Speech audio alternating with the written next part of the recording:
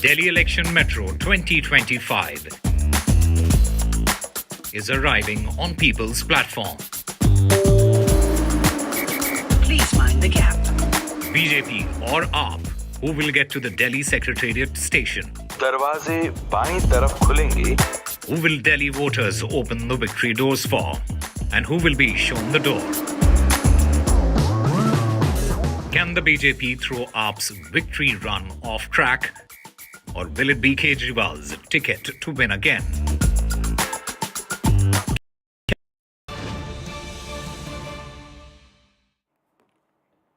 Well, breaking news coming in this morning from Uttar Pradesh's Prayagraj.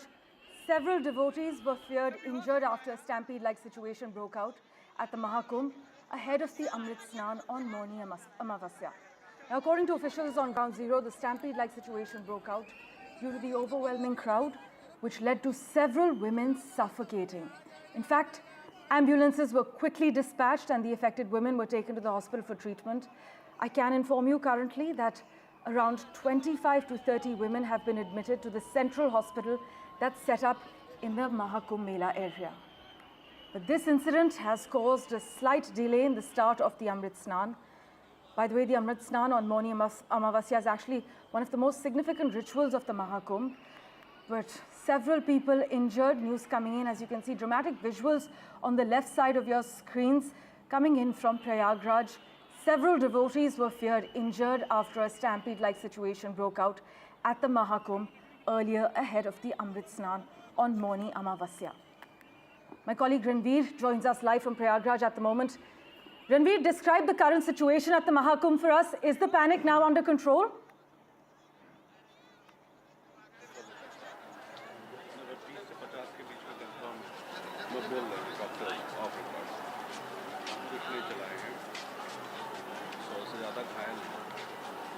Right, Ranveer. Am I audible to you?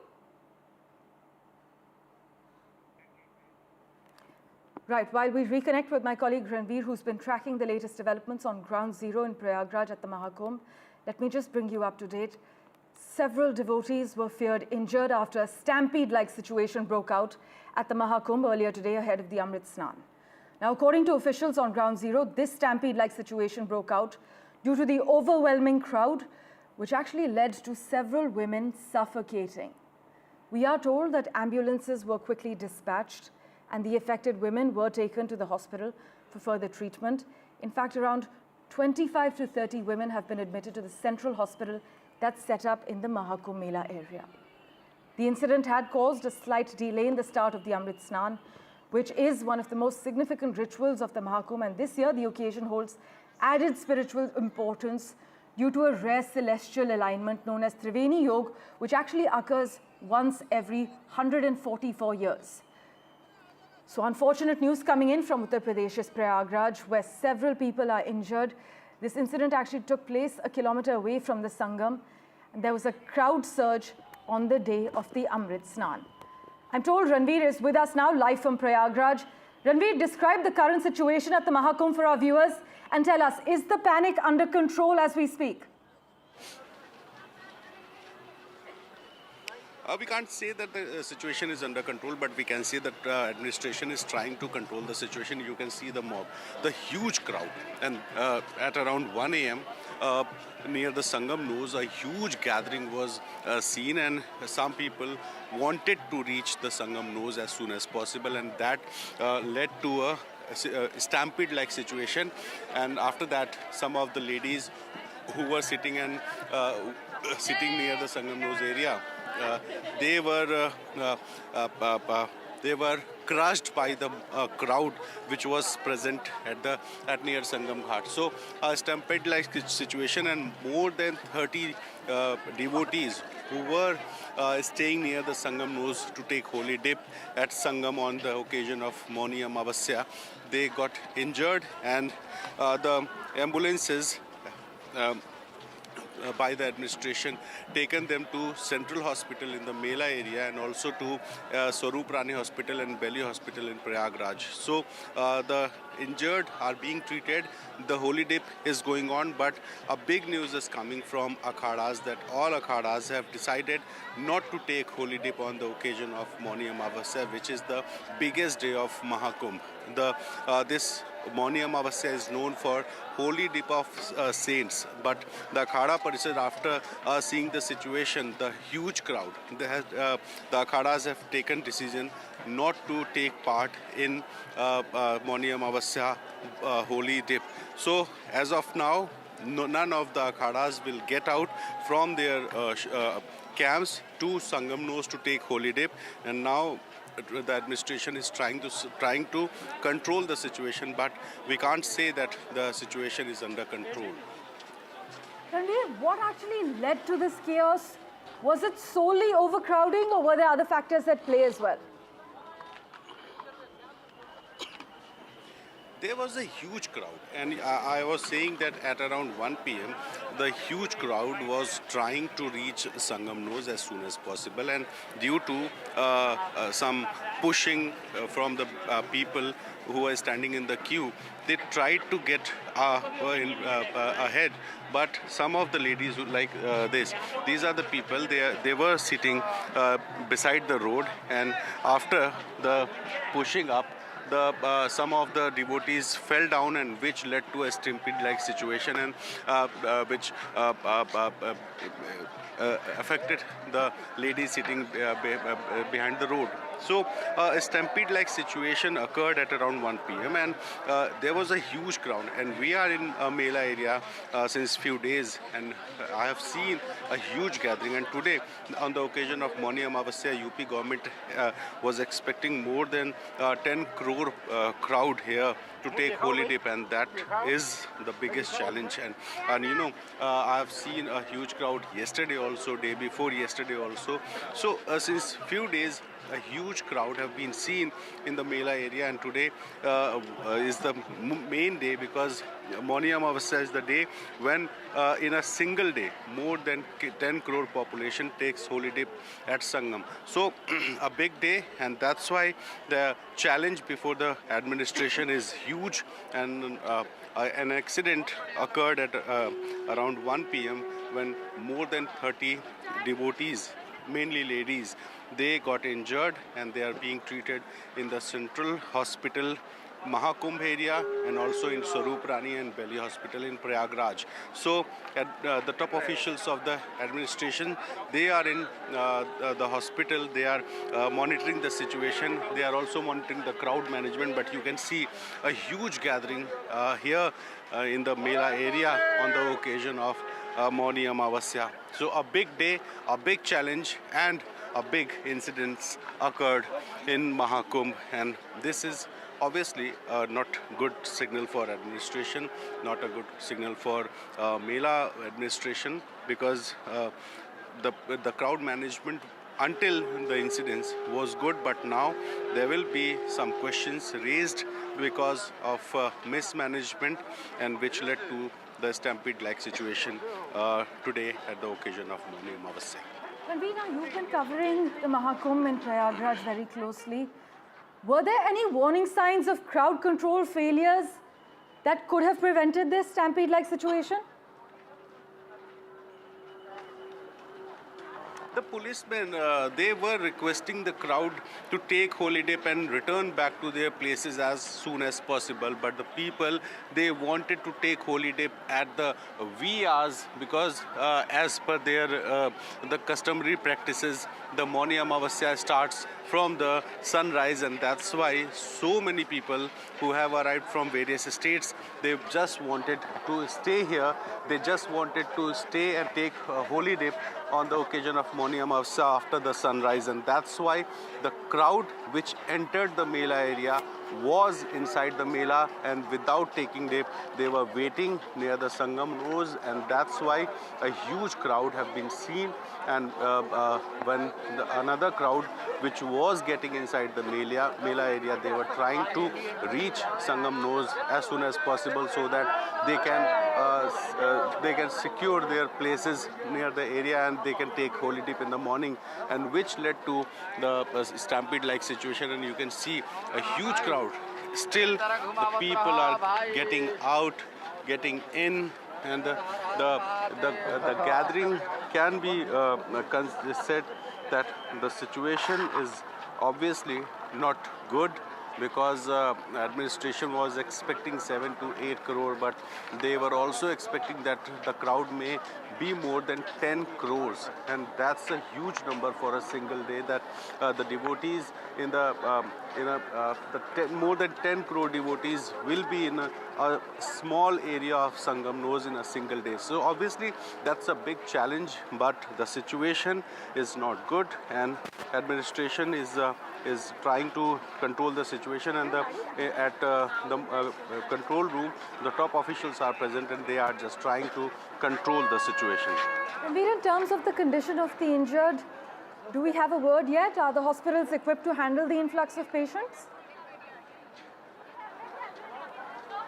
Administration is not has not said anything about the injuries and or any deaths. We are just waiting for official words about the incidents, about the deaths, about the injured. But as per the doctors present, more than 30 ladies, especially ladies, the 30 ladies, they got injured, and that's why the administration is still mum, and we are waiting for the official confirmation, because you are seeing a huge crowd here, and we as a serious news channel, we don't want to spread any false news, we don't want to spread any rumor, and that's why we are not in a situation to say anything about the deaths or about anything, especially about the deaths of devotees. So the news we have yet now is more than 30 ladies, the devotees who got injured, and the administration is trying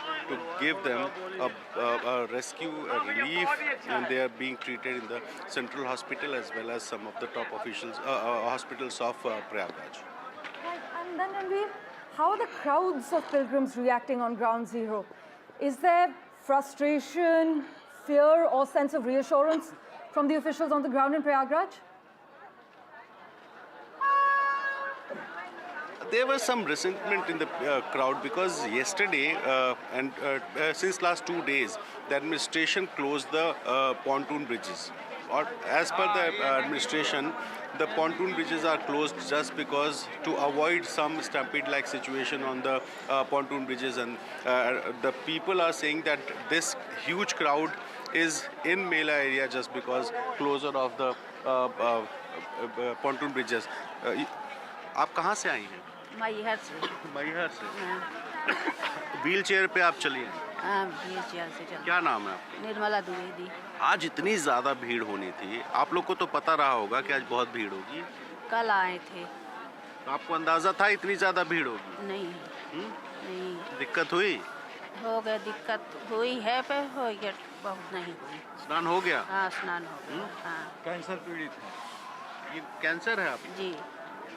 Tata में इलाज चल रहा है। दवाई चलती है। कितने दिन से कैंसर? 2 साल हो गया। तो मतलब इतनी बीमारी में, इस अवस्था में कि व्हील चेयर में आना ज़रूरी था यहाँ? हो गया, गंगा मैया की इच्छा रही तो आ गए। जी। मतलब ये इच्छा थी कि जाना ही है और मौनी अमावस्या के दिन ही जाना है? कल आए थे तो कल भी नहाए, आज भी नहा लिए। इनको क्या, कौन सा कैंसर? इनको मेटास्टेटिक कैंसर है, और टाटा में जो है तो आज करीबन 2.5 साल से इलाज चल रहा है। गॉल ब्लैडर का ऑपरेशन हो गया था, गॉल ब्लैडर के बाद में भी दोबारा से इनके सिर में आया, और सिर के बाद में जो है तो लिम्फ नोड में कैंसर आया। मैं इनका पति हूँ, तो मेरे को ये लगा कि अब जो है तो इनके जो समय है, तो इस समय पर इनके जो है तो गंगा स्नान हो जाए, आगे भगवान की इच्छा की बात। अब व्हील चेयर ये खरीदा, अब मंगवाया, और फिर इनको लेके आया। आज बम्बई भी जाना है, और कल डॉक्टर से अपॉइंटमेंट है, और 2 तारीख को कीमो भी लगना है।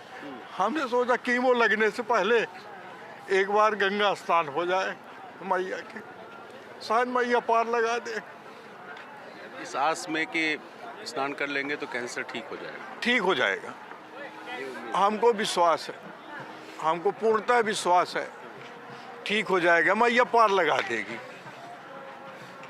और हो गया व्हील चेयर से ढनगाते हुए लेके। हम है, हमारा बेटा है, पूरा परिवार आया। नहीं हम हमारा वो बेटा है। वो इस हालात में, इस इतनी ज़्यादा भीड़ में आप लोग चले आए। उनका बुलावा था तो कोई रोक नहीं पाएगा। हमारी शुरू शिक्षा थी, जब ये 144 साल बाद महाकुंभ पड़ा तो हमको ये लगा कि अब दोबारा ये कुंभ मिलना है कि नहीं मिलना है, और ये आखिरी समय में है। और डॉक्टरों ने भी जवाब दे दिया था, डॉक्टरों ने भी पूर्णतः जवाब दे दिया है। तो ये हुआ कि वो आखिरी समय में इनका जो है गंगा स्नान करवा। आपको डर नहीं लगा? हाँ? नहीं, इतनी भीड़ में आने में? नहीं डर लगा। यहाँ रात में भगदड़ भी हो गई। जी जी, भगदड़ तो हुई है, पर होगा वहीं बैठे रह गए हैं, अब चले आए। आप वहीं थी क्या? हाँ आप वहीं थी? हाँ हाँ, जहाँ भगदड़ हुआ? हाँ आपने देखा अपने आँख के? हाँ देखा है। क्या हुआ था? से बच गए। खूब भीड़ रही, जाली वाली लगी थी, जाली वाली तोड़ के ही ऊपर से चढ़ के ही कूदा लागे हैं। जी। आप वहीं व्हील चेयर पे बैठी हुई थी? हाँ जमीन पे बैठे थे, फिर जेल में बैठे। जमीन पे बैठी थी? हाँ। अच्छा, तो आपके सामने सब हुआ, फिर आप तो भागने की परिस्थिति में भी नहीं रही होंगी? नहीं, तो व्हील चेयर में बैठा दिए थे और अब ये रहा कि ट्रेन ही तो चले आए। जी। तो गंगा मैया के आस्था की वजह से आप चली? जी जी, आस्था गंगा मैया की रही तो आ गए। चलिए, तो अब उम्मीद है गंगा मैया आप ठीक करेंगे। नहीं, धन्यवाद आपका और आप लोगों के न्यूज़ चैनल का। और आप लोग अच्छा कवरेज कर रहे हैं और शासन प्रशासन की भी व्यवस्थाएं ठीक हैं, कोई ऐसी बात नहीं है। और आपके न्यूज़ चैनल को बहुत बहुत धन्यवाद। तो देखिए, एक कैंसर पीड़ित मैहर से आई हुई हैं और इनको डॉक्टर ने जवाब दे दिया है। टाटा अस्पताल में इलाज चल रहा है और यहाँ इस हालात में ये लोग जो हैं ये चले आए हैं इस आस में कि कैंसर के लास्ट स्टेज में जब डॉक्टर ने जवाब दे दिया है तब स्नान करके शायद सेहत ठीक हो जाए, स्नान करके शायद जो बीमारी है वो कुछ बेहतर हो सके। और इस वजह से इस आस में ये जो परिवार है ये गंगा स्नान करने यहाँ पहुँचा है। क्या Right, as we are covering, several pilgrims were feared injured after a stampede-like situation broke out earlier today at the Maha Kumbh in Prayagraj ahead of the Amrit Snan on Mauni Amavasya. Now, according to officials on ground zero, the stampede-like situation broke out due to the overwhelming crowd, which led to several women suffocating.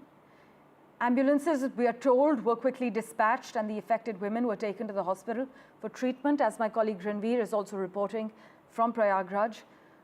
Over 30 women have been admitted to the central hospital that's set up in the Mela area, and the incident did cause a slight delay in the start of the Amrit Snan. The incident occurred earlier today amid a sea of crowds converging at the Sangam and all other ghats created along a 12-kilometer long range of riverbanks for the Mahakumbh. But this Amrit Snan on Mauni Amavasya is the most significant ritual of the Mahakumbh. This year, in fact, the occasion actually holds added spiritual importance due to a rare celestial alignment known as Triveni Yoga, which occurs once every 144 years. But all akhadas have decided not to go ahead with their holy dip, looking at the huge, overwhelming crowds that have gathered at the ghats in Prayagraj in Uttar Pradesh. There is a sense of reassurance among some pilgrims, as Ranveer just spoke to some, but some fear and frustration on ground zero as well, as we await to hear from officials on ground zero regarding the injuries, and hopefully there will be no casualties, but we do not have a confirmation on that yet. Several devotees are feared injured after a stampede-like situation broke out at the Mahakumbh ahead of the Amrit Snan. The stampede-like situation in Prayagraj broke out due to the overwhelming crowd, which actually led to several women suffocating. Over 30 of them have been taken to hospital for further treatment. In fact, the incident did cause a slight delay in the start of the Amrit Snan. As Ranveer has been reporting from Prayagraj, crores of people were expected to take the holy dip today. However, the akhadas have decided in solidarity that they will not be going ahead with their plan to take the holy dip today. But this stampede-like situation occurred earlier today amid a sea of crowds converging at the Sangam, and all the other ghats that are created along a 12-kilometer range of the riverbanks for the Mahakumbh. And today is actually the most significant ritual of the Mahakumbh, the Amrit Snan on Mauni Amavasya. And this year, as I mentioned repeatedly, the occasion holds added spiritual importance due to a rare celestial alignment which occurs once every 144 years. Currently, over 30 women are being treated for injuries at the hospitals in Prayagraj. Several people are injured. Casualties are feared, but we do not have a confirmation from local authorities on that front yet. We will, of course, wait for local authorities to brief us on that front. But the incident was a kilometer away from the Sangam. There was a crowd surge on the day of the Amrit Snan at the Mahakumbh. I must also inform you that Prime Minister Narendra Modi has taken stock of the situation and had a word with the Uttar Pradesh Chief Minister Yogi Adityanath, and Prime Minister Modi has called for immediate relief measures. This as the Akhadas have decided in solidarity not to take the holy dip today.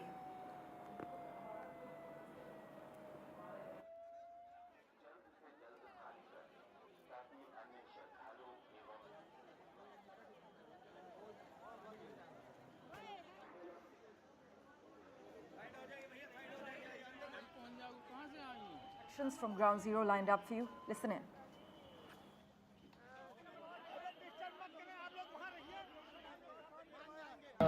कोई ऐसी serious condition कितने लोग मर रहे हैं? अनुरोध है कि अब थोड़ा सा परिसर मैम क्या किसी की मौत की खबर भी है? नहीं, अभी कोई खबर नहीं है। अभी सब ऑन ट्रीटमेंट है। आईसीयू घायल कितने हमारे यहाँ पे आईसीयू है, यहाँ पे ट्रीटमेंट। मैम कितनी एम्बुलेंस लगातार मूव कर रही है? कितना आंकड़ा एम्बुलेंस लगातार मूव कर रही है एम्बुलेंस? अभी हम लोग काउंट ही नहीं कर पा रहे ना। कितनी घटनाएं हुई हैं?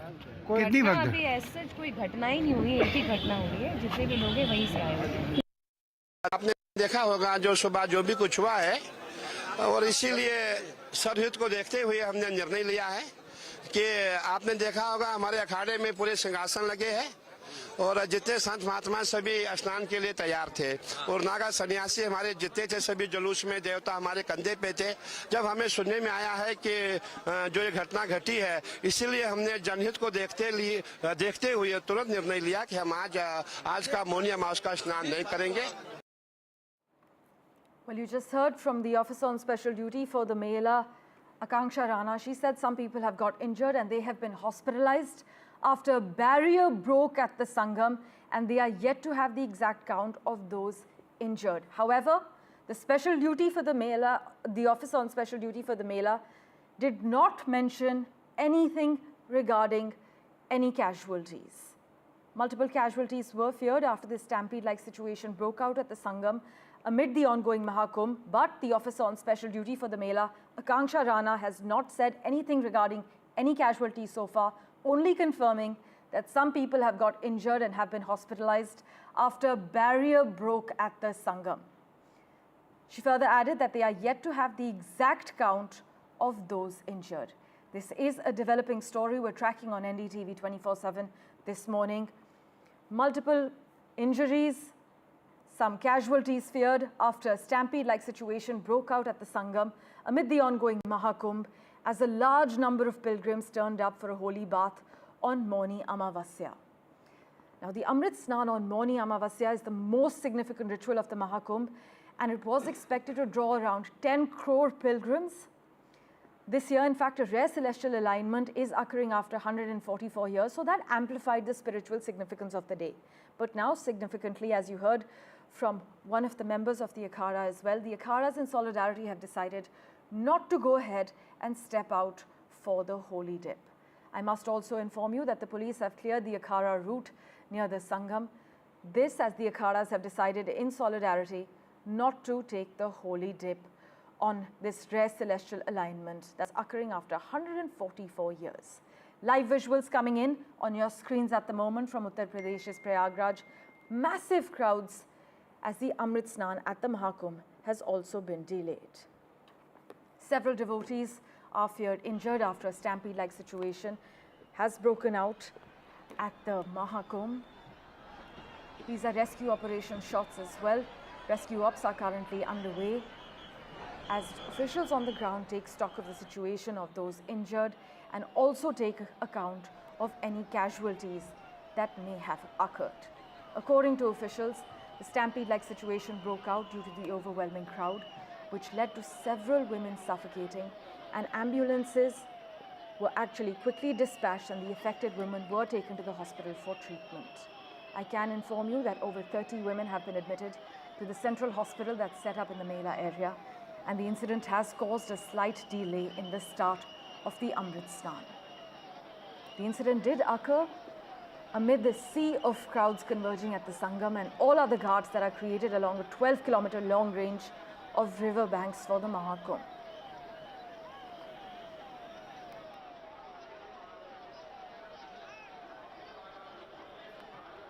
Well, news and updates continue right here on NDTV 24/7. We will continue to bring you the latest from Uttar Pradesh's Prayagraj.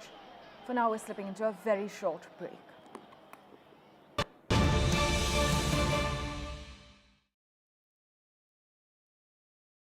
I've been reporting on all issues, big and small, from Andhra Pradesh, Telangana, rest of South India, bringing you all the action, all that you need to know, all that you want to know. The energy of Maximum City is infectious. I bring in that energy in our news coverage from financial capital Mumbai. Covering from the southernmost part of India over the last 23 years, I bring in-depth and 360-degree coverage from the Dravidian heartland. The land of Mishti is also known for its bitter politics. I have seen much water flow under the Howrah Bridge, covering Bengal in all its vivid colors.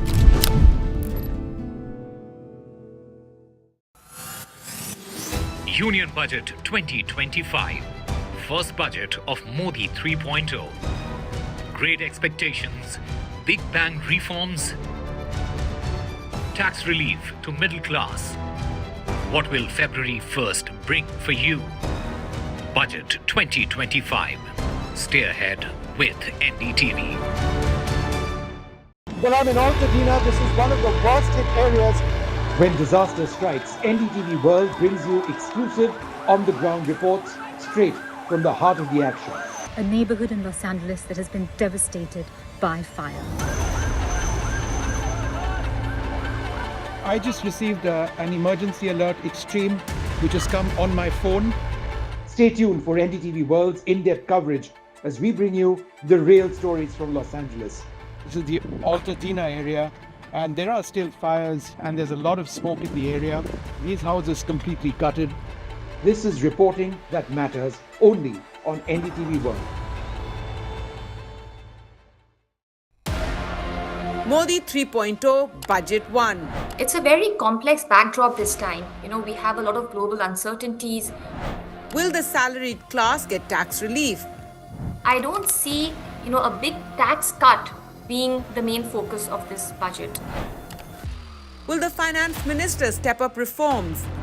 Top economists and experts share their views. The challenge is to improve consumption of the bottom segments. On Budget Bites at 7:30 p.m. only on NDTV 24/7.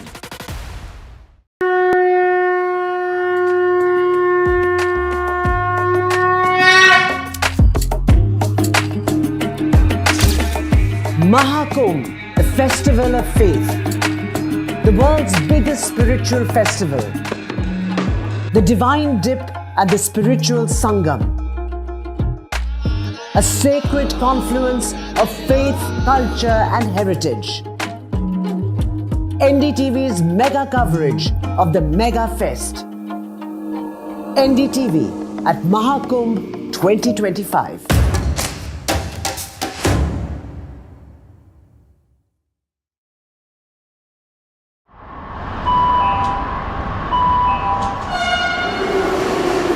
Kind attention, please.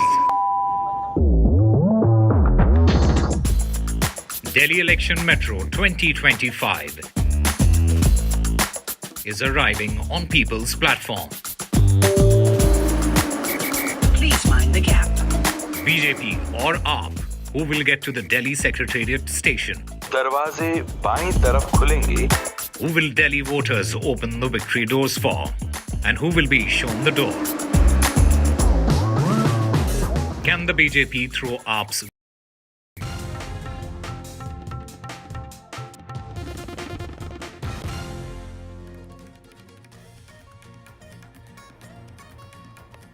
Several pilgrims injured after a stampede-like situation broke out at the Maha Kumbh ahead of the Amrit Snan on Mauni Amavasya.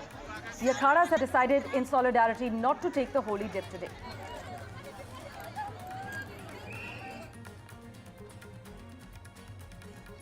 Acting on complaints filed by the BJP and Congress leaders, the Election Commission asked the Aam Aadmi Party boss Arvind Kejriwal to give evidence supporting his allegation that the BJP government in Haryana was poisoning Delhi's water supply in the run-up to the February 5th polls.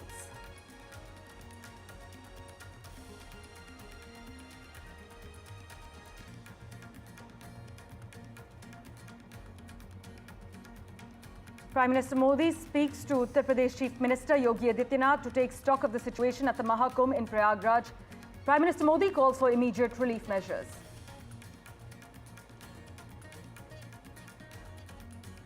The ICC CEO steps down ahead of the Champions Trophy next month. Reports state that the Pakistan Champions Trophy mess was the trigger.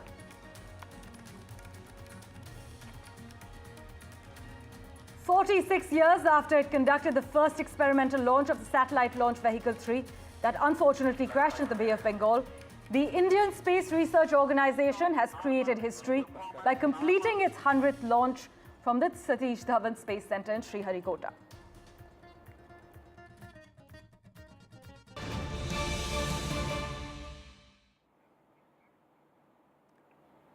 7 a.m. You are watching NDTV 24/7. I'm Parmeshwar Bava, and the breaking news we're tracking is from Uttar Pradesh's Prayagraj, where several pilgrims were feared injured after a stampede-like situation broke out at the Mahakumbh earlier today ahead of the Amrit Snan on Mauni Amavasya.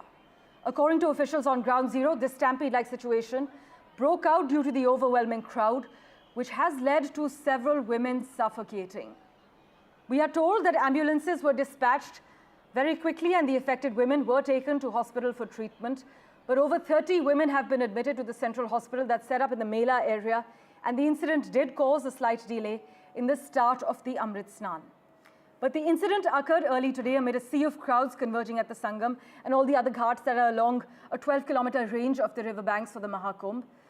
But the Amrit Snan today is actually the most significant ritual of the Mahakumbh. It's on Mauni Amavasya.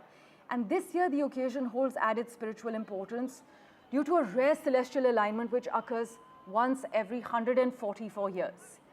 Several people are injured as we speak. My colleague Ranveer has been tracking all the finer details for us on Ground Zero. He joins us live at the moment. Ranveer has been reporting that all akhadas have decided not to go ahead with their holy dip in solidarity, taking in account the overwhelming crowds that have converged in Prayagraj. Ranveer, describe the current situation at the Mahakumbh where you are, and is the panic under control now? Administration is trying to control the situation, and if I'm talking about the current situation, you can see this is the crowd which is returning back after taking holy dip. And if we talk about the incidents that occurred last night at around 1 p.m., some of the ladies who were sitting beside the road were crushed by the crowd, because the crowd which were trying to reach near the Sangam Ghat, they fell into a stampede-like situation, and which occurred suffocation for the ladies who were sitting beside the road, and the crowd fell down, and that led to this incident. More than 30 devotees, especially women, are injured, and they are being treated in the different hospitals, including the Central Hospital Mahakumbh, Delhi Hospital, Swarup Rani Hospital of Prayagraj. So the administration has sent many ambulances, and the administration tried to give them better treatment. But if we talk about the situation, you can see a huge crowd we are seeing since last few days. And today, as per the officials, as per the UP government, more than 10 crore devotees are expected, and you can see this crowd says how big the number is. You see, some of the devotees are excited also. Some of the devotees who are in trouble because of this stampede-like situation.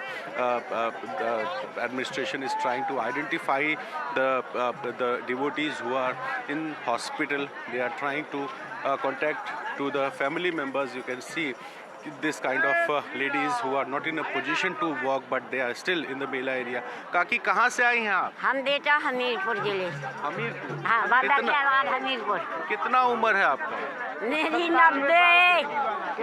90 से ऊपर। हाँ। इतनी दिक्कत है, इतनी भीड़ है। ये 5वां कुंभ है मेरा 20 साल वाला। अच्छा, 5वां कुंभ है। आज तो बहुत ज्यादा भीड़ है, क्यों आई आज? मैया के दर्शन करने। अंतिम मेरा है।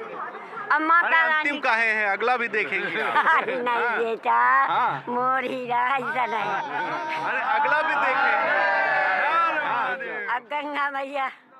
नहीं, अगला कुंभ आप देखेंगे। अब ये बताइए, आज इतनी भीड़ है, डर नहीं लग रहा है? नहीं, कोई दिक्कत नहीं। सरकार के बड़े अच्छे प्रबंध हैं। इतनी बढ़िया व्यवस्था मैंने 4 कुंभ में नहीं देखी। जवाहरलाल के आगे से यहाँ कम से कम लाखों आदमी मर गया रेता में।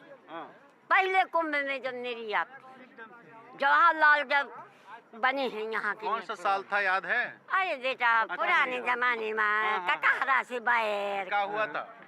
यहाँ कुंभ में स्नान करने जब आए लागा हाथी, डर से जनता भगी, मर गई गप के रेता में। इंदिरा गांधी के सामने कुंभ पड़ा, ये व्यवस्था नहीं थी।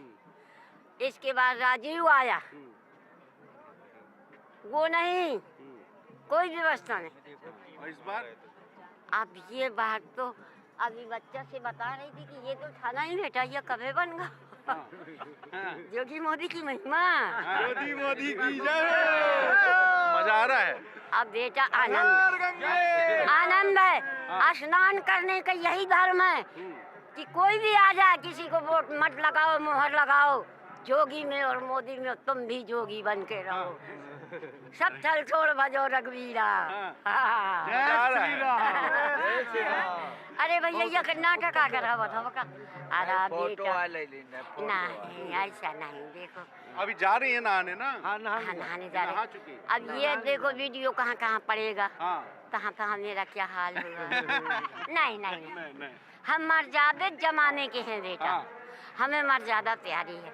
ये नाटक प्यारा नहीं। अच्छा, रियल रहो। रील में मत चलो। रील जानती हैं आप? ये रील जो है लिए खड़ी हो। रियल मैं डंडा लिए खड़ी हूँ, जा रही हूँ तुम्हारे कंधों से। तो रील बनाती है क्या? क्या रील नहीं बनाती? अरे यार सुन लिया, किसी से जो सीख लिया तुम लोगों से। ठीक है, चलिए दादी पढ़ी बहुत है। दादी पढ़ी बहुत। स्कूल है ना? बताइए क्या? हाँ, हम तो अपने है ना योगी जी को हम इलाहाबाद से लोकल पब्लिक हैं और हम अपने योगी जी को बहुत बहुत बधाई देते हैं कि उनकी इतनी अच्छी व्यवस्था, इतना अच्छा सब कुछ हुआ और इतने सारे लोग आए। 10 करोड़ के आसपास तो मेरे को लगता है नहाए होंगे लोग। और उनको मैं तहे दिल से धन्यवाद देती हूँ। जो हमारा पुलिस प्रशासन है वो ज़बरदस्त तरीके से हम लोग के साथ कोऑपरेट कर रहा है और ये नहाना उन्हीं के मतलब बदौलत संभव हुआ, जो इतने विस्तार कर दिया मेले का।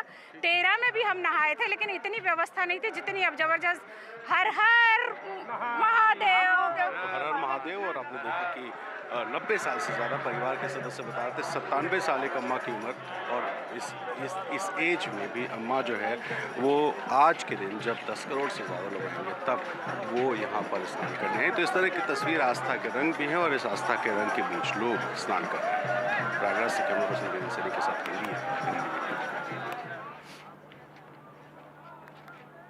Right, all akhadas have decided not to go ahead with their holy dip today in stock of the huge crowd. Many pilgrims continue to throng the ghats despite the Stampede-like situation earlier today ahead of the Amrit Snan, where several pilgrims were feared injured after the Stampede-like situation broke out on Mauni Amavasya. According to officials on Ground Zero, this situation broke out due to the overwhelming crowd, which led to several women suffocating. Ambulances, we're told, were deployed immediately. They were actually helping the affected women by taking them to the hospital for further treatment. The incident has, though, caused a slight delay in the start of the Amrit Snan. Ranveer continues to be with us live from Prayagraj at the moment. Ranveer, take our viewers through what led to this entire chaos of the Stampede-like situation. Was it solely overcrowding, or were there other factors at play as well? We were hearing from officials on Ground Zero that someone busted some barriers.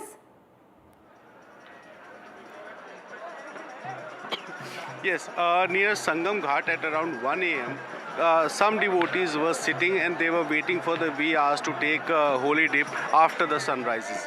And some of the devotees, they were trying to enter near the Sangam area, and that led to this incident because the crowd which was walking, they were in such a big number that they broke out the barricade like this. So this is just an example. So near Sangam Ghat, a barricade was installed so that the crowd can be managed, but the crowd was in a such big number that they broke the barricade, and that led to Stampede-like situation. Some of the devotees fell down. Some of the devotees who were sitting near the barricade, they were crushed by the mob, and that's why this incident occurred. And due to suffocation especially, devotees, especially women, they got injured. And after this incident, the administration sent many ambulances, and the ambulances carried the injured devotees to Central Hospital, which is located inside the Mela area. So after the initial treatment, some of the devotees who were in serious situation, they were sent to Belly Hospital as well as Swarup Rani Hospital in Prayagraj. So the crowd management, obviously the administration is trying to manage the crowd, but the situation is not so good because the number of devotees is so big that it's a big challenge for administration to manage them. And you can see this is the road where normally common devotees are not allowed, but you can see due to the number of devotees, the administration has decided to send back some of the devotees to the outer road of the Mahakumbh. So you can see the numbers of devotees is in a huge number, and we are seeing this crowd since last few days. So the situation can be considered under control, but the situation occurred last night was not so well. Administration has not said anything about casualties.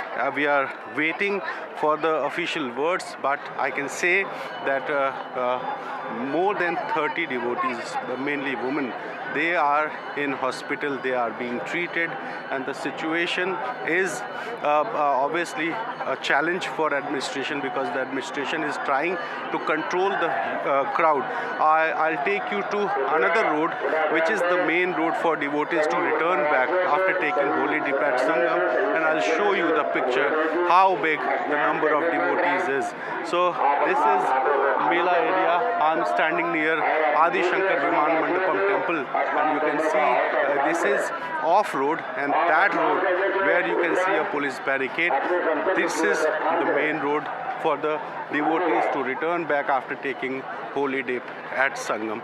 So not only Sangam area, but the entire Mela area is filled, is witnessing a huge crowd, and I can say that obviously I have never seen such a big crowd anywhere. So this is the biggest gathering, biggest one, and you can see the policemen, the local administration, they are trying to control the situation through live monitoring at the control center. They are trying to manage the situation through the civil defense forces, the policemen, the paramilitary forces, and they are requesting the devotees to take holy dip and return back as soon as possible. And I'll show you the crowd which are in Mela.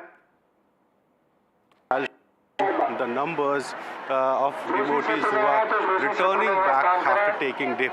So this is the main road, which is specially dedicated to for the devotees to return back, and you can see a huge number of policemen is also here.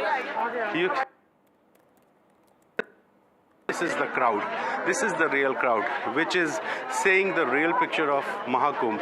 A huge number of devotees who are returning back after taking holy dip at Sangam, and the policemen, they are trying to control the situation. They are trying to control the crowd, but the number of devotees is such a big number that we can say this is the main challenge of administration. So since last 2 or 3 days we are witnessing a huge crowd, and now after the incidents, the administration is now trying to control the situation and requesting them to return back to their homes as soon as possible. Ranveer, as always, thanks so much for joining us with the latest from Uttar Pradesh's Prayagraj.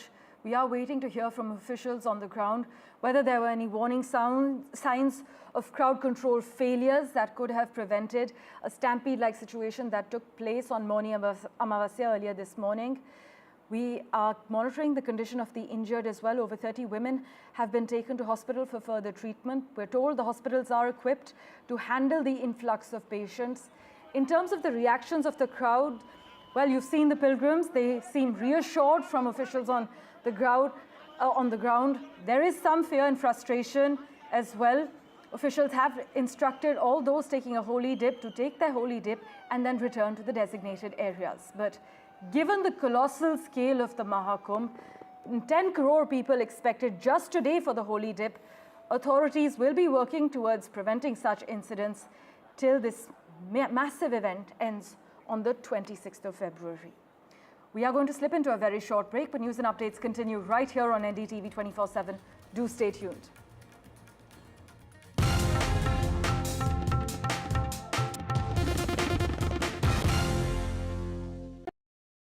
I've been reporting on all issues big and small from Andhra Pradesh, Telangana, rest of South India, bringing you all the action, all that you need to know, all that you want to know. The energy of Maximum City is infectious. I bring in that energy in our news coverage from financial capital Mumbai. Covering from the southernmost part of India over the last 23 years, I bring in-depth and 360-degree coverage from the Dravidian heartland. The land of Mishti is also known for its bitter politics. I have seen much water flow under the Howrah Bridge, covering Bengal in all its vivid colors.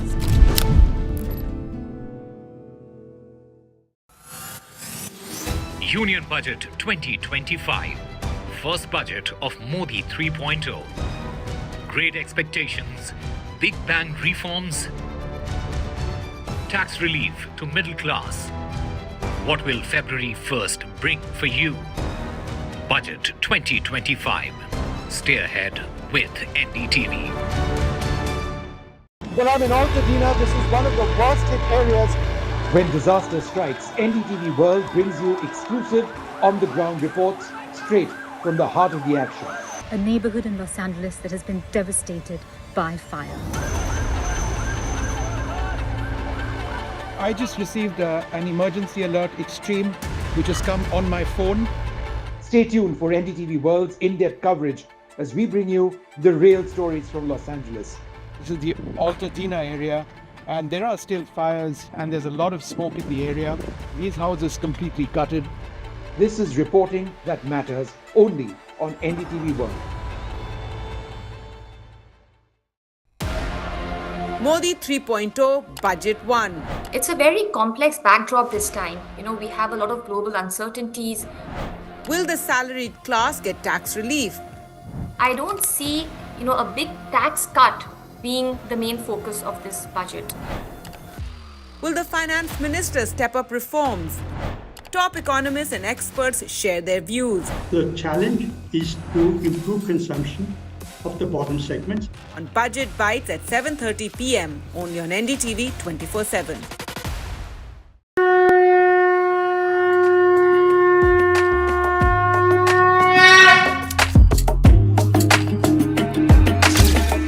Mahakumbh, the festival of faith, the world's biggest spiritual festival, the divine dip at the spiritual Sangam, a sacred confluence of faith, culture and heritage. NDTV's mega coverage of the Mega Fest. NDTV, at Mahakumbh 2025.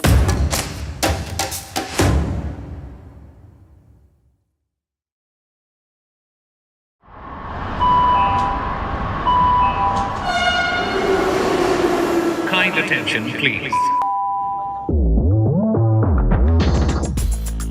Delhi Election Metro 2025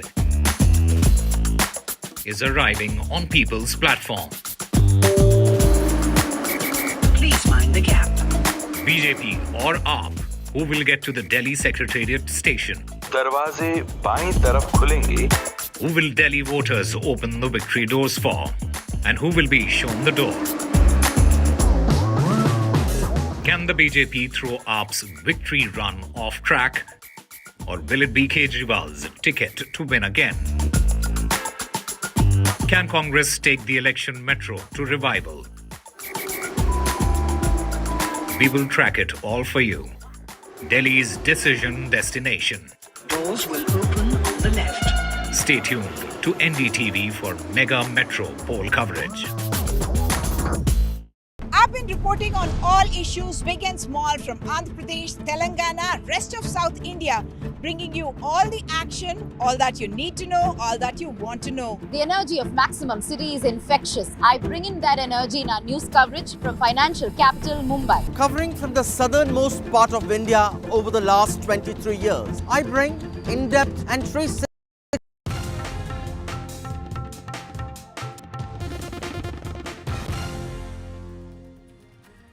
Well, 46 years after it conducted the first experimental launch of Satellite Launch Vehicle 3, the SLV-3, that unfortunately crashed into the Bay of Bengal, the Indian Space Research Organization has created history by completing its 100th launch from the Satish Dhawan Space Center in Sriharikota. The GSLV F-15 lifted off in a picture-perfect launch from the second launch pad of India's spaceport to begin its journey with the second satellite, part of India's navigation with Indian constellation, the NAVIC system. This is ISRO's historic 100th launch.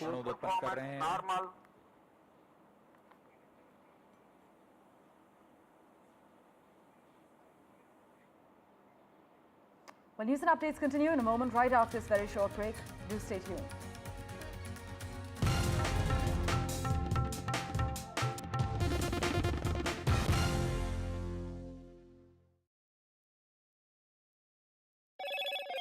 Hello, Moto. Motorola Edge 50 Pro, world's first AI-powered pro-grade camera. The Indian Space Research Organization has posted on X saying the mission has been successfully accomplished. India reaches new heights in space navigation.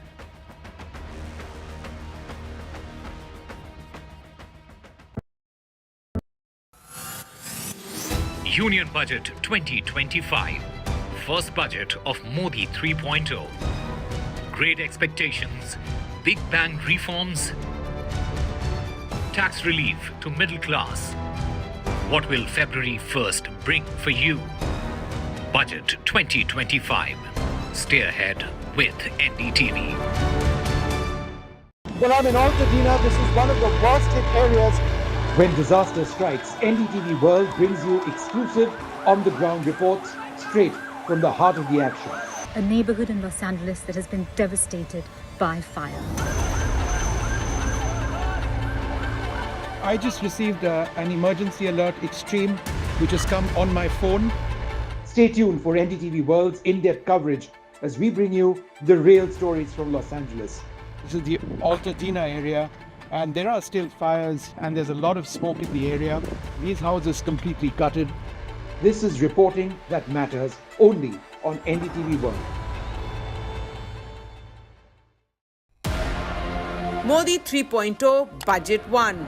It's a very complex backdrop this time. We have a lot of global uncertainties. Will the salaried class get tax relief?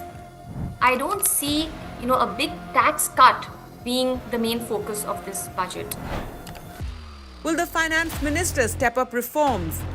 Top economists and experts share their views. The challenge is to improve consumption of the bottom segments. On Budget Bites at 7:30 p.m. only on NDTV 24/7.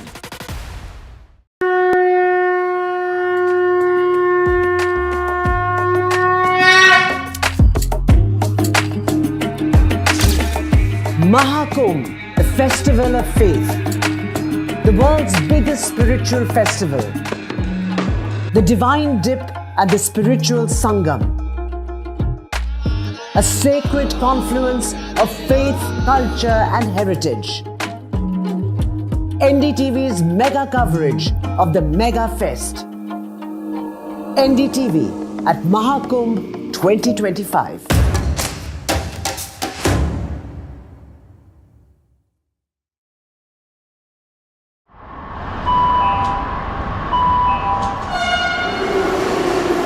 Kind attention, please. Delhi Election Metro 2025 is arriving on people's platform. Please mind the gap. BJP or AAP, who will get to the Delhi Secretariat station? दरवाजे बाईं तरफ खुलेंगे. Who will Delhi voters open the victory doors for? And who will be shown the door? Can the BJP throw AAP's victory run off track? Or will it be Kejriwal's ticket to win again?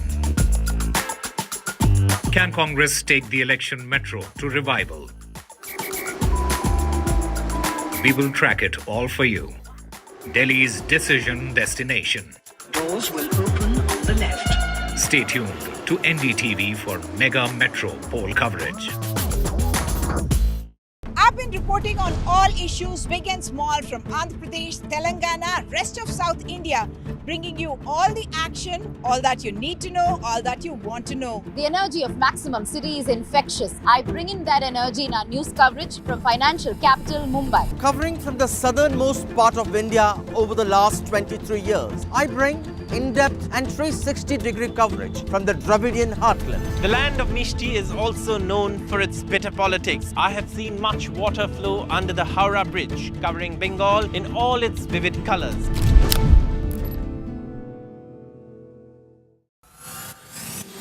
Union Budget 2025. First budget of Modi 3.0. Great expectations, big bang reforms, tax relief to middle class. What will February 1st bring for you? Budget 2025. Stay ahead with NDTV. Well, I'm in Altadena. This is one of the worst hit areas. When disaster strikes, NDTV World brings you exclusive on-the-ground reports straight from the heart of the action. A neighborhood in Los Angeles that has been devastated by fire. I just received an emergency alert extreme, which has come on my phone. Stay tuned for NDTV World's in-depth coverage as we bring you the real stories from Los Angeles. This is the Altadena area, and there are still fires, and there's a lot of smoke in the area. These houses completely gutted. This is reporting that matters only on NDTV World. Modi 3.0 Budget 1. It's a very complex backdrop this time. We have a lot of global uncertainties.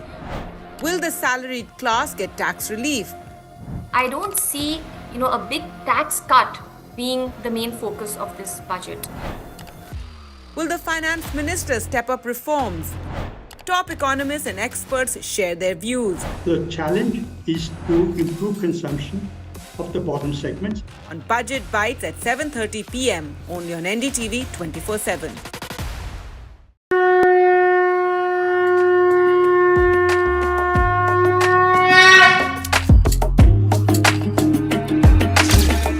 Maha Kumbh, the festival of faith, the world's biggest spiritual festival, the divine dip at the spiritual sangam, a sacred confluence of faith, culture and heritage.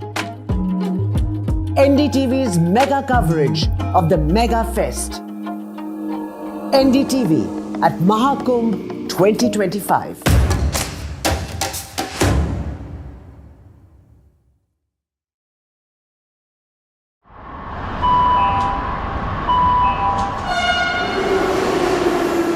Attention please. Delhi Election Metro 2025 is arriving on People's Platform. Please mind the gap. BJP or AAP, who will get to the Delhi Secretariat station? दरवाजे बाईं तरफ खुलेंगे. Who will Delhi voters open the victory doors for? And who will be shown the door? Can the BJP throw AAP's victory run off track? Or will it be Kejriwal's ticket to win again? Can Congress take the election metro to revival? We will track it all for you. Delhi's decision destination. Doors will open on the left. Stay tuned to NDTV for mega metro poll coverage. I've been reporting on all issues, big and small, from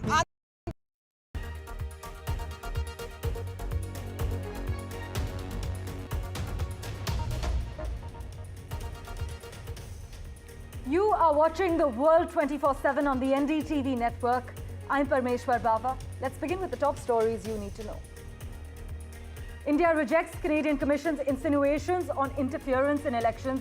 The Ministry of External Affairs underlines it is in fact Canada which has been consistently interfering in India's internal affairs. US federal judge temporarily blocks part of Trump administration's plans to freeze all federal aid.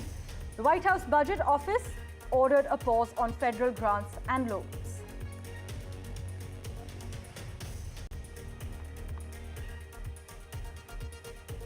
Well, Netanyahu is said to be the first foreign leader to meet in person with Donald Trump at the White House since he was inaugurated last week. Donald Trump will host the Israeli Prime Minister at the White House on the 4th of February. This is what Mr. Netanyahu's office has announced. ICC CEO steps down weeks before the Champions Trophy. Allardyce's failure to present a clear picture of host Pakistan's lack of preparedness reportedly is one of the reasons behind this move.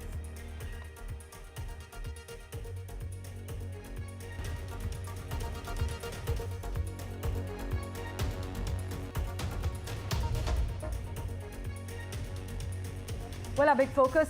In a scathing rebuke, India's Ministry of External Affairs has rejected Canada's Foreign Interference Commission report, which painted India as the second most active country in foreign electoral meddling after China. New Delhi has fired back, turning the tables and accusing Canada of chronic interference in India's internal affairs, creating a breeding ground for illegal migration and organized crime. Now, the Ministry of External Affairs statement read, and I'm quoting here, "We have seen a report about alleged activities on purported interference. It is, in fact, Canada which has been consistently interfering in India's internal affairs. This has also created an environment for illegal migration and organized criminal activities." It further adds that we reject the report's insinuations on India and expect that the support system enabling illegal migration will not be further counter-nuanced. Now, while the initial report from May 2023 identified China as the most sophisticated foreign interference threat to Canada, the final report has claimed India had followed suit, engaging through diplomatic channels and proxies too. According to the Commission, intelligence suggested that shadowy figures may have covertly funneled money to Canadian politicians in an attempt to sway elections. But India clearly is not buying Canada's Smoke and Mirrors Act. Tensions, as you know, have been rising ever since the Canadian Prime Minister Justin Trudeau accused India of being behind the killing of Khalistani terrorist Hardeep Singh Nijjar back in 2023. It is a claim that India has vehemently rejected as absurd and politically motivated. But diplomatic ties have since soured, as we have been extensively covering, with India expelling top Canadian diplomats and calling back its own. But in a scathing rebuke, India's MEA has rejected Canada's Foreign Interference Commission report, which painted India as the second most active country in foreign electoral meddling after China. My colleague Maha has been tracking the finer details for us. She joins us live at the moment. Maha, the MEA has rejected Canada's report on election meddling, accusing now the Trudeau government of consistently interfering in India's internal affairs? That's absolutely right. In fact, India's response came pretty quickly, where India said that it not only denies these allegations, but also said that, in fact, it is Canada that has been interfering in India's internal affairs. And this is an argument that India has been, in fact, holding not from the Niger issue, but from the time when the farmers' protest took place. And you remember that Prime Minister Trudeau at that time had made a statement, and that time too India had said that Canada should refrain from making any comments about India's internal issues. So this is the response of the Ministry of External Affairs now to this report that has been put out, this report by the Commissioner Hope. And this investigation or inquiry has been carried out for almost a year now, Parameshwar. There were 100 witnesses whose testimonies have been recorded in this. And this follows a report last year that came out in June, which was by the intelligence watchdog in Canada. This report tones down some of the points that were made in the earlier report, but still holds China and India as two of the responsible parties for having allegedly tried to interfere in Canadian election process. And it, however, said that the outcome of the elections were such that they could not make any impact on that. However, after this report, India, as we have just pointed out, has responded to this, saying that this is something that is that India denies. As always, Maha, thank you so much for joining us with the lowdown. The report makes a lot of allegations without underlining or quoting any actual proofs, is something experts have highlighted. And whether this is a last-ditch effort by the Trudeau administration to, in fact, appease extremist Khalistanis is something that analysts are looking at. Let's turn our attention to the other big story we're tracking meanwhile. Netanyahu is set to be the first foreign leader to meet in person with Donald Trump at the White House since he was inaugurated last week. US President Donald Trump will host the Israeli Prime Minister at the White House next month on the 4th of February. This is what Mr. Netanyahu's office has announced. But Benjamin Netanyahu has been invited to the White House. The visit, yet to be confirmed by the Trump administration, is set to take place in about a week. And Netanyahu's office said in a statement that the Israeli Prime Minister is the first foreign leader to be invited to the White House during Trump's second term.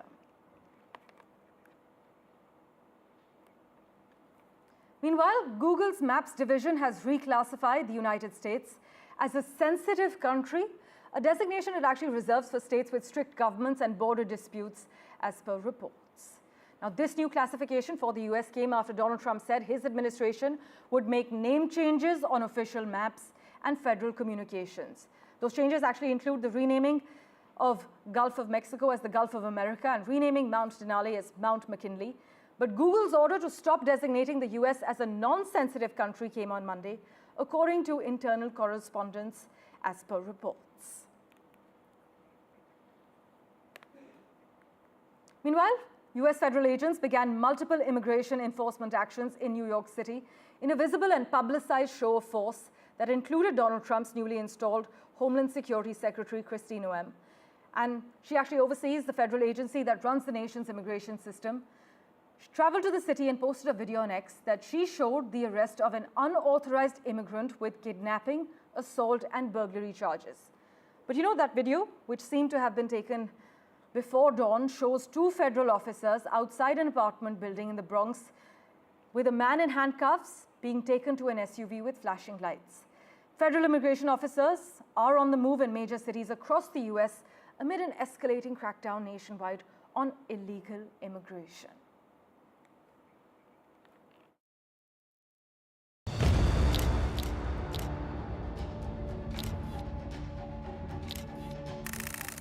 Federal officers are on the move nationwide in the United States as ICE agents make sweeping arrests in the latest immigration crackdown.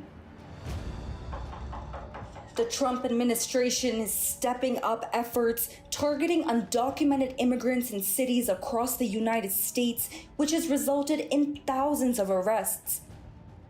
ICE has reported over 3,500 arrests in just the first week of Trump's presidency. 1,200 arrests were made on Monday alone, setting a new record as Trump reintroduces his zero-tolerance policy on illegal immigration. The all-hands-on-deck operation has already struck major cities like Chicago, Miami, and Atlanta. And now, ICE has set its sights on New York City, launching raids in multiple locations in the Bronx.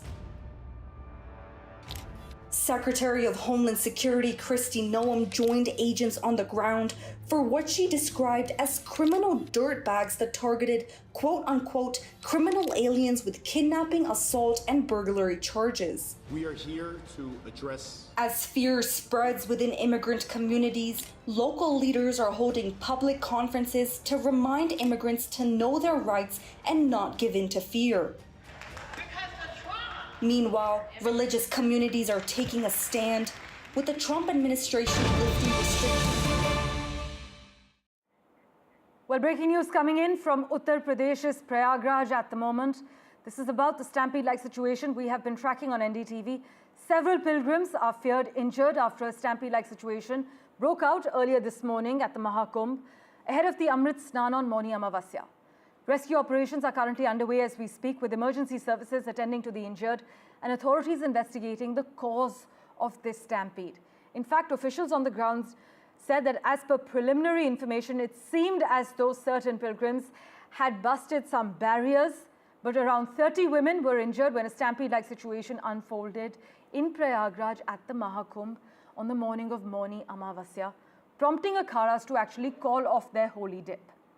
But as crores of pilgrims streamed into the 10th city in Prayagraj ahead of the Amrit Snan, amid a surging crowd about a kilometer away from the Sangam, barricades broke, leading some women to faint. As per preliminary information, as the unconscious women fell, the stampede-like situation began. They were then rushed to a hospital within the Mahakumbh fairgrounds. Further, some seriously injured women were sent to Bailey Hospital and Swaroop Rani Medical College for further treatment, as my colleague Ranveer was reporting live from Prayagraj. In fact, Ranveer joins us live at the moment as well from Prayagraj. Ranveer, take us through the current situation. What's happening? Do we have any clarity on what led to the chaos and stampede-like situation this morning? Was it solely overcrowding?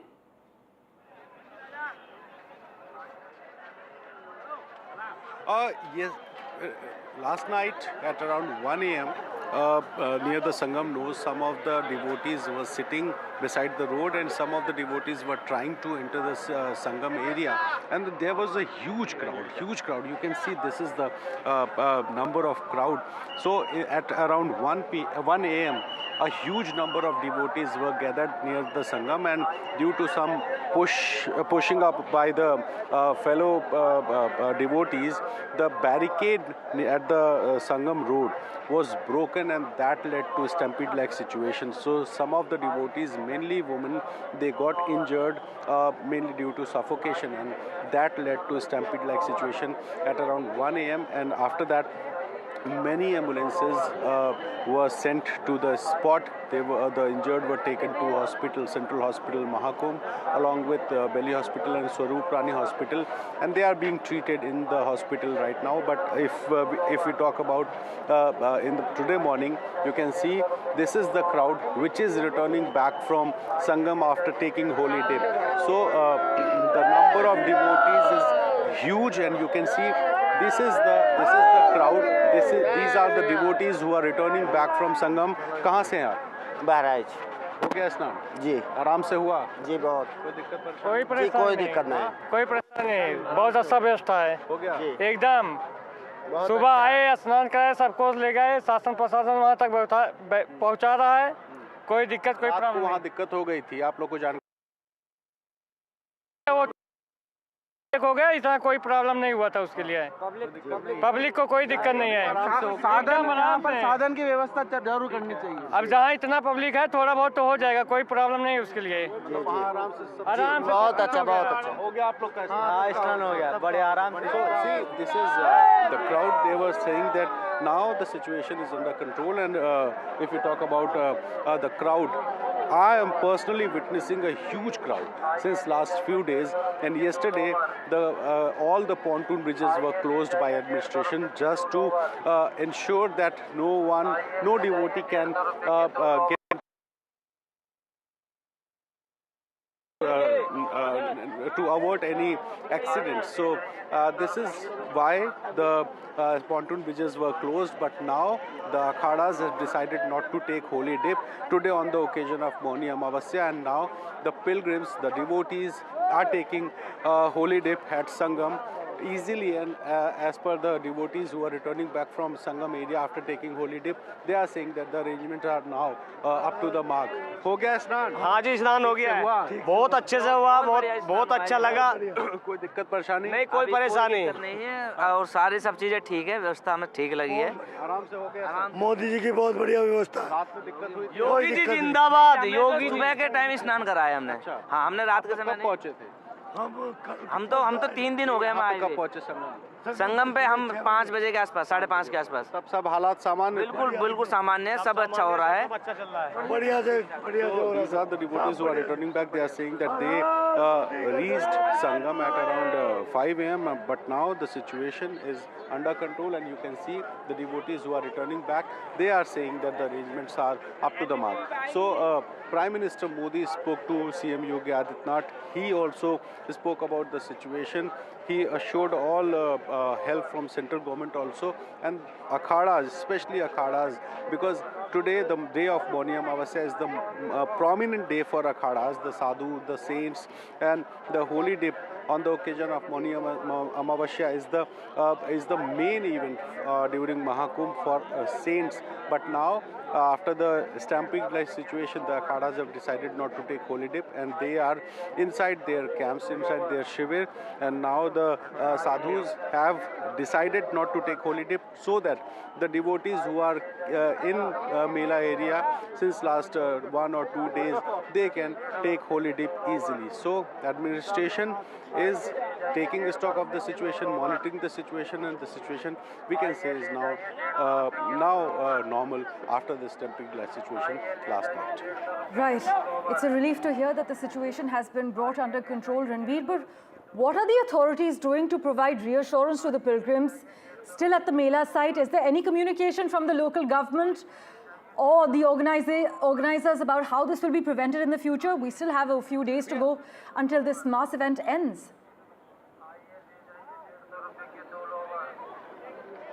We are waiting for official words about the Stampede-Like situation, and we are also waiting for the administration to tell about the situation. But as per the devotees, the situation is normal near the Sangam, because we spoke to some of the devotees who are returning back, and you can see this is the road from where the devotees are returning back, and that's why the devotees are saying that situation is now under control. But as far as administration is concerned, they are still taking stock of the situation. They are trying to manage things. They are trying to manage the crowd, and that's why the top officials, including the officials sitting in Lucknow, they are monitoring the situation and trying to control. They are also requesting the pilgrims to return back as possible after taking holy dip, because if the devotees will stay in Mela area, that will be problematic for administration, because if they'll stay here, that will lead to increase in the number of devotees who are present in Mela. That's why administration is continuously requesting that please return back after taking holy dip, because the number of devotees is huge, and the administration is trying to get the devotees returned back to their places as soon as possible, because a huge number is also waiting for to enter in the Mela area. So you can see these are the ladies. आप लोग कहाँ से हैं? हम लोग इलाहाबाद से हैं। यहीं से? हाँ, लखनऊ से। हाँ, स्नान हो गया। आराम से हुआ? आराम से तो नहीं हुआ, दिक्कत तो हुई। भीड़ बहुत ज्यादा थी, नाला को कूदते, मजा भी आया, नाला कूदे और दीवार कूदे। स्नान अच्छा हुआ। अंततः हम लोग संगम स्नान में क्या थी, दिन में आ जाती, थोड़ा सा वेट नहीं। मुहूर्त इस समय की अच्छी थी। हाँ, मुहूर्त थी तो मुहूर्त के हिसाब से आए हैं। हाँ, हम लोग 2:30 बजे घर से निकले हैं और यहाँ पे टाइमली पहुँच के 6:15 बजे हम लोग संगम स्नान कर लिए। तो ये बिल्कुल कसम खाई थी कि अच्छा स्नान हुआ, जो है बहुत अच्छा स्नान हुआ। इच्छा थी, भगवान ने पूरी कर दी। ये समझिए त्रिवेणी मैया और साधु संतों से ज्यादा जो है मोदी योगी को धन्यवाद देने लायक है। इतनी अच्छी व्यवस्था थी। मोदी को धन्यवाद नहीं है, क्योंकि परेशानी बहुत उठाए। आप लोग का हो गया? हम लोग उड़ीसा से आए। बढ़िया हो गया? जी अच्छे से हुआ है। कोई दिक्कत नहीं? नहीं कोई प्रॉब्लम नहीं। तो आप सर कहाँ से? मैं वेस्ट बंगाल से आया हूँ और बहुत अच्छा स्नान हो गया। बहुत मतलब पुलिस प्रशासन का बहुत अच्छा अरेंजमेंट, स्नान हो गया घाट में। चलो बहुत बढ़िया। आप कहाँ से हैं? कितनी उम्र है आपकी? 70-75। आराम से हो गया? आराम से हो गया, अच्छा होगा। कोई दिक्कत नहीं हुआ? नहीं कोई दिक्कत नहीं हो गया, आराम से हो गया। मजा आया? मजा आया। आप ऊंचे बारिश से होते नहीं होते आप कर लिया, होना नहीं होगा। हाँ ये उम्र में भव्य उद्घाटन, भव्य समाज चल रहा है एकदम। मजे सबने नहाया है। अच्छा आपको डर नहीं लगा इस नहीं डर लगता, कुछ भी डर नहीं लगा। So these are the devotees who are saying that the holy day was normal and the situation seems to be normal now. Right. We will, of course, wait for the UP administration to give us a word on whether there have been any casualties yet. We are, of course, waiting to hear from officials on ground zero. But Ranveer, thanks so much for joining us with the latest from Prayagraj. We will, of course, revert to you for regular updates. Do stay tuned. We're stepping into a very short break. The latest from Uttar Pradesh is lined up in a moment for you. We're stepping into a short break for now.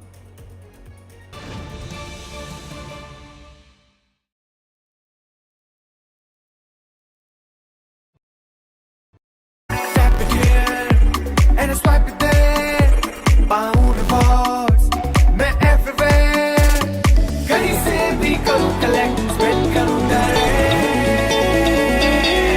Download any single ID partner app, link your card and earn reward with top brand. Get it free with single ID. Well, I'm in Altadena. This is one of the worst hit areas. When disaster strikes, NDTV World brings you exclusive on-the-ground reports straight from the heart of the action. A neighborhood in Los Angeles that has been devastated by fire. I just received an emergency alert extreme, which has come on my phone. Stay tuned for NDTV World's in-depth coverage as we bring you the real stories from Los Angeles. This is the Altadena area, and there are still fires, and there's a lot of smoke in the area. These houses completely gutted. This is reporting that matters only on NDTV World. Modi 3.0 Budget 1. It's a very complex backdrop this time. We have a lot of global uncertainties. Will the salaried class get tax relief? I don't see, a big tax cut being the main focus of this budget. Will the finance minister step up reforms? Top economists and experts share their views. The challenge is to improve consumption of the bottom segments. On Budget Bites at 7:30 p.m. only on NDTV 24/7.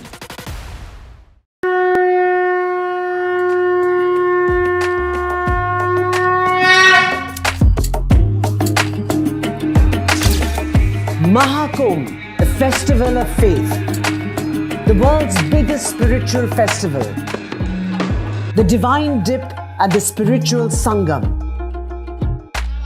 a sacred confluence of faith, culture and heritage. NDTV's mega coverage of the Mega Fest. NDTV at Mahakumbh 2025.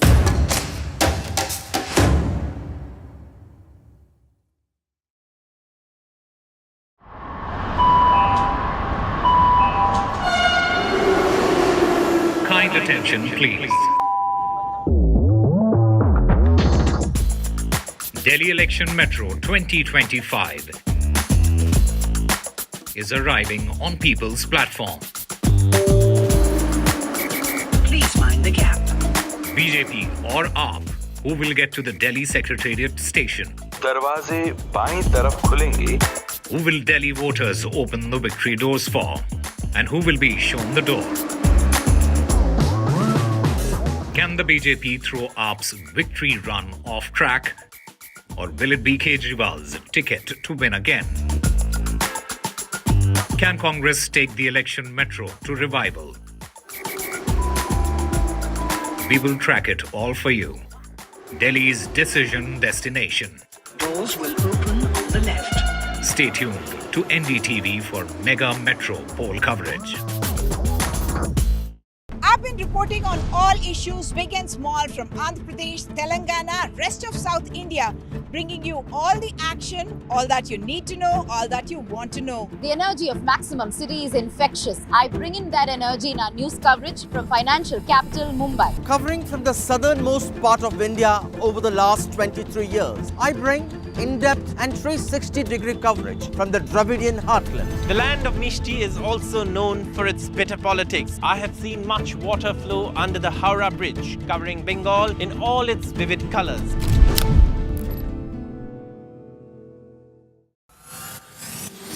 Union budget.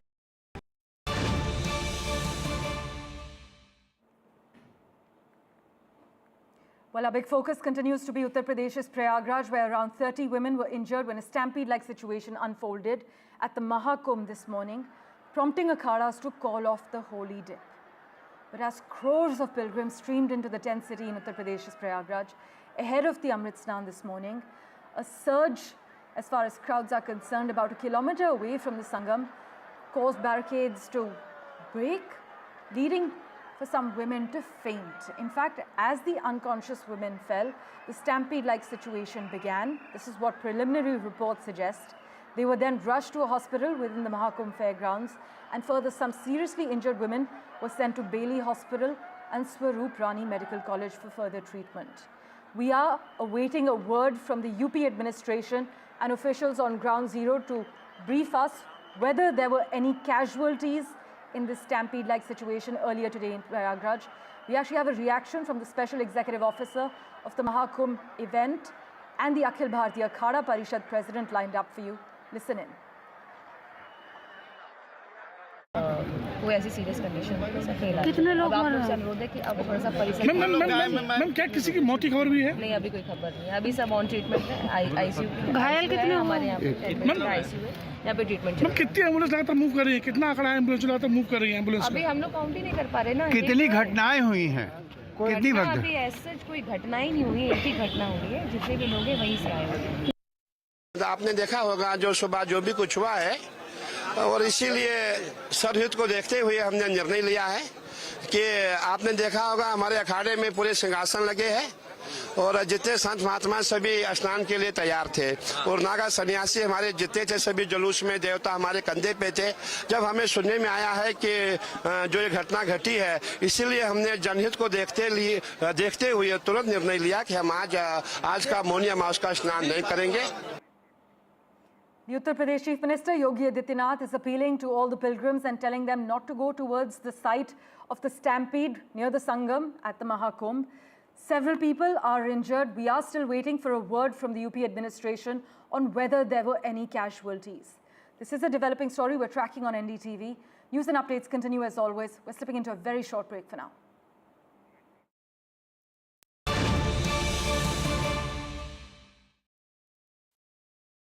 Well, I'm in Altadena. This is one of the worst hit areas.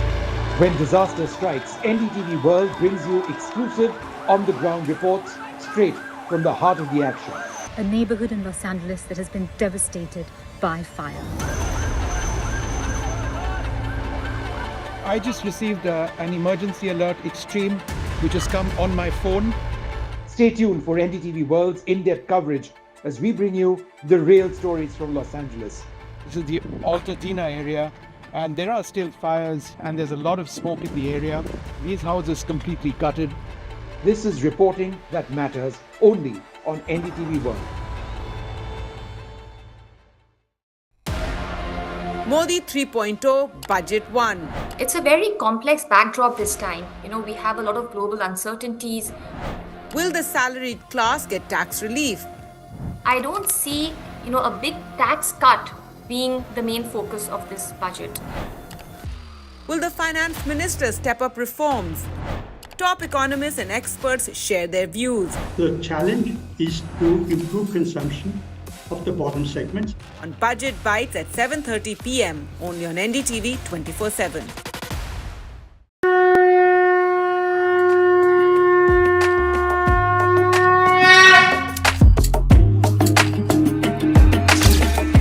Maha Kumbh, the festival of faith, the world's biggest spiritual festival, the divine dip at the spiritual Sangam.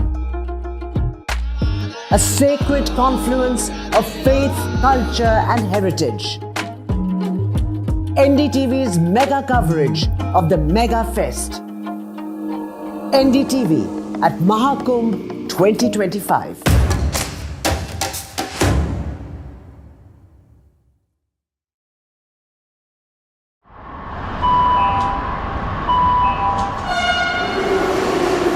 Kind attention, please. Delhi Election Metro 2025 is arriving on People's Platform. Please mind the gap. BJP or AAP, who will get to the Delhi Secretariat station? दरवाजे बाईं तरफ खुलेंगे. Who will Delhi voters open the victory doors for? And who will be shown the door? Can the BJP throw AAP's victory run off track? Or will it be Kejriwal's ticket to win again? Can Congress take the election metro to revival? We will track it all for you. Delhi's decision destination. Doors will open on the left. Stay tuned to NDTV for mega metro poll coverage.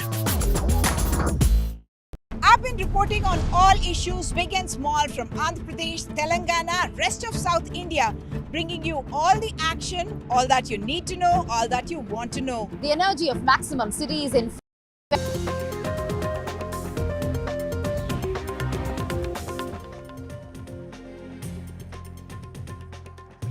Hello and good morning. You are watching Breakfast Show. I'm Radhika Ramaswamy joining you from Mumbai studios. We also have Divya joining us from Delhi.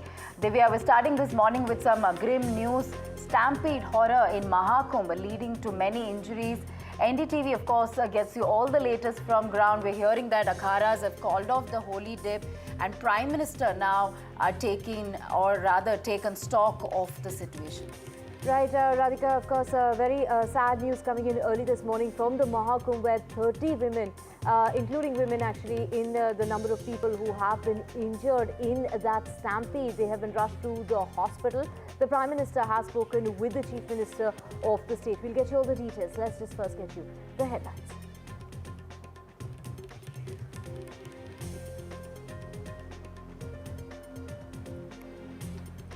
Stampede at Mahakumbh after crowd surge. UP government says injured have been taken to hospital.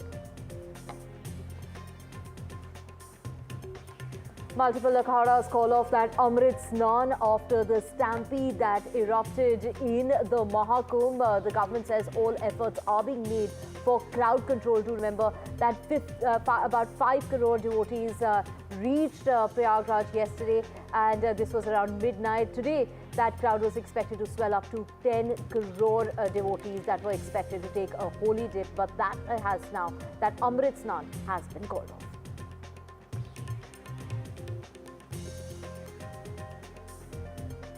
Prime Minister Modi, Home Minister speak to UP Chief Minister Yogi. In fact, Centre shows all support to Yogi government.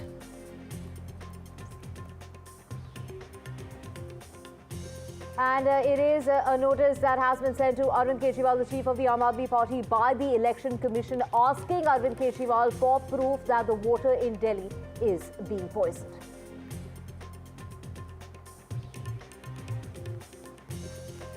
India rejects Canadian Commission's insinuations on interference in elections. MEA underlines it is in fact Canada which has been consistently interfering in India's internal affairs.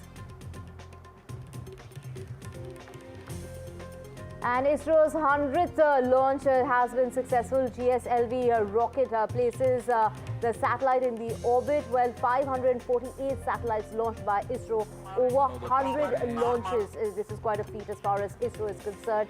ISRO marking its century in space.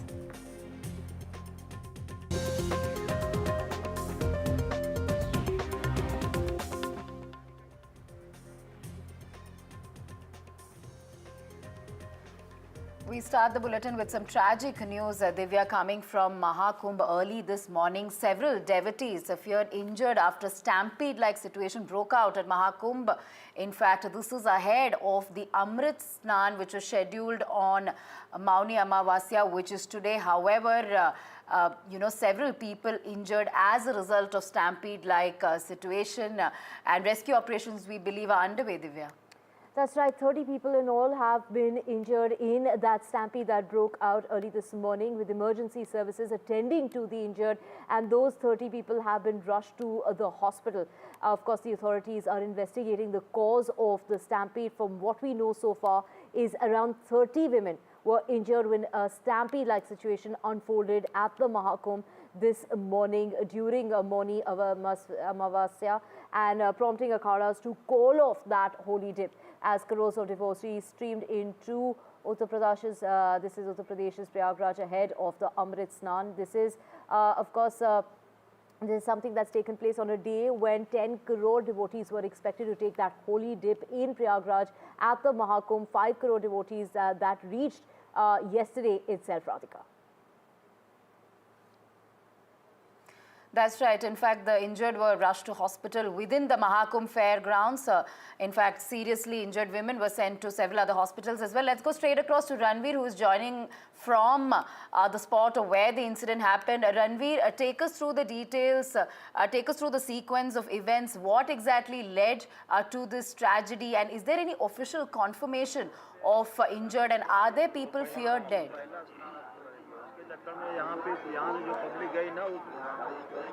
Some of the devotees were sitting and they were lying near the Sangam nose area, and some of the devotees were trying to enter the Sangam area just to take Snan at wee hours. And at around 1 a.m., the devotees who were lying near the road and the devotees who are trying to enter the area, the crowd was so much that the barricade at the road was broken, and that led to a stampede-like situation, which led to injury of more than 30 pilgrims, especially women.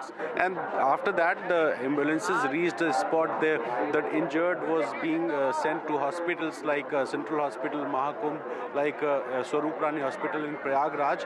But after the incidents, the administration decided to request to the akhadas not to take the procession to the Sangam area, and the akhadas decided not to take the procession till Sangam, and the saints were waiting for the situation to get normal, and the akhadas are now saying that they can take holy dip at Sangam without any procession. So the devotees who are in Mela area, they are allowed to get into those areas also, which were restricted till tonight for akhadas, but now the entire area of the Sangam nose was opened for common devotees, and that's why you can see a huge number of devotees who are in Mahakumbh area, and they after taking holy dip at Sangam, they are now returning back. I'm joined with some of the devotees who are returning back. भैया कहाँ से आप? हम महाराष्ट्र दुलिया। स्नान हो गया? स्नान हो गया। कैसा हुआ? बहुत अच्छे से हुआ। आराम से हो गया। आप लोग का? मैं दिल्ली से आया हूँ। स्नान हो गया? स्नान हो गया, 4 बजे स्नान करा। जब मैं नहा रहा, बहुत ज्यादा थी। भीड़ उस समय कम थी। 4 बजे कम थी। जब मैं नहा रहा था तो वहाँ पे चप्पलें मतलब तैर रही थी। चप्पलें तैर रही थी। बहुत अच्छा स्नान तो नहीं हुआ। बहुत अच्छा स्नान नहीं हुआ। वहाँ गर्दी बहुत ज्यादा थी और जाने वाले आने वाले दोनों एक ही साइड से आ रहे थे।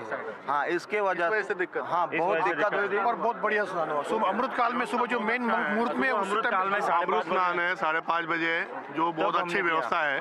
हम रस्सी लेके निकले थे ताकि गुम हो जाए, और कोई रस्सी की जरूरत नहीं है। आप लोग से पूछते लेडीज, आप लोग का कैसा स्नान हुआ? क्या स्नान कैसा हुआ? बहुत अच्छा, बहुत अच्छा, कोई दिक्कत नहीं। बहुत अच्छे से स्नान हो गया। हम गुम हो गए थे, लेकिन जो सेक्टर में जो नंबर दिया है ना, 165, 167, वहाँ से मिल गया सबको। गुम हो गए? एकदम, लेकिन मिल गया। नहीं लगा? हाँ, नहीं लगा? एकदम डर नहीं लगा। आप बताओ मैम। नहीं, मुझे भी अच्छा एक्सपीरियंस रहा। अच्छा लगा यहाँ पे। वैसे बहुत एक रात की जर्नी थी, हम घूम के परेशान हो गए थे, लेकिन फाइनली हमने अच्छे से स्नान करके मतलब फाइनली अच्छा हो गया। So you can see the devotees who are returning back from Mahakumbh after taking holy dip. They are saying that the Snan is good, and see the numbers. This is the crowd, and this number can define that how large the crowd is in Prayagraj for Mauni Amavasya special Snan. So the devotees are claiming that the situation is now normal, and you can see different kind of people from different states, from different castes, from different creed, but there is no differentiation now, and the situation, we see that the situation is now normal, and as per the devotees who are returning back, they are saying that the Snan was good, though crowd is much more, and as per administration, the administration says that more than 10 crore people are in Prayagraj, and everyone want to take holy dip near the Sangam nose, and that's why CM Yogi Adityanath requested the devotees not to try to reach Sangam only. The administration has managed the ghats of Ganga and Yamuna so that the crowd, the people, the devotees who are wherever they are, they can take holy dip, and there is no compulsion of taking holy dip at the Sangam only, which is the joining place of Ganga, Yamuna and mythical Saraswati, but they can take holy dip, but the mythical feeling of the devotees, they ma'am आप लोग कहाँ से? हम लोग यही इलाहाबाद। इलाहाबाद से स्नान हो गया? हाँ हो गया। आराम से? हाँ आराम से हो गया। कोई दिक्कत हुई? नहीं दिक्कत तो नहीं हुई कुछ। आप बताओ कहाँ से हुई? मैं टीकमगढ़ जिले से हूँ। आराम से हो गया स्नान? हाँ बढ़िया, सतपूर्वक हो गया। बढ़िया हो गया। हो गया आराम से, कोई दिक्कत नहीं हुई? नहीं कोई दिक्कत भी नहीं हुई। कैसा हुआ स्नान? बहुत अच्छा हुआ, बहुत अच्छा पर्व था। अमावस्या है, मौनी अमावस्या है, और बहुत भव्य पर्व चल रहा है। लाखों जनता है, करोड़ों जनता है, सबके अच्छे से स्नान हो रहे हैं। So these are the random common devotees. I am trying to get their reactions just to know the situation and the management of administration, and they are saying that crowd is much more, but the situation is now, we can say that normal. But CM Yogi Adityanath requested the devotees not to compulsorily visit Sangam nose to take holy dip.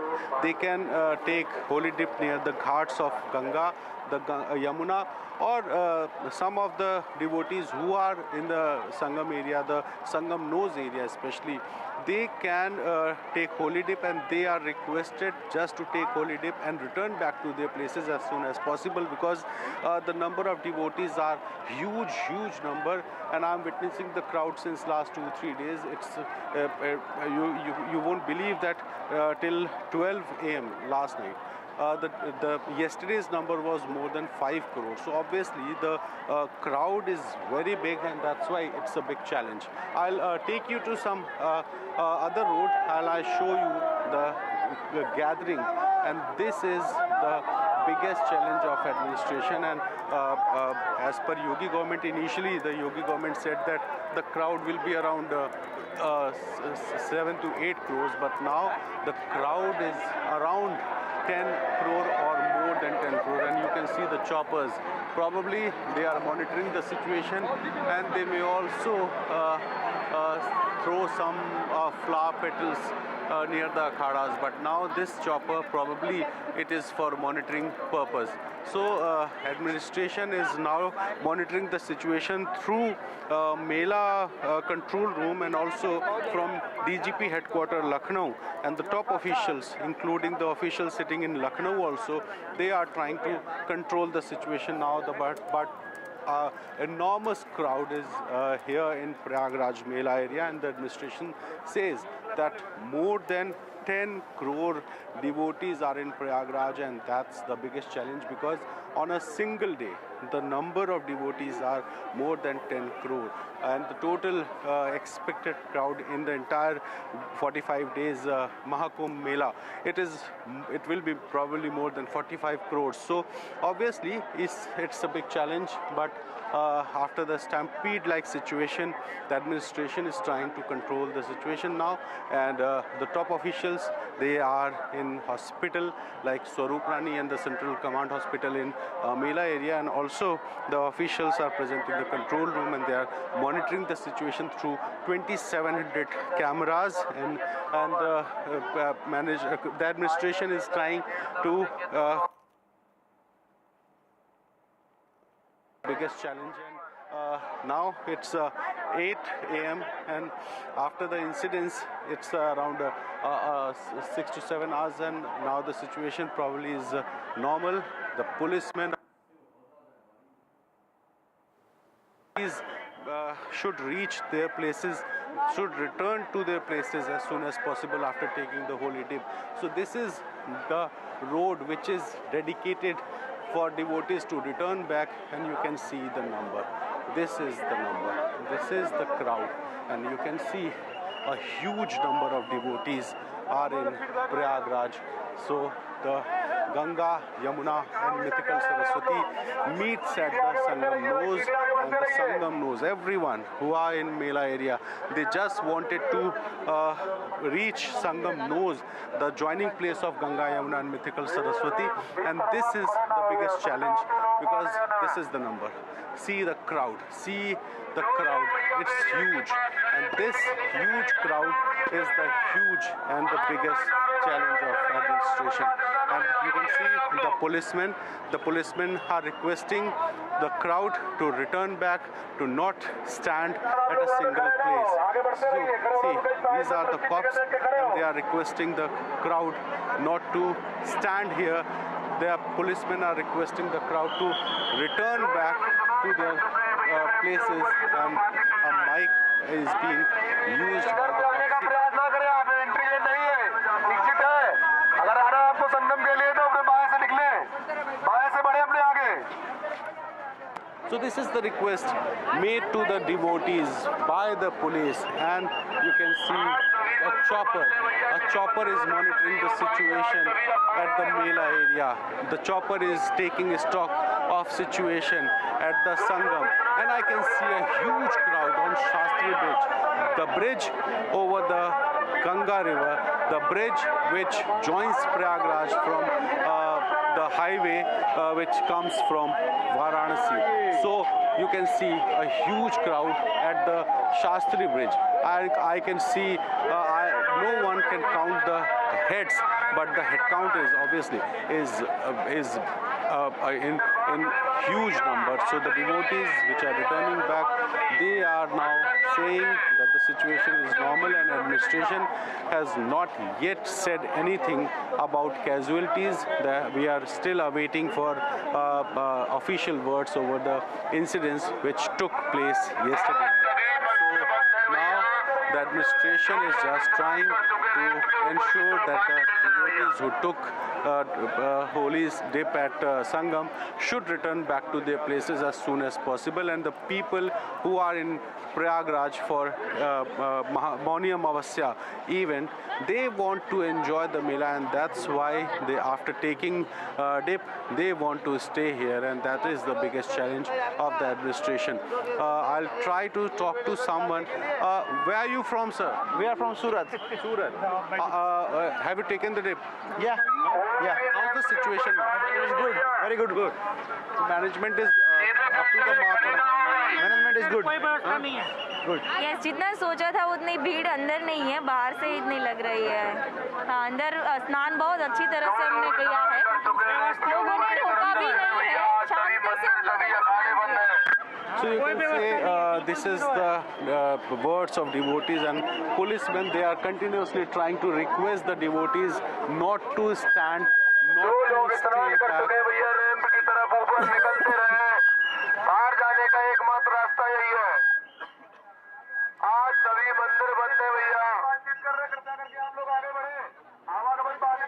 So the policeman is saying that the Lete Hanumanji temple, which is nearby Sangam area, is closed due to huge gathering of the devotees. Uttar Pradesh's Chief Minister Yogi Adityanath has appealed to devotees to take a dip at their nearest ghat and not try to go towards the Sangam.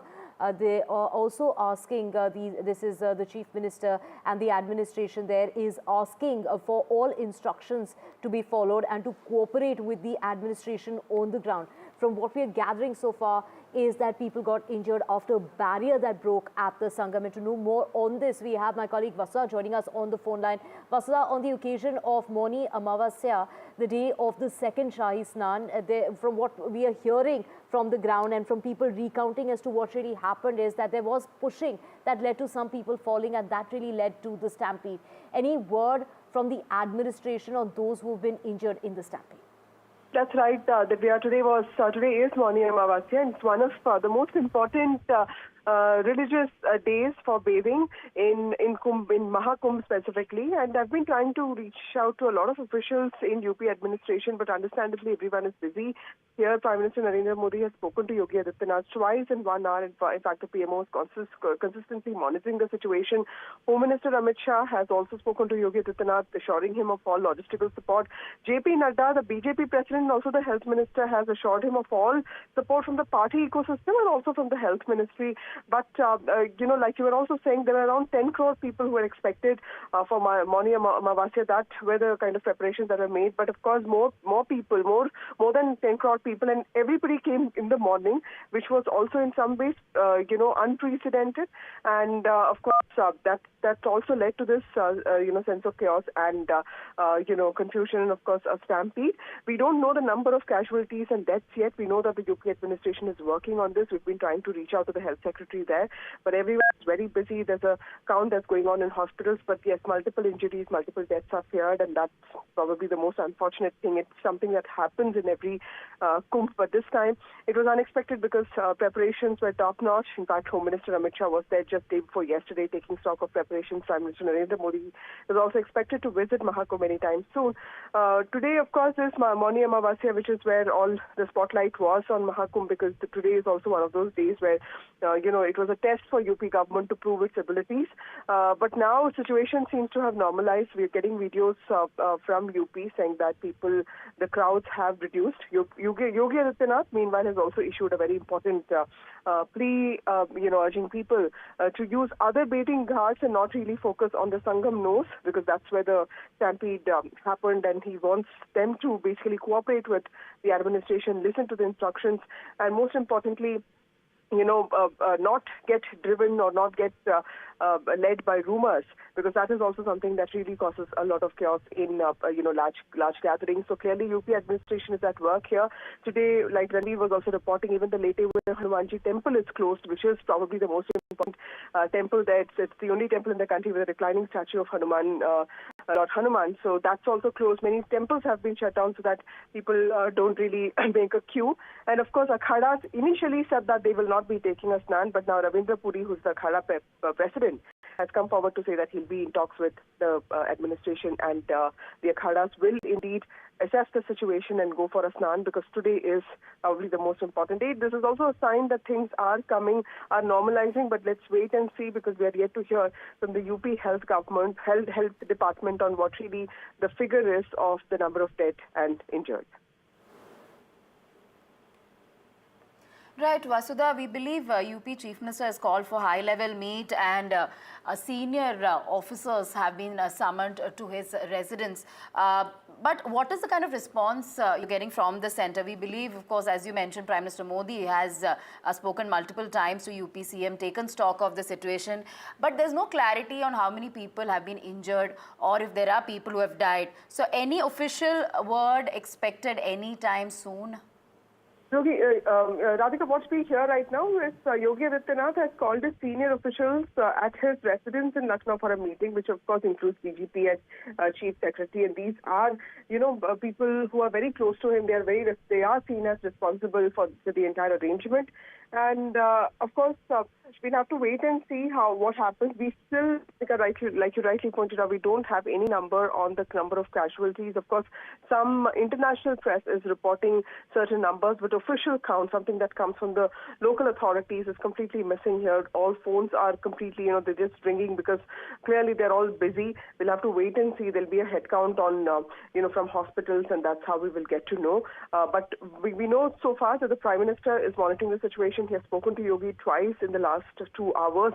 Home Minister Amrit Shah has also reached out to him. He has assured him of logistical support. And JP Nadda, because, Kumbh is also so important for the BJP and the RSS. JP Nadda, the BJP president, has specifically said that any help required from the party ecosystem will be available. That's what he has assured Yogi Adityanath. And, of course, the fact that Health Ministry can also issue regulations to hospitals, increase the scale of, treatment if needed. All that, JP Nadda has assured. But, like you rightly said, we have to wait to find out the number of dead. Only then we will get to know the scale of the tragedy. But considering that the videos now that have emerged show that some sense of normalcy has also come in, it is a sign of assurance that, probably things will be normalized soon. But very unfortunate because clearly multiple deaths and injuries are being suspected. Right, Vasudha, of course, the Chief Minister there calling for that high-level meeting in which we are going to be seeing the Chief Secretary and amongst others, the authorities who have been summoned to be there for that meeting, but also the opposition attacking the UP government over the stampede. Officially, of course, they've issued statements on social media, but Divya, like we've also been talking about, everyone is going to be very careful about this. Yes, of course, they will target the UP government for its, lack of preparedness and everything. But remember that it's a 45-day long, large gathering, one of the largest gatherings that the world sees. So clearly not an easy one. And 10 crore people coming to one little part of the world for just one day is a big thing. And today was probably the most important day because, it starts on the 13th of January with Makar Sankranti, and then the Shahi Snan begins, and then it goes on till 26th of February till Vasant Panchami and Shivratri. So there are about 7 days which are very important, but 3-4 days are clearly the most important. And today's Mauni Amavasya is considered the most critical for pilgrims, and UP government had made preparations for 10 crore people, but of course they probably did not anticipate the fact that all of them will come during that 1 hour or 50 minutes duration. That's what happened, and probably that's when the barrier broke, and which is why, and of course Yogi Adityanath now has issued an appeal asking people not to get carried away by rumors. So this also led to a lot of panic, but the good thing is that situation seems to be normalizing right now. The Akhadas took a right call to not really take a dip today, but now they have gone back on that call. They're saying that they'll be talking to UP government and then deciding later. We'll have to wait and see if UP government takes a call on that and allows them or not, or allows them in batches. That is something that they will have to figure out. But clearly a lot of planning needed from here on because many important days are coming up, and today clearly will be a lesson for UP government to manage its resources better. All right. Thank you, Vasudha, for getting us all those details. We'll go back to Ranveer. Ranveer is joining us from Prayagraj. Ranveer, you were showing us how our situation is more or less under control now, but the fact remains that several people are injured and we don't have an official confirmation on number of injuries or if people have died. Take us through, when we can expect UP government to come out with some clarity on how many people are injured at this point. We know that UP CM has called all the senior officials to his residence for a high-level meeting.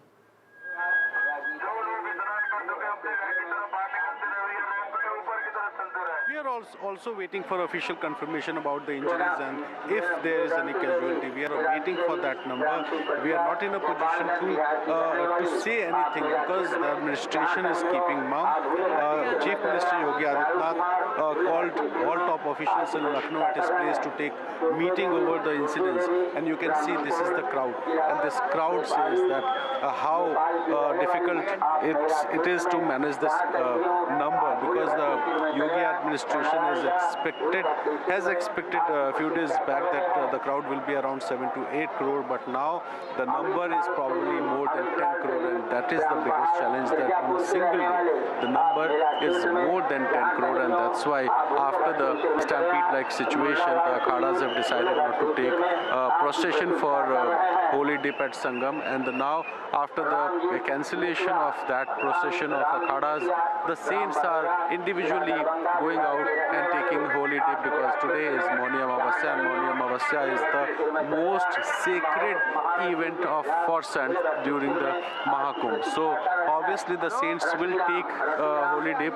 but now there is no procession, and the Akhada Parishad has decided not to take any procession. And if we talk about management, the administration is taking stock of the crowd management minute to minute on a real-time basis, and obviously Chief Minister Yogi Adityanath is convening a meeting of the top officials to discuss the situation, to take note of the situation, that why the Stampede-like situation occurred last night and how the administration is now planning to manage the crowd. So a huge crowd you can see is in Mela area, and administration obviously it's a challenge, but now it's a difficult task to manage the crowd, not only today but tomorrow and day after, because on 3rd of Feb it will be Vasant Panchami, another Amrit Snan will take place, and now after the Akhada Parishad's cancellation, the Amrit Snan procession, it will be obviously another challenge on 23rd of Feb. So now the situation, we can say that situation is under control, but after the Stampede-like situation, administration is obviously trying to request people to get out of the Mela premises as soon as possible, and you can see huge number of crowd. If this is one road where you can see the crowd, a huge number of devotees who are returning back after taking holiday dip at Sangam, and this is the another road, and you can see the number. So both the roads are dedicated for devotees to return back from Mela area, and you can see the devotees who are here from different states. They are trying to stay back, they are just trying to enjoy the Mela, and the administration want them to get out of the Mela area after taking stock as soon as possible. So obviously it's a big challenge, and Yogi Adityanath is taking stock of the crowd management now, and PM Modi also spoke to CM Yogi Adityanath after the incidents. So a big day for Mahakumbh, as Mauni Amavasya event is the day when more than 10 crore devotees are here in Prayagraj, and the administration is trying to get real-time situation of the crowd management. So a huge crowd, and the different type of devotees are here, and administration is continuously requesting to take holy dip not only at Sangam Rose but at the different ghats which are prepared for the devotees at the ghats of Yamuna as well as Ganga, and also the administration is requesting the crowd to return back as soon as possible, because if they will stay, there will be a mismanagement obviously because of huge number of people. The government of Uttar Pradesh expected 10 crore pilgrims in the Mahakumbh in just a day, and therefore they had stepped up the security in preparations for the Amrit Snan. About 5 crore of those devotees converged at the Sangam that you're talking about at about midnight, overwhelming the crowd control measures. This stampede took place at about 2 o'clock in the morning. Take us through the preparations on the ground for such eventualities in terms of the medical teams on the ground. The government, of course, we do here, has deployed over 1,000 medical professionals who are in the area of the Mahakumbh itself.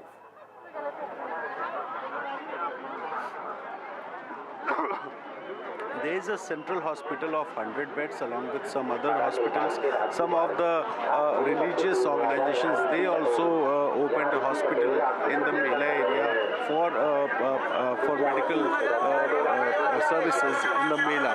And also the big hospitals like Swarup Rani Hospital and medical colleges and different government hospitals, they are also on alert since the Mela started, because the administration knows that the huge gathering may lead to any unexpected situations, and which occurred last night. Obviously, the Stampede-like situation is untoward incidents which was not expected, but it occurred, and that's why the hospitals are on alert, and the injured in the last night incidents, they are being treated in Swarup Rani Hospital as well as the Central Hospital, which is a temporary hospital located inside the Mela area. So the crowd management is the biggest challenge. After taking holiday from Sangam, and this is the biggest challenge because administration is continuously requesting the devotees not to stay back. The administration is continuously requesting the devotees to return back as soon as possible. So the administration's request to return back of the devotees is just a request, but you can see the number of devotees who are standing here and there just to enjoy the Mela, and this is the biggest challenge, obviously. So now administration has opened the area which was restricted for common devotees, which was especially made for saints, but now that area is also opened for common devotees, and you can see the ambulances, they are continuously positioning at different locations so that if there will be any untoward incidents, the ambulances can be sent easily in the entire area. So a big day, a big challenge, big incidents occurred last night when a Stampede-Like situation occurred and more than 30 pilgrims, especially women, got injured.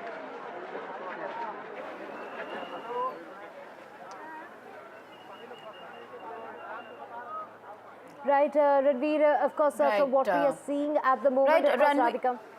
Go ahead.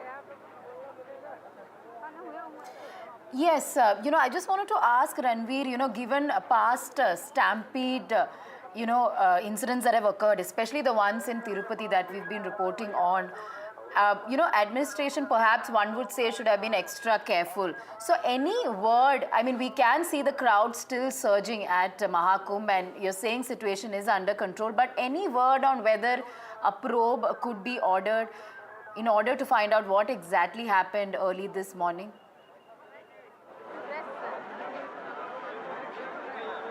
There's no official words yet, and that's why, as a responsible channel, NDTV is not claiming any deaths, because we are just waiting for an official confirmation. And if we talk about probe or the cause of the incidents, we are not in a position to say anything, because no one from the administration is picking up our call. No one is releasing any press release so that we can know the situation. Administration is now just focusing to crowd management, and that's why we are, as a responsible channel, we are not expecting anything. We are not aiming.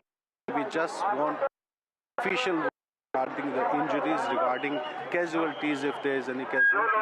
So we are just waiting for official words, and probably after some time the administration will tell that why, how the incident occurred, how many devotees are injured, how many devotees, if there is any casualty, are died in this Stampede-like situation which occurred at around 1 a.m. last night. But now we can see the number of devotees, it's in a huge number, and you can see some of them are trying to stay back, the devotees are trying to enjoy the Mela, some of the devotees are trying to meet the saints which are who are present in the camps of different the main concern, and that's why we are seeing that the policemen, they are standing at the barricades. They are requesting the crowd to return back as soon as possible. You can see these cops, they are requesting the mob to return.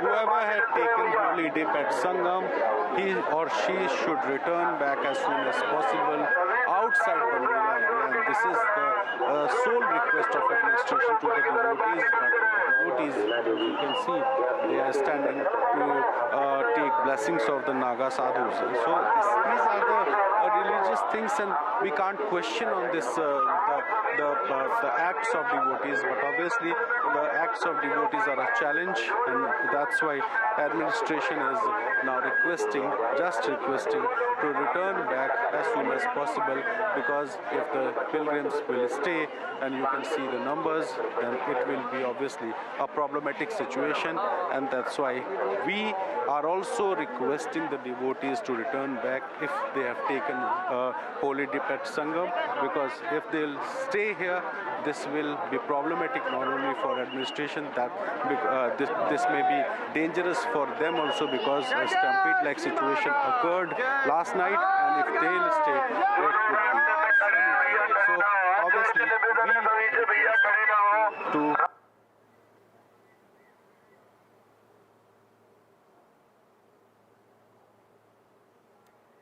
Right, Ranveer, in the past 17 days, the Mahakumbh Mela has already witnessed over 15 crore pilgrims taking that holy dip in the Sangam. But from what we can see is today, of course, that Amrit Snan, also known as the Shahi Snan, is the grandest and the most sacred ritual of the Mahakumbh Mela. And of course, today, like you mentioned, 10 crore devotees have reached Prayagraj, 5 crores of devotees who had, come together, gathered together at the Sangam late last night, early this morning. Now, the government has gone ahead after that stampede that erupted at the Mahakumbh. The government has issued an advisory asking all devotees to treat the ghats as equal to the Sangam. Take us through the significance of this Mauni Amavasya.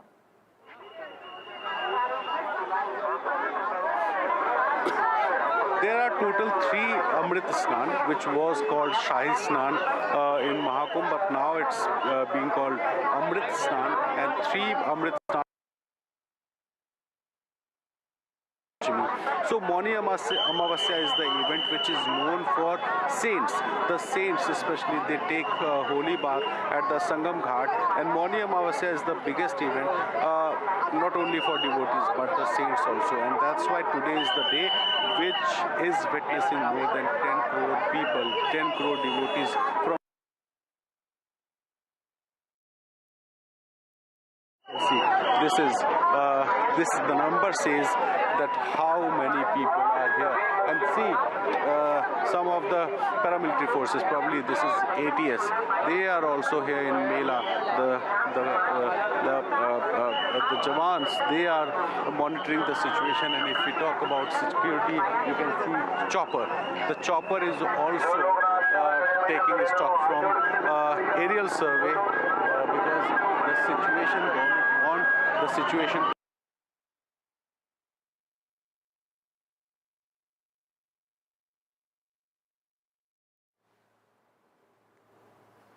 Right, we seem to have a patchy line with Ranveer. We'll try to connect back with him.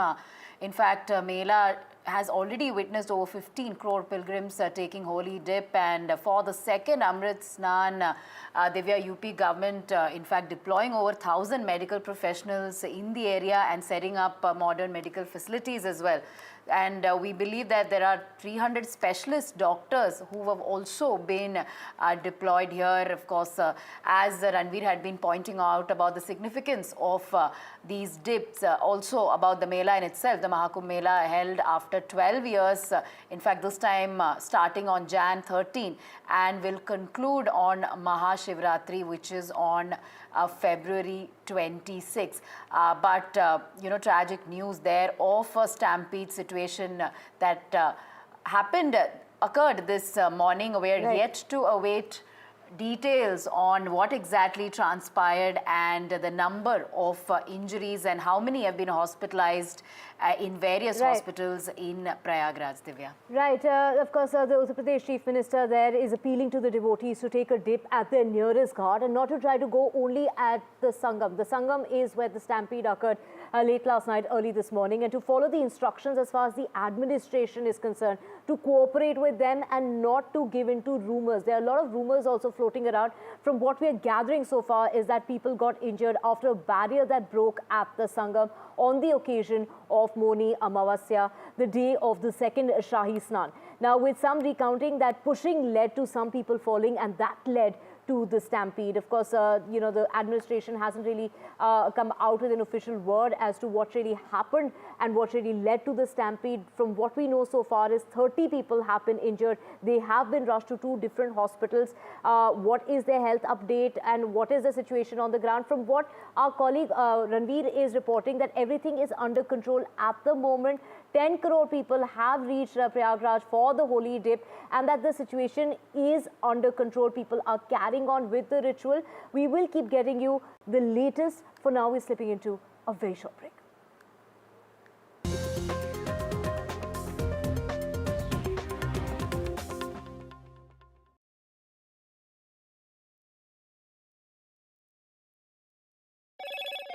Hello, Moto. Motorola Edge 50 Pro, world's first AI-powered pro-grade camera.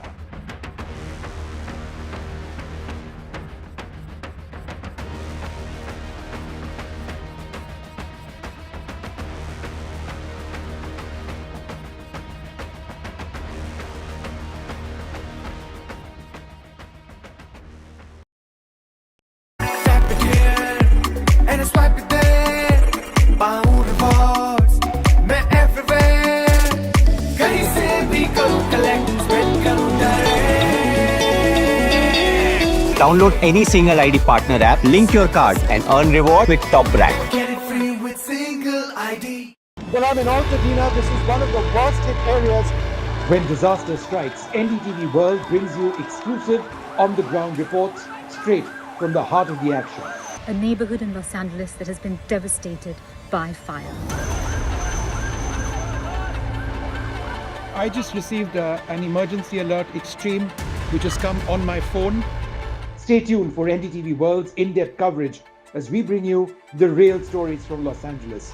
This is the Altadena area, and there are still fires, and there's a lot of smoke in the area. These houses completely gutted.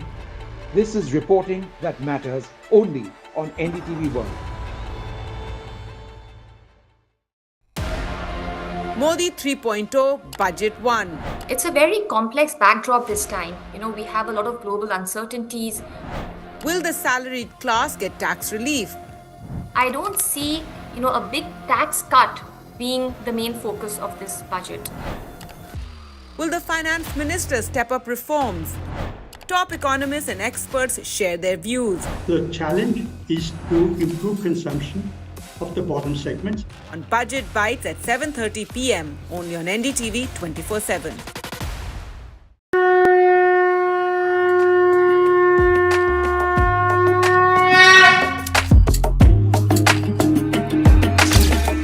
Maha Kumbh, the festival of faith, the world's biggest spiritual festival, the divine dip at the spiritual sangam,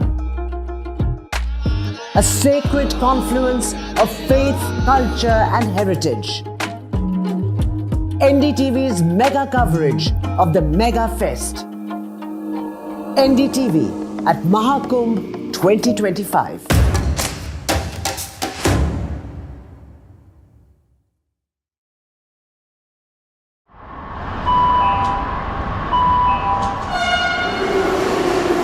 Kind attention, please.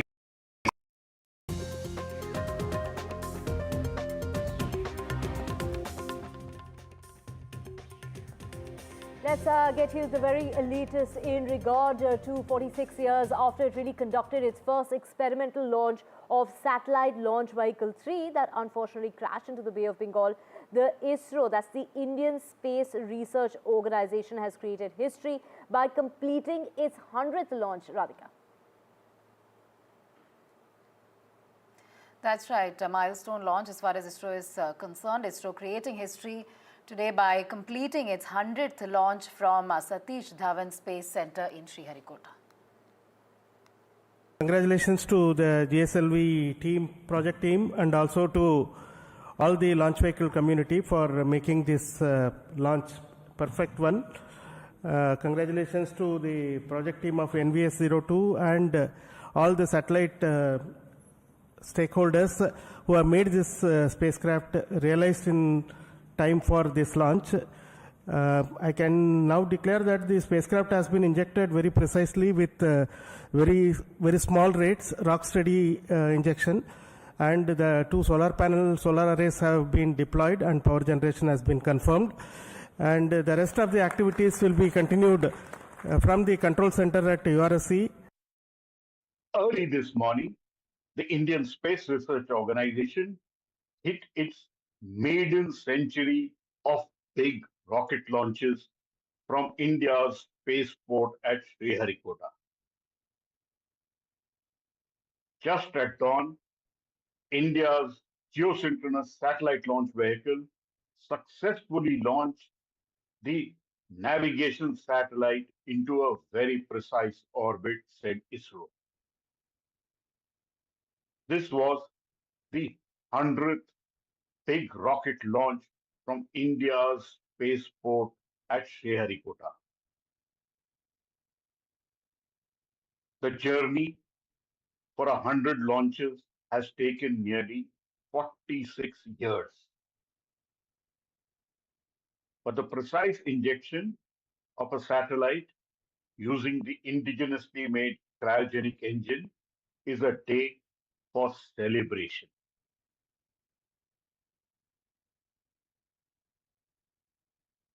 India now hopes to carry forward the same, and ISRO scientists say the double century would come much faster.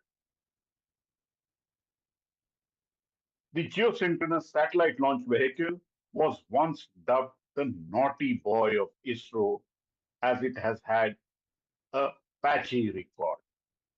But on this 100th launch, the GSLV performed flawlessly and gave India a big milestone in space.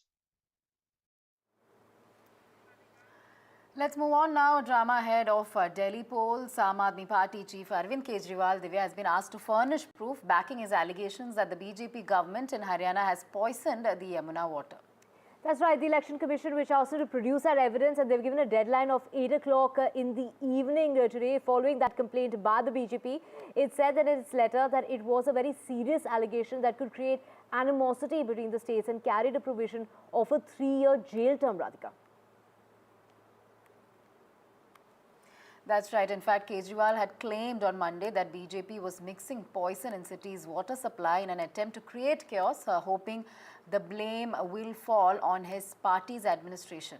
That's right, the Aam Aadmi Party will be blamed. And these claims, though, have been contested as far as the Jal Board is concerned. They have said that this will, lead to fear-mongering as far as the people of Delhi are concerned. And the Election Commission, in its letter to the former Chief Minister, has raised quite similar concerns. And to know more on this, we have our colleague Ishika joining us. Ishika, of course, that deadline that has been given by the Election Commission to the chief of the Aam Aadmi Party, Arvind Kejriwal, to produce any sort of proof in order to really, substantiate its claims that they've been making as a party that the water of Delhi is being poisoned by the BJP-ruled states. Right, we don't seem to have Ishika right now, but we will get to her. In fact, the Election Commission there, Divya, serving notice to Arvind Kejriwal, asking him to prove his poison in Yamuna claim to avoid legal troubles. In fact, that could lead to jail term, but poll body, in fact, asking him to validate his claim, as you mentioned, by 8 p.m. Today. In fact, ECI also mentioning various pronouncements and legal provisions that can lead up to imprisonment for these mischievous statements that have been made. So certainly EC there coming hard on Arvind Kejriwal after his allegations. Right, and the Haryana government, they're also planning to sue the Aam Aadmi Party on those comments, is what we've been hearing now. Switching news, in a scathing rebuke, it's India's Ministry of External Affairs that has rejected Canada's Foreign Interference Commission report, which has painted India as the second most active country in foreign electoral meddling after China, Radhika.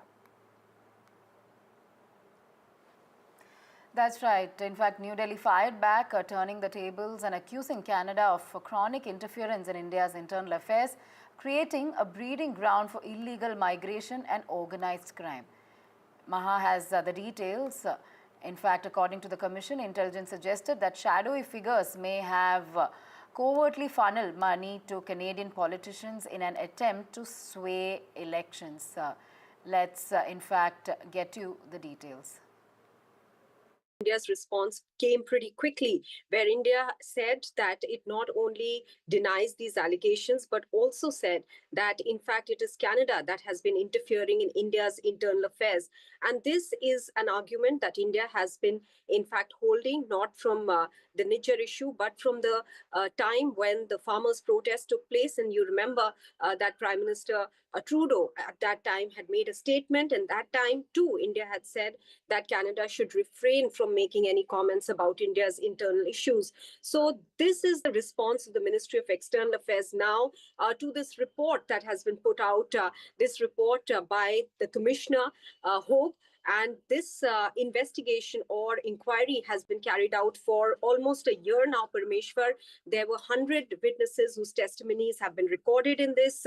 And this follows a report last year that came out in June, which was by the intelligence watchdog in Canada.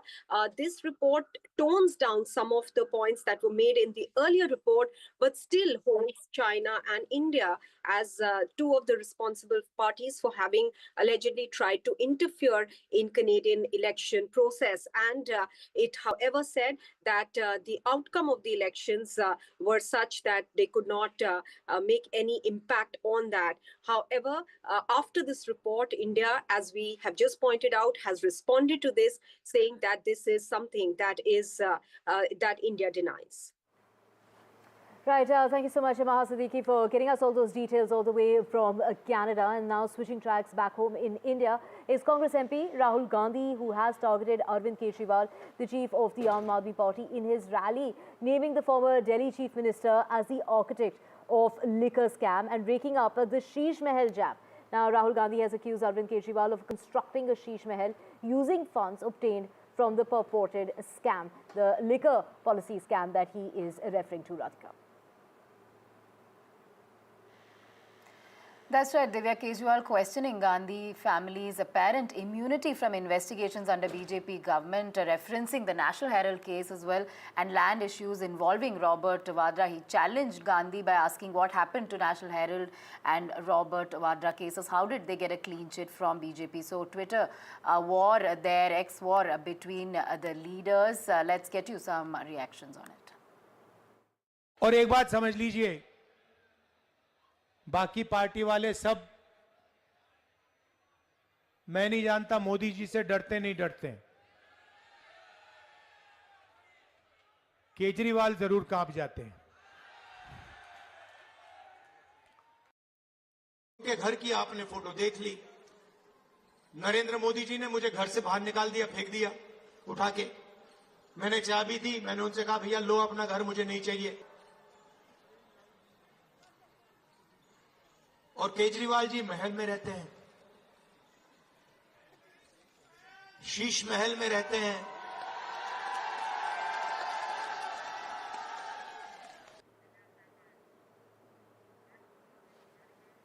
That's all we have on this bulletin. I will be back with more on the other side.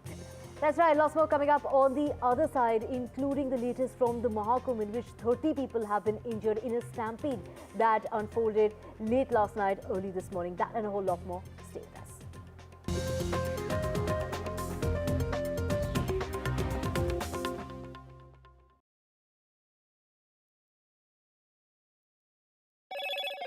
Hello, Moto. Motorola Edge 50 Pro, world's first AI-powered pro-grade camera.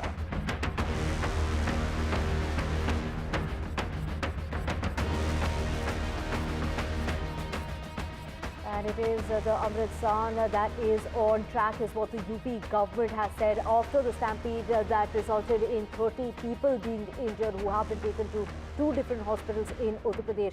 The government in Uttar Pradesh is saying that there's proper crowd control and measures are in place. All arrangements are in place for the Snan, is what the Chief Minister of the state, Yogi Adityanath, has said. He's appealing to devotees in order to take a bath, to take that dip.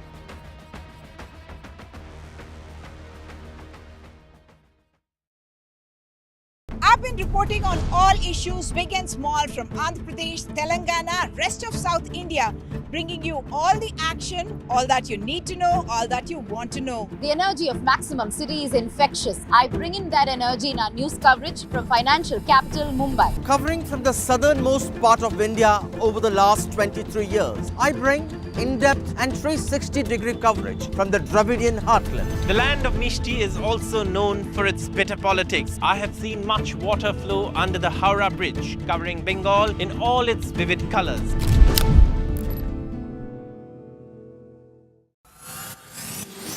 Union Budget 2025. First budget of Modi 3.0. Great expectations, big bang reforms, tax relief to middle class. What will February 1st bring for you? Budget 2025. Stay ahead with NDTV. Modi 3.0 Budget 1. It's a very complex backdrop this time. We have a lot of global uncertainties. Will the salaried class get tax relief? I don't see, a big tax cut being the main focus of this budget. Will the finance minister step up reforms? Top economists and experts share their views. The challenge is to improve consumption of the bottom segments. On Budget Bites at 7:30 p.m. only on NDTV 24/7.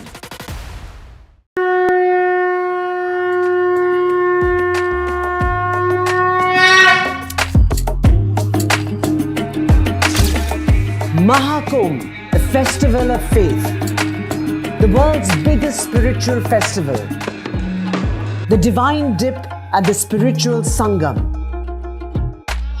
a sacred confluence of faith, culture and heritage. NDTV's mega coverage of the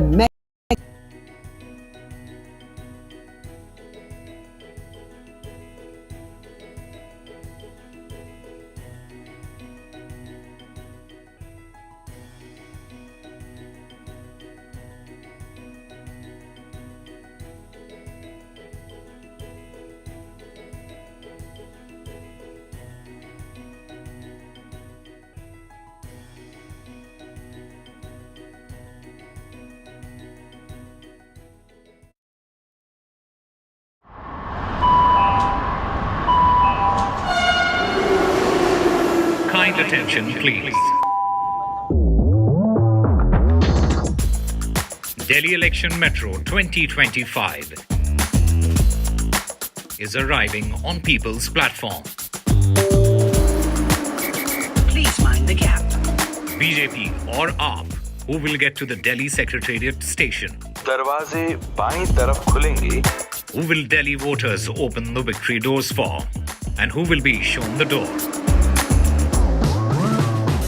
Can the BJP throw AAP's victory run?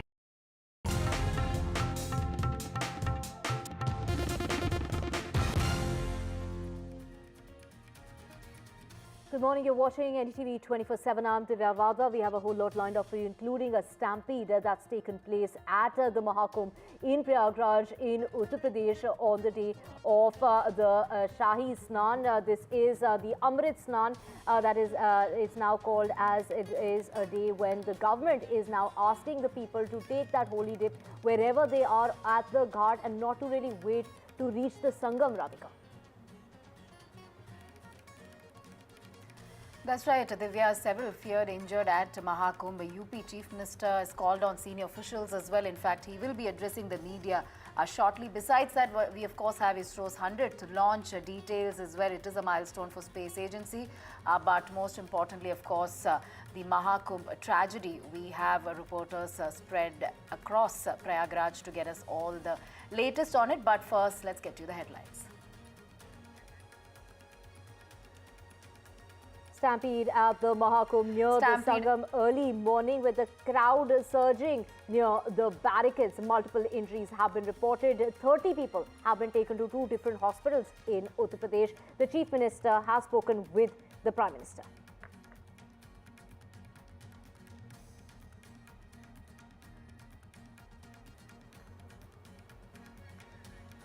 Amrit Snan on with crowd control measures. In fact, Chief Minister Yogi has appealed a take bath at closest ghats. Prime Minister Modi, Home Minister Shah, full support.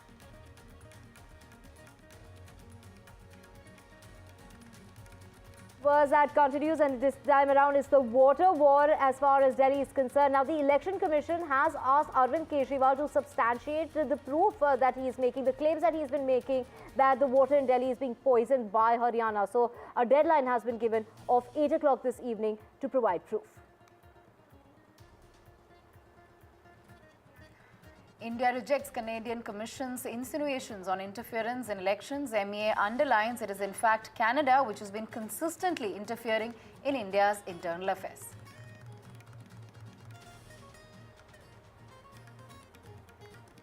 And ISRO's 100th launch that has been successful. We're talking about the GSLV rocket that has placed the NVS-02 satellite in orbit. 548 satellites have been launched by ISRO, over 100 launches. So this is ISRO that has hit its century in space.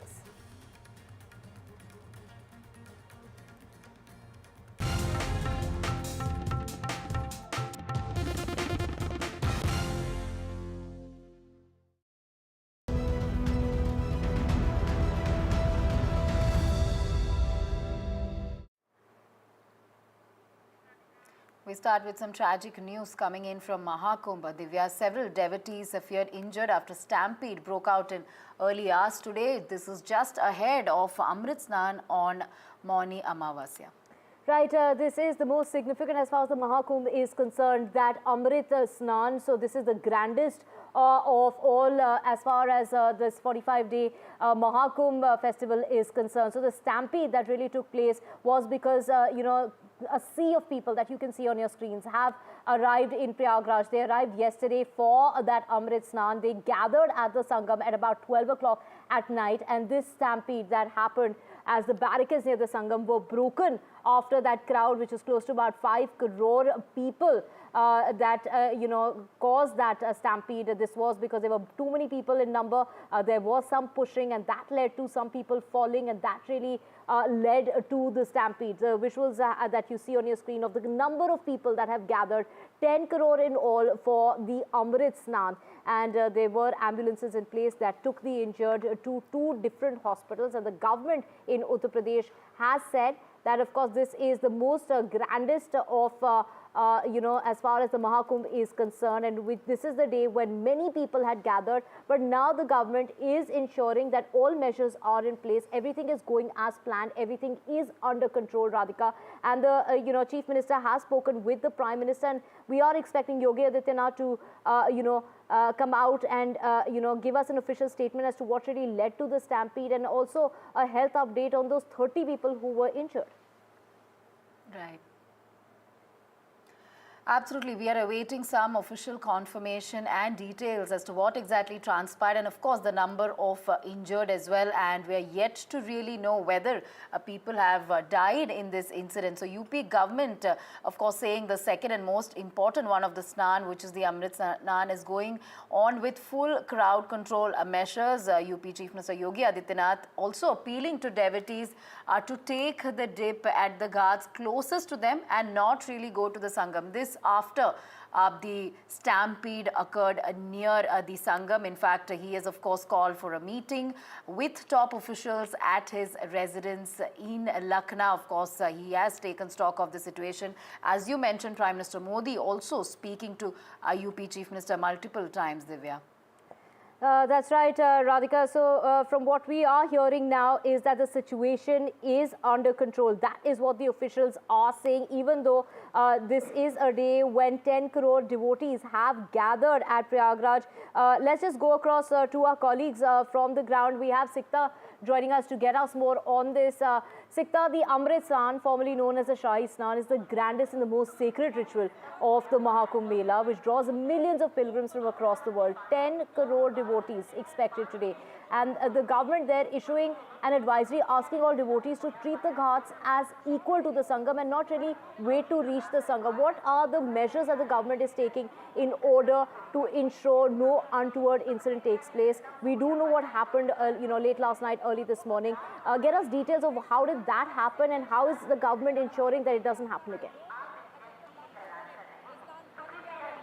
Well, it's really unfortunate what happened last night at Sangam. Actually, what actually has happened in this Mela Shet, in this Mela area, is the people who are coming here are coming a night before the Snan day. So there were crores of people waiting here for the morning to break, and they were waiting for their holy dips, and that's when the crowd was just coming forward towards the Sangam Ghat, and that's when some women here felt suffocated, were feeling unwell because it was too crowded. You can imagine it's a small space here, and how crores and crores of people are just moving towards the water. That's when they felt suffocated, and that's when somebody pushed, and then the stampede happened. Well, all the right details are yet to come. They are all admitted in the hospital. The medical team is taking care of them. While right here, a lot of steps have been taken so that whatever happened in the morning is not repeated. Right behind me is this path which was barricaded for the akharas to come for their holy dip. And that's when the akharas decided after the incident that they will delay or will not take their holy dip, whatever they're deciding right now that around 11 o'clock they will take a final call whether they want to come for their holy dip. So right now, this path which was barricaded and people, the regular pilgrims, had only one entry point, that was towards that end to go towards the Sangam Ghat. That's when this the crowd was not manageable. That's when the local administration, the state government decided that they will open this barricade here right in front of us. If you can see, they opened this barricade and the crowd which was waiting that side started moving towards the Sangam for their holy dip, and that's when the crowd, the situation here got under control, while the akharas showed a big heart and they announced that they will wait for the regular pilgrims to complete their holy dips, because not only from all across India but from all over the world people are thronging here, because Mauni Amavasya is a big day.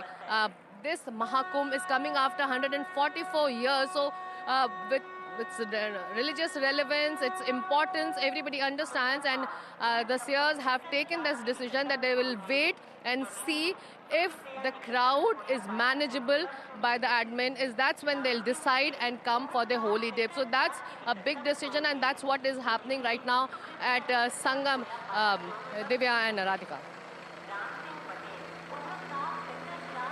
Right, Sikta, I also wanted to ask you, of course, we believe UP Chief Minister has taken high-level meeting. He might be addressing media anytime, so there could be some clarity on what exactly happened and perhaps on the number of injured as well. But has security measures been enhanced post the incident? What kind of crowd control measures are you seeing now? Well, around 40,000 plus security personnel have been deployed around this Mela area, and here we can see mounted police who are keeping a close eye on the devotees who are reaching here. There are paramilitary forces all around. They're also keeping an eye on the devotees, because we have got these reports that in some time the akharas might decide, if the number of people subside here, they might come for their holy dip, because it is an important day for the akharas also. So the security personnel are at it. They are also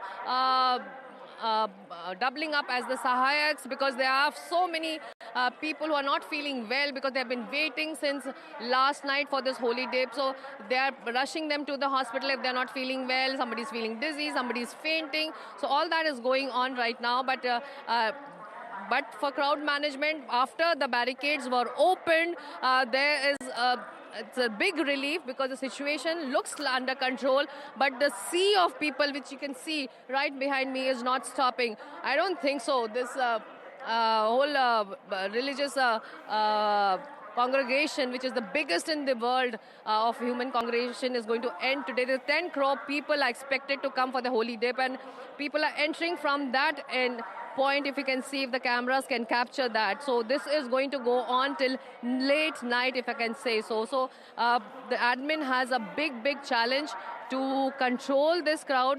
There are separate entry points for Sangam and a separate exit point, so that people don't come in way of each other. So that's helping a lot. And this barricade, this path which was closed for the seers, has opened up. So a big relief for the pilgrims and the administration for now. And the situation at Sangam is under control. Right, Sikta, of course, you know, that holy dip, of course, that was slightly delayed. We're talking about in the past 17 days, the Mahakumbh has already witnessed over 15 crore pilgrims, but today, 10 crore pilgrims have, you know, gathered for that holy dip. Take us through the significance as far as Mauni Amavasya is concerned, and also the kind of arrangements that are in place as far as the medical teams are concerned for any sort of eventuality.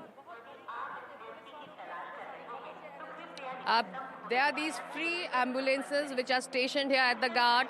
There are hospitals at various sectors of the Mela which are operational, run by the government. So that's where the injured, the people who were not feeling well were rushed today morning in the ambulances. So there are ambulances all around when we walk around this Mela, whether it's akharas or this side of the river where the regular pilgrims come and stay. So medical facilities are in place. It is actually humanly not possible, if I can say that, if 10 crore people converge at a point where there is a small area for a dip, and they all want to go there for that dip. So that's why CM Yogi Adityanath has in fact tweeted and requested the pilgrims to take their dips in whichever river bank they are closer to. They need not come to Sangam. Sangam is the place where Ganga, Yamuna and the invisible Saraswati converge. It's a confluence of these three rivers. So the relevance of this Sangam dip is quite important on Mauni Amavasya day, and maybe that's the reason these crores and crores of people who are coming to Prayagraj from all over the country don't want to take that dip in other banks which are there created by the government, so that somebody who doesn't want to walk that long a distance to Sangam can take a dip in Yamuna or Ganga. But people who want to really use this day, the Mauni Amavasya day, which has huge religious significance, and especially Mauni Amavasya, which comes during Magh Mela or the Kumbh Mela, is really, really significant in Maria joining religious us textbooks. So maybe on the that's story. why Maria, everybody what is wants the to come kind to of the response you're getting from the centre? We believe Prime Minister Modi has spoken to UP CM multiple times, and he is taking stock of the situation. But there's no clarity on how many people have been left injured or whether people have died. So when can we expect an official confirmation on what exactly transpired and how many people have been injured in this incident?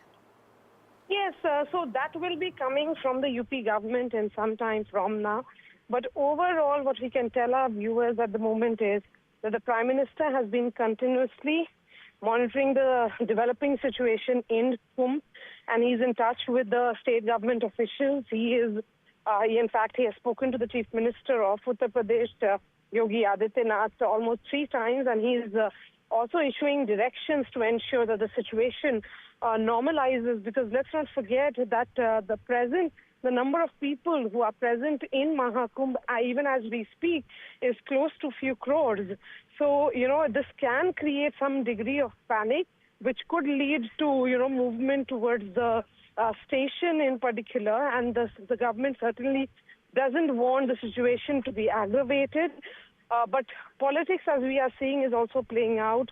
We have heard from Mallikarjun Kharge, the Congress chief, who has questioned the level of preparations which were put in place by the UP government. There are concerns at multiple levels as well. But for the moment, what we can tell our viewers is that the entire monitoring is happening right at the top, at the level of the Prime Minister's office. Right, Maria, of course, from what we do know is that the Chief Minister of the state of Uttar Pradesh, Yogi Adityanath, has spoken with Prime Minister Modi 3 times over since late last night, early this morning. When we talk about the kind of arrangements that are in place, you've spoken about the kind of people, 45 crore people are expected to be in Prayagraj for the Mahakumbh, which is 45 days long. But out of which 10 crore people have gathered today itself, 5 crore of whom were gathering near the Sangam late last night, early this morning. They were in Prayagraj late last night, and of course they were waiting for the daybreak in order to take that holy dip. But there was some sort of pushing, and that led to people falling, and that led to a stampede. Maria, take us through the kind of arrangements that are in place that we've been reporting since day 1 of the Mahakumbh, and what what are the kind of medical facilities that are available? And besides that, the cameras and the security, the police personnel, what all is on the ground in order to, in order to sort of, ensure that there's no eventuality that takes place? Yes, so the number of cops that are deployed on the ground is certainly huge. There is administration not just of Prayagraj, where the Maha Kumbh is being held, but the entire UP police has congregated in many ways there. The DGP of UP has been, monitoring as well. The level of preparations only 24 hours ago were assessed again by Home Minister Amrit Snan, who had gone there for the holy dip at the Sangam. Then you saw, Yogi Adityanath being in and out of Prayagraj, trying to get trying to ensure that if there are any gaps that are filled in. But overall, there are CCTV cameras, there are medical relief vans which are present. There are several, because it's a tent city which has been created over several kilometers. So in order to ensure that even if people, if there is a case of medical emergency such as today, there are doctors that are deployed as well. So, perhaps in the next few minutes or an hour, we'll get clarity over the number of casualties. But the UP government did face questions midway through by some, mostly people in opposition, and even some of those who had congregated at Prayag. But the larger question certainly remains, what led to the stampede? The cause of the stampede is not known. The number of casualties is not known. The number of injured is still not clear. But what we can tell our viewers is that efforts are being made to normalize the situation, given even as we speak, the number of people who are there is huge. And in order that the situation doesn't go out of control, all precautions are being taken, is what sources in the government and the Prime Minister's office are telling us. All right, thank you, Maria, for getting us all those important details. Let's go back to Sikta, who's joining us from Prayagraj. Sikta, things you said are under control at this point. People are continuing to go back and do their dips. But we've been given to understand that collapse of barriers is what led to this. But if you can tell us approximately how many people were present at the time of the incident in that particular spot. Do we have any details of that? Well, this place, Sangam, is thronged with people at all times, if I can say. And if you look around, people come back from the dip, sit down on the ground, wait, rest, even sleep. So at night, there may be hundreds of people around, and they were waiting for the morning to break and take the holy dip. But that's when I think the crowd started converging here, and those people who were already waiting or sleeping here on the ground must have got suffocated, because the number of people were gradually increasing at the Sangam Ghat, and most of them wanted to take the dip before the akharas arrived. So that's when we believe the initial reports say that a few women started feeling suffocated. They wanted to get up, but there were people from the back who were pushing them. So those are the initial reports. We really need to know, and we are waiting for the official statement from the government. What happened actually, what led to that incident when around 20 people were taken in ambulances for their treatment to the hospital, and their treatment is still on at the hospital, which is in the Mela. So initial reports do suggest it was overcrowding and then suffocation which led to this incident. But right now you can still see the people are walking in. Most of them, if you can see, they have taken the dips. They're sitting here in the sun, soaking the whole ambulance, and then they move on. So the one request which is continuously being made here by the administration is like, take your dip, change your clothes and just move on, so that the people who are still coming in into the Mela area, who are waiting for their turn to take the dip, get a chance, and there's no overcrowding at Sangam. So in spite of those announcements, in spite of those appeals, in spite of those requests by the administration and the police personnel, the pilgrims here, the devotees here have gathered. So something like this must have happened at night too. People must be resting, sitting, waiting, and then the crowd must have converged, and too many people, and then the pushing, and which must have led to that stampede and that unfortunate incident at night. Of course, from what we can see, that it hasn't really deterred any of the devotees from taking that holy dip, which was slightly delayed early in the morning. Take us through the significance of this grandest and most sacred ritual as far as the Mahakumbh Mela is concerned. We talk about the Amrit Snan on the occasion of the Mauni Amavasya. What is the significance of this? Because from what we are hearing is today is the day when they're expecting the maximum number of people that will be visiting Prayagraj, visiting the Mahakumbh. Take us through its significance. And it's everything seems to be going smoothly now, because we even saw Hema Malini take a dip, and she's spoken about that everything went off smoothly and that it was a very auspicious day, and she managed to get that take that holy dip at the Sangam. Yeah, Mauni Amavasya comes according to Hindu calendar in the month of Magh, which is right now. But Mauni Amavasya during a Kumbh Mela, during the Kumbh fair, is considered religiously very important, very sacred. And that's why this belief which has got these people to Prayagraj from all over the country, they want to come and take this holy dip, because it's come after 144 years. And this is one day they don't want to miss out, and this is the very reason that this is the biggest snan of this 45 days of Kumbh Mela.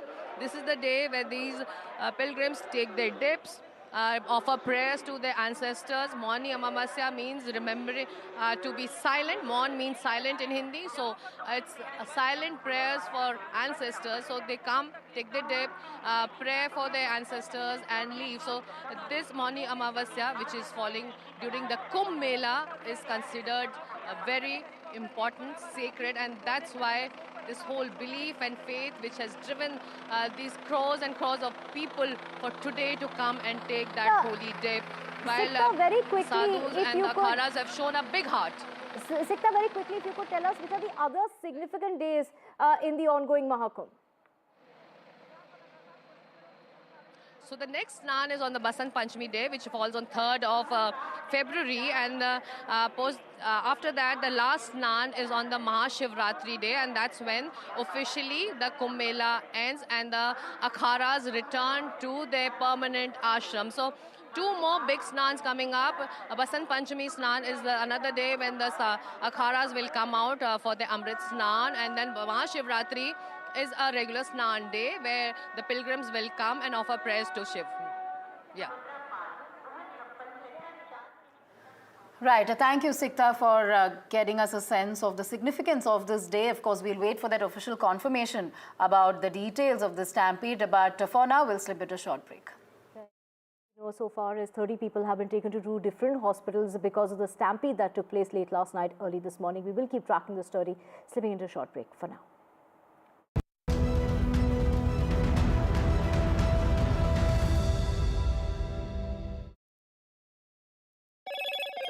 Hello, Moto. Motorola Edge 50 Pro, world's first AI-powered pro-grade camera.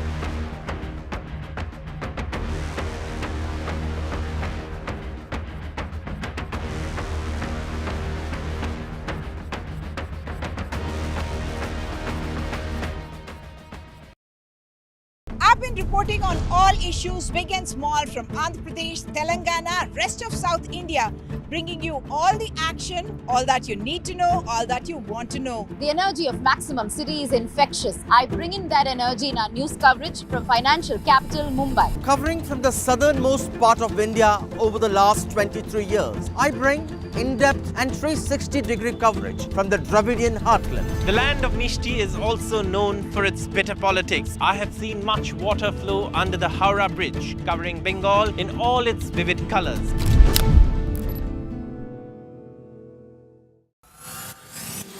Union Budget 2025. First budget of Modi 3.0. Great expectations. Big bang reforms. Tax relief to middle class. What will February 1st bring for you? Budget 2025.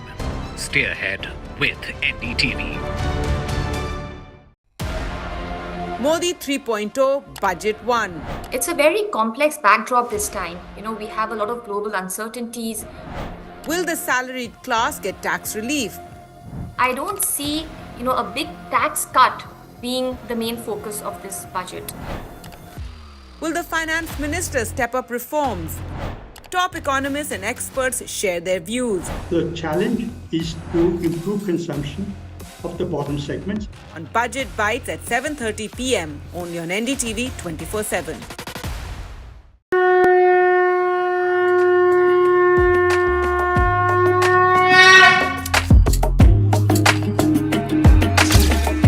Maha Kumbh, the festival of faith, the world's biggest spiritual festival, the divine dip at the spiritual sangam,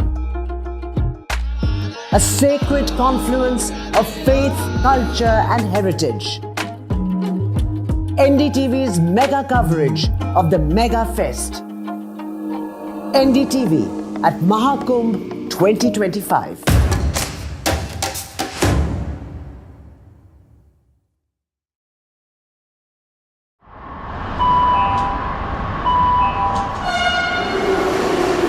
Kind attention, please. Delhi Election Metro 2025 is arriving on people's platform. Please mind the gap.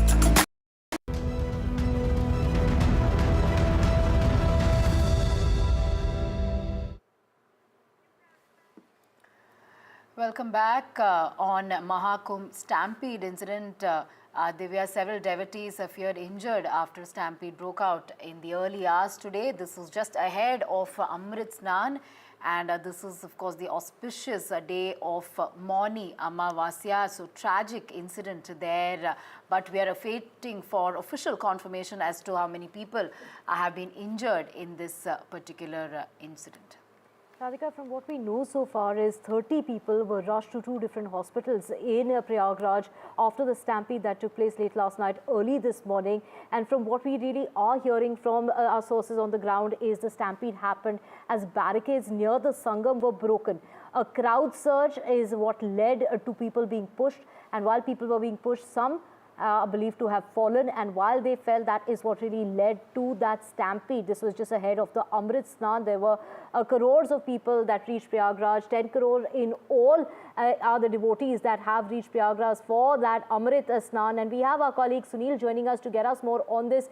Sunil, it is the opposition now that has hit out at the administration and the government of Uttar Pradesh, hitting out particularly at Yogi Adityanath for the kind of arrangements that are in place. But given the fact that 10 crore people gathered on the most grandest scale of the Mahakumbh, today is the most auspicious day for which, the state was really prepared for the kind of turnout that gathered for the Snan. But it is basically, what really happened late last night, perhaps before the Amrit Snan, is when this tragedy unfolded. That's right. As you rightly pointed out, I think the opposition leaders from the Samajwadi Party chief, Akhilesh Yadav, to, Congress President, Mr. Kharge, to the Aam Aadmi Party, as well as others, Mayawati, all, giving specific directions and steps and suggestions to the government. Of course, the Chief Minister is in charge of this entire affair, and he's in the control room. But they have said, specifically what needs to be done. Those who have been injured should be immediately rushed to nearby hospitals, and proper care should be taken. The helicopters should be used. India there's been a huge preparation that has taken place, and it's in that backdrop, I think, certain suggestions have been given. This is really tragic on an auspicious day like this to see, after a huge amount of preparation and a big build-up, we are seeing these unfortunate incidents that have taken place. Definitely, crowd management is something that should have and could have been better, but we leave that for a different day. At present, I think the opposition and others tweeting, apart from criticizing the government, is giving specific measures to ensure that people can get the best medical attention and ensure that those who have been injured must be rescued at the earliest. And we'll await for the details, as you rightly said. At present, it's still not yet clear what exactly is the clear picture in terms of what has happened in the stampede and how people have lost their lives. All right. Thank you, Sunil, for getting us those details. We'll get to Maria on this. Maria, even as we are awaiting official confirmation on what exactly happened, Prime Minister Modi, of course, speaking to UP Chief Minister multiple times and assuring support. Home Minister Amit Shah and Health Minister JP Nadda have also spoken to Chief Minister. So yes, we will get you all the details from Maria as well. But the latest is that Prime Minister Modi there, having spoken to Chief Minister Yogi Adityanath several times, assuring support. Besides that, several central ministers have also spoken to UP Chief Minister. We will perhaps get an official word from UP Chief Minister himself. In fact, UP Chief Minister Yogi Adityanath, Divya, has been appealing to devotees to take the holy dip at the ghats closest to them and not go to the Sangam. So this is what he has instructed. In fact, he's also called a meeting of top officials at his residence in Lucknow. Right, of course, the Prime Minister has spoken to the Uttar Pradesh Chief Minister. From what we're hearing is literally thrice over. He's assured all the support. The Home Minister Amit Shah and Health Minister JP Nadda has also spoken, like you mentioned. But from what the Chief Minister is really saying is that everything is under control. The authorities have taken the matter very, very seriously. All arrangements are in place. There's nothing to worry, and not to really give in to those rumors. There are a lot of rumors that are floating around. But what we're really seeing is that everything is now being carried out quite smoothly from the people that our reporters have spoken to on the ground. They have continued with the holy dip, which was perhaps delayed early this morning. Of course, that Amrit Snan, the most sacred, the most auspicious day as far as the Mahakumbh is concerned. 10 crore people have gathered, and that, it is continuing as far as the Mela is concerned. There was a slight delay, but from what we do know is that there was a stampede that took place where 30 people got injured because they were being pushed and they were trapped. That is what we are hearing from our sources on the ground, is that those people who got pushed, they had no escape route, they got trapped, they fell, and that's what led to the stampede. Now, of course, the Chief Minister of the state, Yogi Adityanath, is going to come out with that official word on what really led to the stampede and how many people have actually been injured. What is the health update of those 30 people who have been rushed to 2 different hospitals in the state of Uttar Pradesh?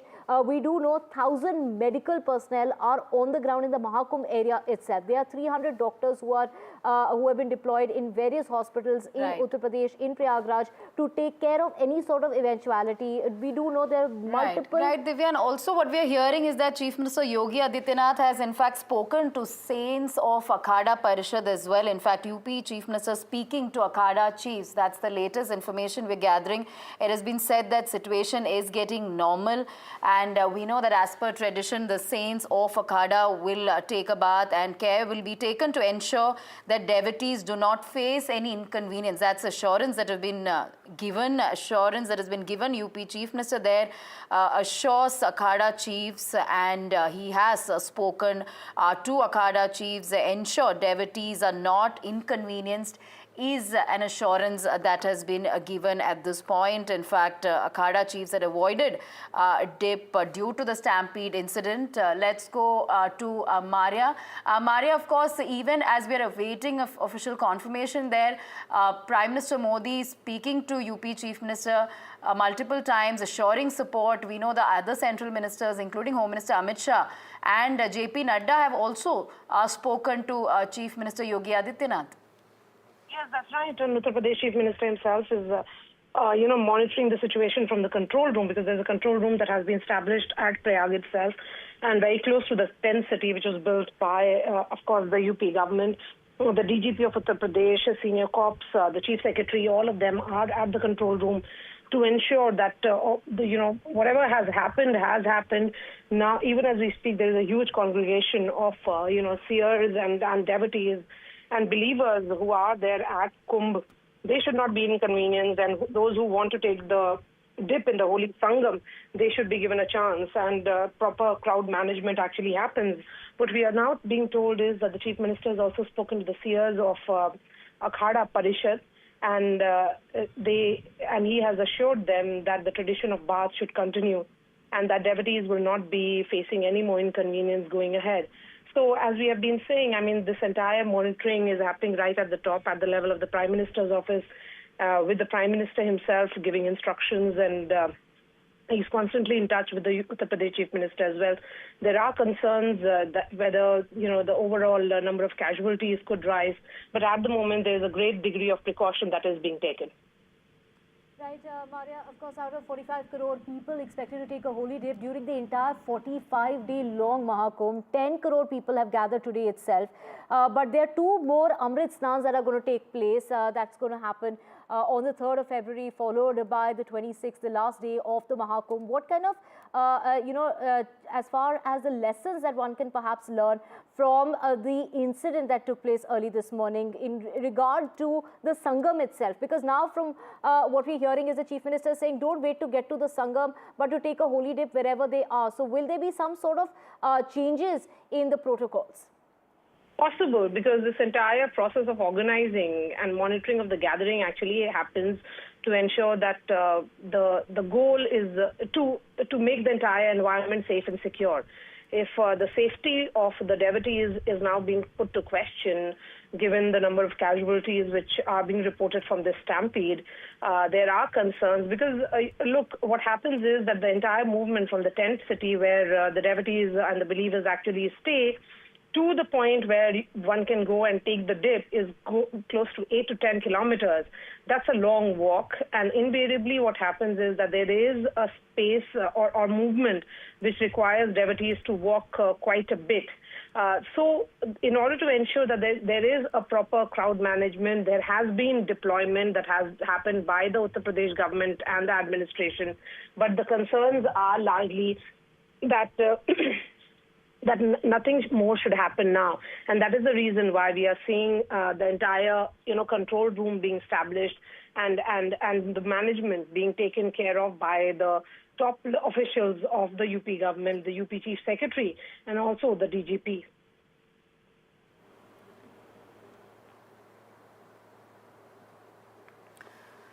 Right. Maria, also looks like, all right, so after UP CM's word with the Akharas, they may continue Amrit Snan. So earlier they had halted it due to stampede, but hopefully they'll be more careful and crowd control measures will be enhanced and precautions will be taken. But what we are hearing now is that the Amrit Snan by the Akharas will continue after Chief Minister's assurance. Right, Radhika, of course, the Chief Minister of the state monitoring the situation from the control room, having spoken to the Prime Minister time and again, assuring now that Akhada chiefs that the situation is getting normal. They are ensuring that everyone present in Prayagraj at the Mahakumbh, that no inconvenience will be faced by the people there gathered on the auspicious day of the Mauni Amavasya, and that, everything would be going smoothly as planned, as the government is prepared for 10 crore people who have gathered today for the most sacred day of the Mela. Right, let's move on now. This is on Delhi polls. A lot of drama and theatrics just ahead of Delhi polls there. Divya, Aam Aadmi Party chief Arvind Kejriwal now been asked by EC to furnish proof backing his allegations that BJP government in Haryana has poisoned Yamuna water. So Arvind Kejriwal had made some serious allegations there. Absolutely. He's gone on to say that the water in Delhi is being poisoned by Haryana and also other BJP ruled states. That is the allegation that's been made by Arvind Kejriwal. Now, the Election Commission is saying, give us proof, provide that proof, and there's a deadline that's been given by the Election Commission of 8 o'clock this evening, and saying that, really substantiate those claims that are being made, because otherwise these are very serious allegations that could really create animosity between states and that can carry a provision of a 3-year jail term, Radhika.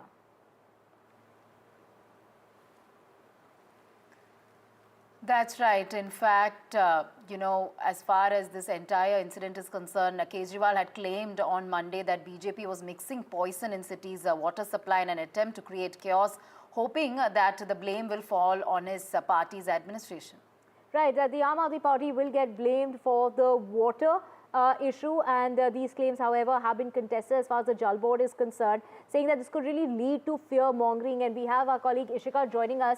Ishika, the Election Commission there saying that, these are very serious allegations. You need to substantiate these claims. You can't just sit there in the run-up to Delhi election, say that the water in Delhi is being poisoned, because this is really going to bring about a lot of fear as far as Delhiites are concerned. So the Chief Minister has, the former Chief Minister of Delhi, Arvind Kejriwal, has up till about 8 o'clock this evening to provide proof.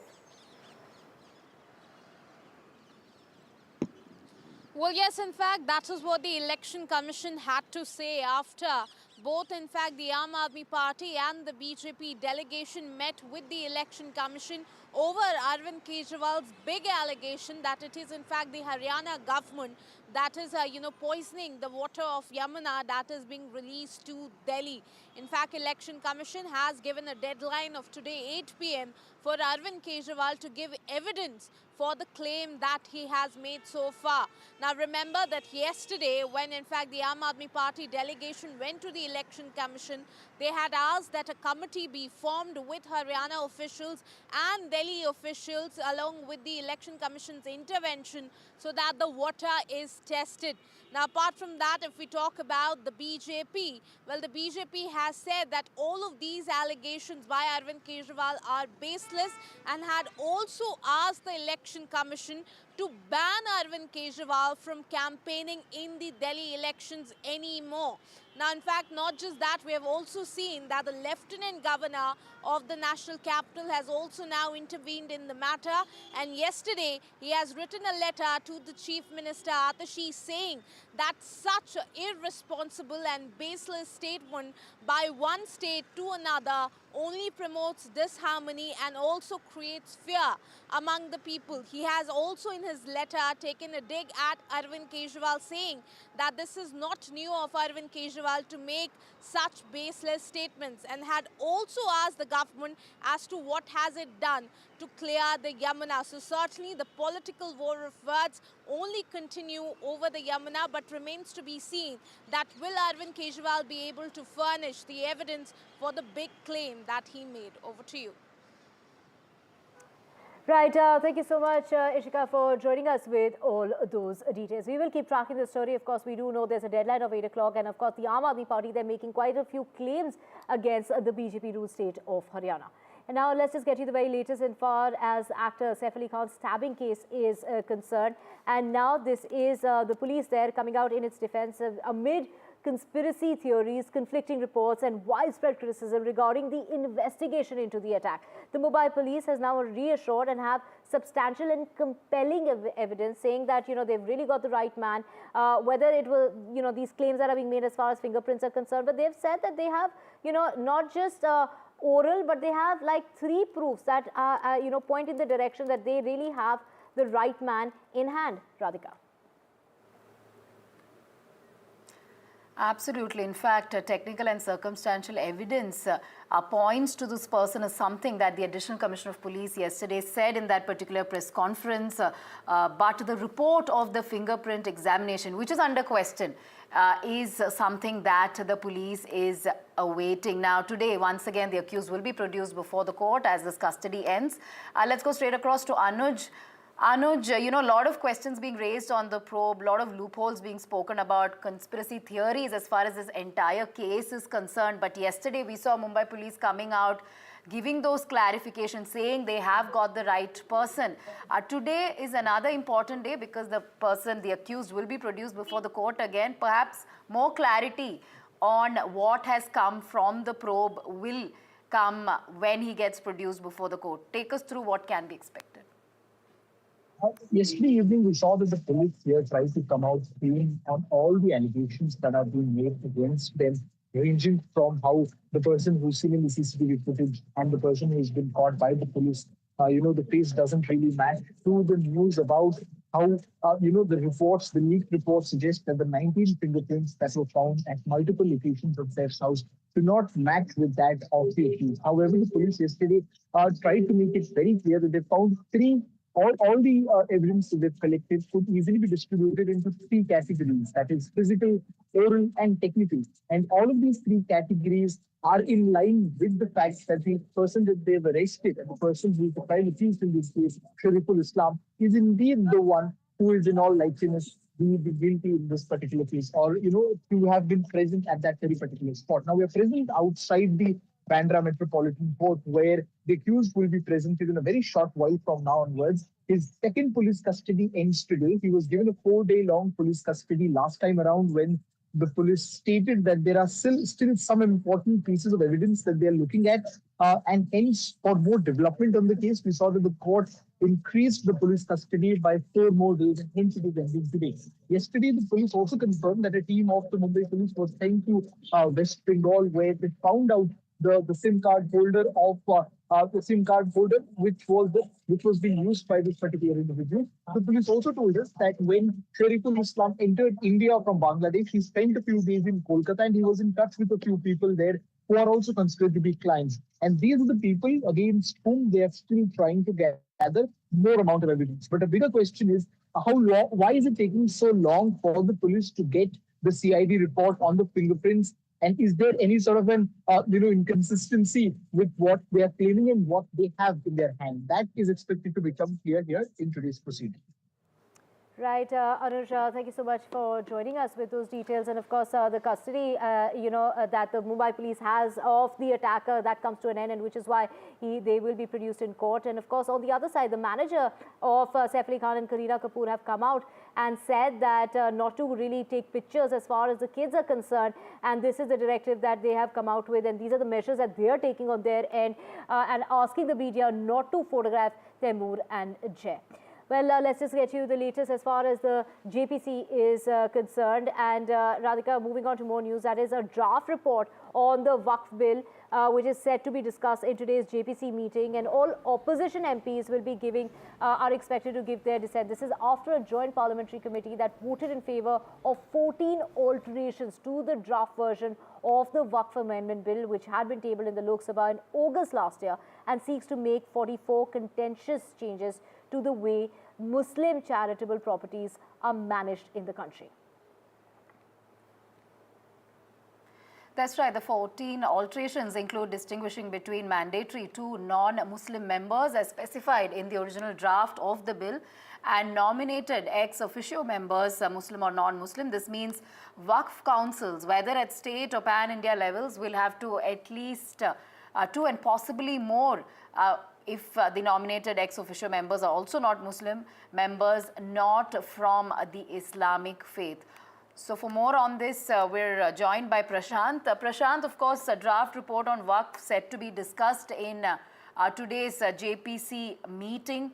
All opposition MPs to give dissent notes there. Take us through what can be expected. We believe that opposition had said they didn't have enough time to really go through the draft report. That's right. DMK leader and one of the members of the committee, A. Raja, tweeted yesterday. He tweeted yesterday that he was not given ample time to read the draft report, which was circulated yesterday only. and the report runs into, I think, around 600 pages. And he has said that they wanted to read that report and then submit their note of dissent if required. But today is going to be the last day of the last meeting of the JPC. I talked to Jagdambika Pal yesterday, and he confirmed to me that this was going to be the last meeting.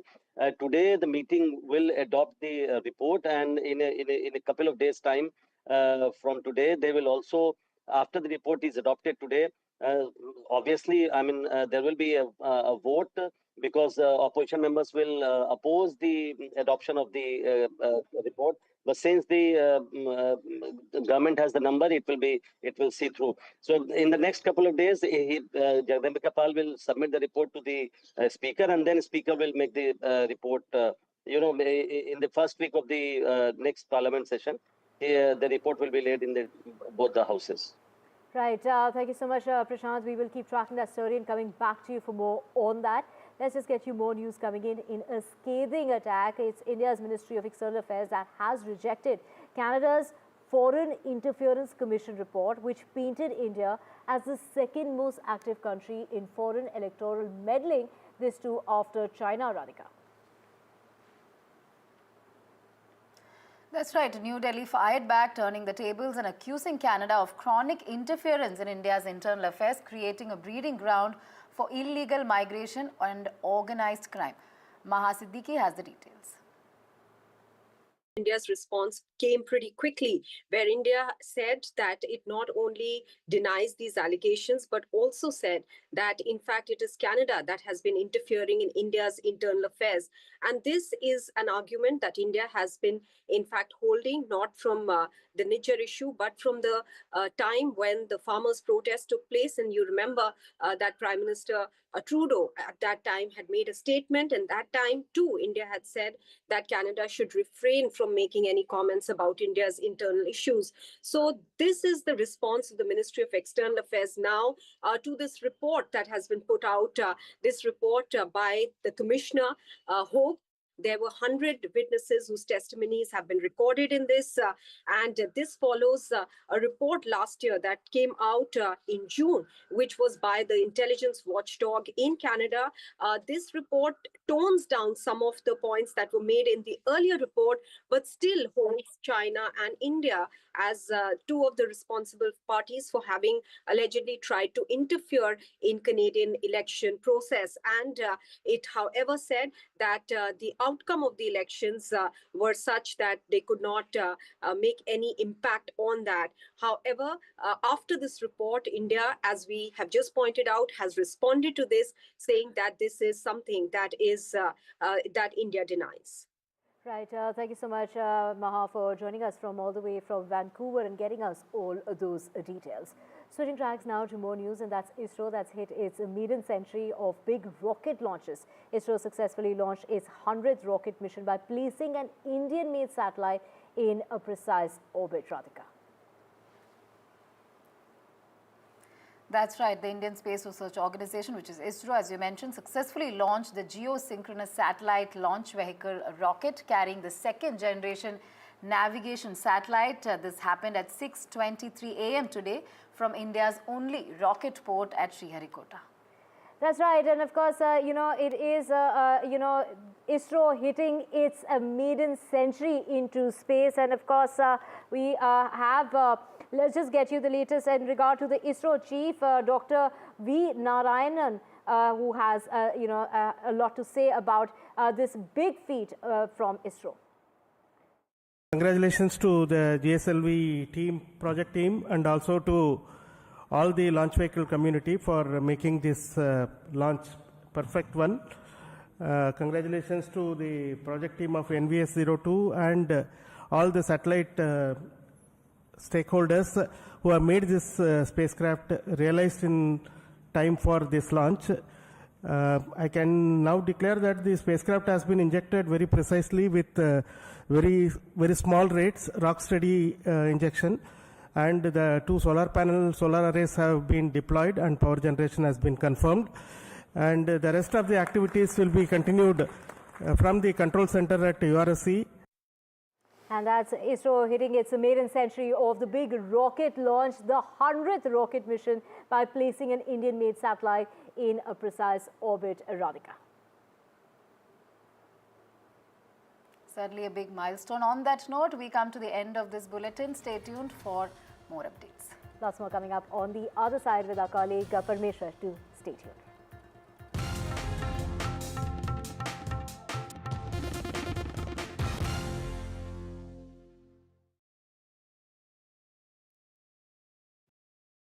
I've been reporting on all issues big and small from Andhra Pradesh, Telangana, rest of South India, bringing you all the action, all that you need to know, all that you want to know. The energy of Maximum City is infectious. I bring in that energy in our news coverage from financial capital Mumbai. Covering from the southernmost part of India over the last 23 years, I bring in-depth and 360-degree coverage from the Dravidian heartland. The land of Mishti is also known for its bitter politics. I have seen much water flow under the Howrah Bridge, covering Bengal in all its vivid colors.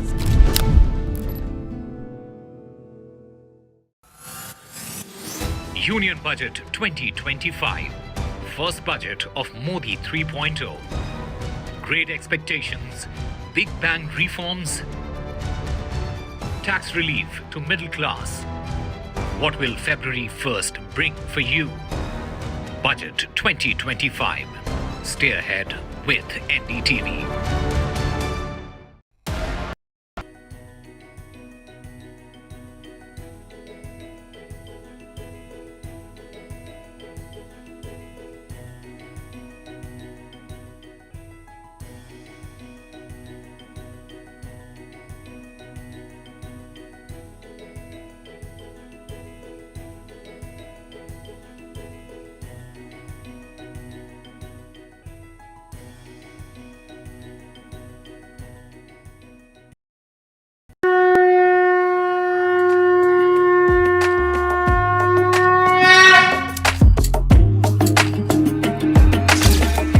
Maha Kumbh, the festival of faith, the world's biggest spiritual festival, the divine dip at the spiritual Sangam, a sacred confluence of faith, culture and heritage. NDTV's mega coverage of the Mega Fest. NDTV at Mahakumbh 2025.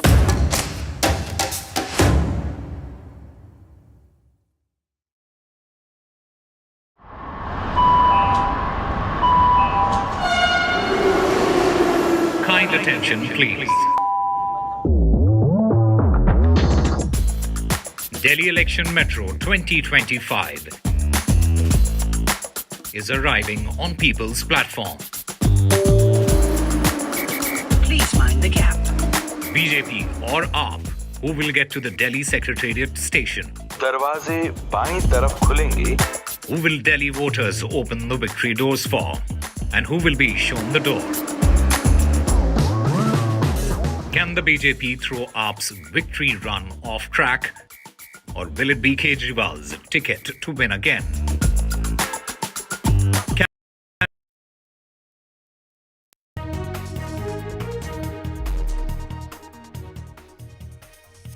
It's 10 a.m. You are watching NDTV 24/7. I'm Parmeshwar Bava. Our big focus continues to be Uttar Pradesh's Prayagraj, where the Mahakumbh Mela is taking place, and there was a stampede situation reported early this morning. We'll get you all the latest details on that front. Let's begin with the top headlines you need to know. Multiple people are injured after a stampede situation broke out at the Sangam in Prayagraj earlier this morning amid the ongoing Mahakumbh. UP Chief Minister Yogi Adityanath and the police chief are in the Lucknow control room. Yogi Adityanath has appealed to all the pilgrims to avoid the Sangam and take baths at the ghats. This as Prime Minister Modi dials Yogi Adityanath multiple times to take stock of the situation. As reports of injuries come in without any confirmation on the number of casualties in the stampede situation in Prayagraj, the opposition has blamed the Yogi government. In fact, the opposition says mismanaged led to the mishap. भारी भीड़ है, लगभग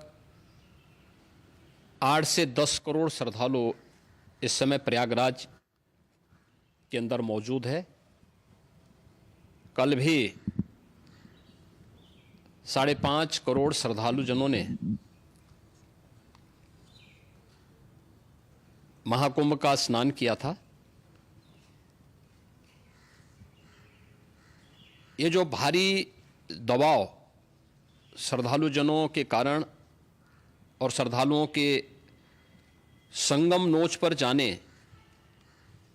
के कारण वहाँ पर एक बना हुआ है, लेकिन पूरा प्रशासन मौके पे वहाँ मौजूद है।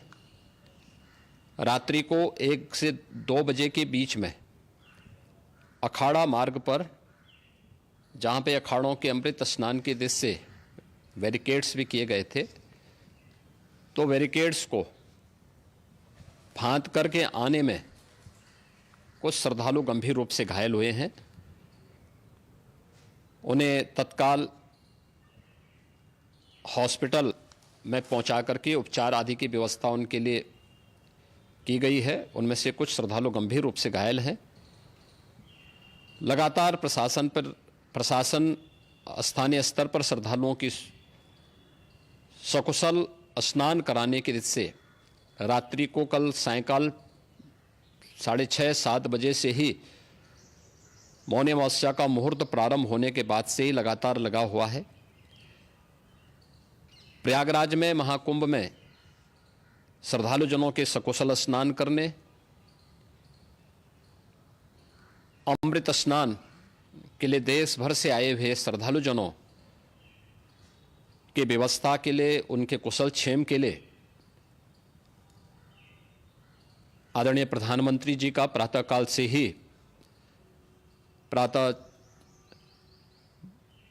से ही उनके लगभग 4 बार प्रधानमंत्री जी ने हालचाल लिया है। माननीय गृह मंत्री जी ने, माननीय राष्ट्रीय अध्यक्ष भारतीय जनता पार्टी श्री जेपी नड्डा जी ने, माननीय गृह मंत्री श्री अमित शाह जी ने भी, और प्रदेश की माननीय राज्यपाल श्रीमती आनंदीबेन पटेल जी ने भी लगातार जानकारी लेकर के सभी के कुशल क्षेम और सकुशल स्नान कराने के बारे में निरंतर रिपोर्ट ले रहे हैं। हम लोगों की प्रातःकाल से ही श्रद्धालुजन जो भी आए हैं वे स्नान कर सकें, इसके लिए यहाँ पे उच्च स्तरीय बैठक भी चल रही है, जिसमें मुख्य सचिव भी हैं, डीजीपी हैं, प्रमुख सचिव गृह हैं, मुख्यमंत्री कार्यालय के अपर मुख्य सचिव के साथ साथ एडीजी लॉ एंड ऑर्डर के साथ साथ अन्य वरिष्ठ अधिकारीगण मौजूद हैं। प्रयागराज में हालात वर्तमान में नियंत्रण में हैं, लेकिन भीड़ का दबाव बहुत बना हुआ है। अखाड़ा परिषद से जुड़े हुए पदाधिकारियों के साथ मैंने स्वयं भी बातचीत की है। आचार्य महामंडलेश्वरों से भी, पूज्य संतों के साथ भी मेरी बातचीत हुई है, और पूज्य संतों ने बड़ी ही विनम्रता के साथ इस बात को कहा है कि नहीं, श्रद्धालु जन पहले स्नान करेंगे और फिर जब उनका दबाव कुछ कम होगा और वे सकुशल वहाँ से निकल जाएंगे, तब हम लोग स्नान करने के लिए संगम की तरफ जाएंगे। अभी पहले श्रद्धालु जनों को, चूँकि देश भर से आए हैं, तो इसके लिए उन्हें सभी अखाड़े इसके लिए सहमत हैं और सभी लोग इस व्यवस्था के साथ जुड़े हुए हैं। लगातार इस दिशा में हम लोगों का प्रयास है कि जो अब तक प्रातःकाल से ही आपने देखा होगा, कल मैंने बताया कि कल लगभग 5.5 करोड़ श्रद्धालु कल महाकुंभ का स्नान किए हैं, और आज प्रातःकाल तक लगभग 8:30 बजे तक 3 करोड़ से अधिक श्रद्धालु स्नान कर चुके हैं, और ये लगातार जारी है। लेकिन संगम नोच पर, अखाड़ा मार्ग पर, नागवासुकी मार्ग पर लगातार दबाव बना हुआ है, और वहाँ पर श्रद्धालु जनों की सुविधा के लिए भी हर प्रकार की वहाँ पर प्रशासन पूरी मुस्तैदी के साथ लगा हुआ है। और इसीलिए मेरी अपील है पूरे प्रदेशवासियों से, पूरे देशवासियों से, और सभी श्रद्धालुओं से भी, सभी पूज्य संतों से भी, कि अफवाह पर कोई ध्यान न दें, संयम से काम लें। ये सब आयोजन सभी लोगों का है, प्रशासन उनकी सेवा के लिए पूरी तत्परता के साथ लगा हुआ है। केंद्र और राज्य सरकार पूरी मजबूती के साथ वहां पर हर प्रकार का सहयोग करने के लिए तत्पर है। लेकिन कोई किसी अफवाह पे ध्यान न दे। कोई भी व्यक्ति नकारात्मक अफवाह फैलाने का प्रयास करेगा, उस प्रकार से नुकसान हो सकता है। और जहां पर हैं आप, लगभग 15 से 20 किलोमीटर के दायरे में अस्थायी घाट बनाए गए हैं, उसमें कहीं भी वे स्नान कर सकते हैं। आवश्यक नहीं कि संगम नोच की तरफ ही आए, क्योंकि भीड़ देखते हुए खासतौर पर जो बुजुर्ग हैं, बच्चे हैं, श्वास के रोगी हैं, उनको लंबी दूरी तय नहीं करनी चाहिए और जहां पर हैं वहीं पर आराम से पहले स्थिर होकर के कार्य करें, वहां पर रह करके। और जो नज़दीक के घाट हैं, उसी नज़दीक के घाट में स्नान करेंगे। सब गंगा जी के ही घाट हैं और गंगा जी के इस घाट में वही पुण्य प्राप्त होगा। ये मौनी अमावस्या है। मौनी अमावस्या में स्नान का महत्व है। संगम में स्नान का दबाव बहुत ज़्यादा है, इसलिए सभी लोग अगर वहाँ पे इसमें अपना सहयोग करेंगे तो सकुशल हम सभी श्रद्धालु जनों को वहाँ पर स्नान करने में सफल होंगे। और फिर इसके उपरांत अमृत स्नान के लिए पूज्य संतों से भी, अखाड़ों से भी हम लोग अनुरोध करेंगे। जो घायल हैं, गंभीर रूप से घायल हैं, उनके उपचार की तत्परता के साथ व्यवस्था भी की गई है। उन सबके सकुशल स्वस्थ होने की भी हम कामना करते हैं। लेकिन मेरी अपील होगी कि कोई भी नकारात्मकता न फैलाने दें और न किसी अफवाह पर विश्वास करें। स्थिति नियंत्रण में है। हाँ, दबाव जरूर है, क्योंकि मैंने आपको बताया कि प्रातःकाल से सुबह 8:30 बजे तक 3 करोड़ से अधिक श्रद्धालु स्नान कर चुके हैं।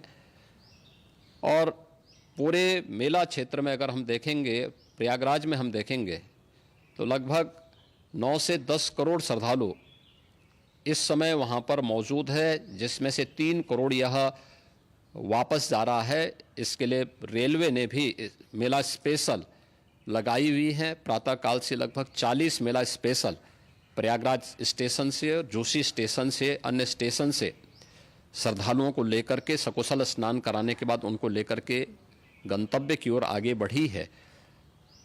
और लगातार ये प्रक्रिया वहाँ पर आगे बढ़ाई जा रही है। होर्डिंग एरिया भी बनाए गए हैं। प्रशासन जो वहाँ पर डायरेक्शन दें, मुझे लगता है सब लोग उसका पालन करेंगे तो सकुशल, क्योंकि पूरा दिन भर देर रात्रि तक अमृत स्नान का मुहूर्त है। मौनी अमावस्या का जो मुहूर्त है पूरे रात्रि भर है, इसलिए ये नहीं हो केवल इस पे कि हम अभी स्नान करेंगे। आवश्यक नहीं, कभी भी आप स्नान कर सकते हैं। तो उस पर जरूर सभी से मेरी विनम्र अपील होगी कि वे लोग उस पर सहयोग करेंगे तो सकुशल सभी को स्नान कराने में और सकुशल इस महापर्व को आयोजित करने में प्रशासन को और शासन को मदद मिलेगी। धन्यवाद। Well, you've just heard the Uttar Pradesh Chief Minister's reaction regarding the stampede situation that broke out earlier this morning. Yogi Adityanath clearly saying that overcrowding caused the stampede situation and triggered it. Officials, meanwhile, from the UP administration are investigating the matter. The UP Chief Minister has added that some are critically injured and they are being treated. In fact, he added that UP administration officials are tending to those injured. But a stampede-like situation broke out at the Maha Kumbh in Prayagraj earlier this morning ahead of the Amrit Snan on Mauni Amavasya. Casualties are feared as the stampede situation broke out in the Maha Kumbh. But according to officials, a large number of pilgrims turned up for a holy bath on the occasion of Mauni Amavasya, which led to this stampede-like situation and injured many, some critically injured. 30 women are reportedly injured and are undergoing treatment at the central hospital that's established in the Mela area. But the Uttar Pradesh government expected 10 crore pilgrims in just one day, and they claimed that they had stepped up security in preparation for this Amrit Snan. As we have been covering, Prime Minister Modi reviewed the situation at the Mahakumbh in a call with the Uttar Pradesh Chief Minister Yogi Adityanath. In fact, Prime Minister Modi is also continuously monitoring the situation at the Mahakumbh and is in constant contact with the state government as well. Vasudha Venugopal has been tracking the latest developments as far as the UP administration's moves are concerned. She joins us over the phone line at the moment. Vasudha, as I mentioned, Prime Minister Modi has spoken with the Uttar Pradesh Chief Minister multiple times since the stampede situation unfolded at the Sangam this morning. Take us through what they've discussed. Parmeshwar, it has been an unfortunate, tragic incident, and today is Mauni Amavasya. And just to give context to our viewers, this is one of the 5 most important religious auspicious days marked for, bathing in the Sangam. As we all know, Mahakumbh starts with Makar Sankranti, which is on Posh Purnima, 13th. And then, of course, Mauni Amavasya was the second most important day. Then, of course, there are 3 more important days, which include Basant Panchami, Marg Purnami, and also the last one, which is the Mahashivratri. And there were around 10 crore people that were expected today throughout the day, but around 4-5 crore people landed in Prayagraj, especially on Triveni Sangam last night. Which is around, after midnight. So this incident happened around 1 to 2 p.m. 1 to 2 a.m. is what we understand. And according to Yogi Adityanath, the Chief Minister, some people tried to break the barricades. There was a lot of, clutter and commotion, and that led to this stampede-like situation. Unfortunately, we don't have an official count of the number of dead and the number of injured people, which is quite, unfortunate because, by now we should have known that, but UP government is also trying to find out details. The rescue and relief work is on. Prime Minister Narendra Modi has already spoken to Yogi Adityanath at least twice. In fact, Yogi Adityanath said that he has spoken to him 4 times since morning, and there have been continuous meetings, in the PMO and the CMO since 4 a.m. in the morning. Amit Shah, the Home Minister, has been providing logistical support for the center, for the BJP, for the RSS. The Mahakumbh 2025 is very important. It's also a reflection of not just the state's ability to manage a gathering of sorts, the largest gathering of pilgrims in the world, but also in some ways to showcase, India's potential and also, India's civilizational glory. This is something that is very important for the country and for the state of UP. Health Minister JP Nadda has also assured Yogi Adityanath of all support from the party ecosystem. But Yogi Adityanath, of course, has been making constant appeals to the akhadas and to also the pilgrims who have all landed in Prayagraj, asking them to be not to really go to Sangam and not to insist on taking a bath in the Triveni Sangam, specifically use other bathing ghats. In fact, the akhadas in the morning, Parmeshwar said that they will not be taking the Amrit Snan today. In fact, they had postponed it. But of course, Ravindra Puri, who's the Akhada Parishad, then said that he would be in talks with the administration and that the akhadas would also be, joining in that Amrit Snan, and that will begin, from in some time from now. What we understand is that the Sangam has been cleared, which is the Triveni Sangam is where the 3 rivers meet, and that is the pivotal point to Prayagraj Mahakumbh. That's where the bath actually, is believed to cleanse you of all your sins, and that is the highlight of Mahakumbh. That area is being cleared now, and the akhadas, the sadhus, all the 13 akhadas, starting with Juna Akhada, which is the oldest, will start taking their Shahi Snan or Amrit Snan very in a short while from now, and that will be a reflection of how things are getting normal now. But of course, in hospitals, there are people who have been injured. There is also a number of dead, which we really don't know how many is that. We'll get to know that in a bit. But of course, UP government and centre keeping an eye on this. These incidents used to be very usual in Kumbh. But of course, this time it was in some ways unexpected because the preparations were top-notch. But clearly, there needs to be more in terms of preparedness. There are 3 more important days and a 45-day-long Mahakumbh, clearly very difficult to manage, and 10 crore people landing in one small town or at least one small part of Mahakumbh is clearly difficult to manage. But Yogi Adityanath has been having continuous meetings with his DGP, with his ADG Law and Order, and also senior officials, including the Health Secretary, Home Secretary. Will have to wait and see what happens. But he has appealed to people to cooperate and not to listen to rumors and not be led by any sense of fake news, and not break barricades, and not really insist on going to Sangam today, because today, of course, is one of the most important days, and they would want all preparations to be in place. As always, Vasudha, thank you so much for taking us through all the details and contextualizing the Uttar Pradesh Chief Minister's reaction. We are now seeing sharp political responses as well, with parties like the Samajwadi Party blaming mismanagement and the Congress calling the arrangements half-baked.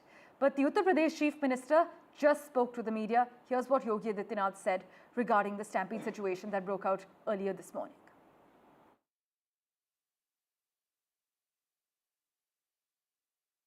आज मौनी अमावस्या है और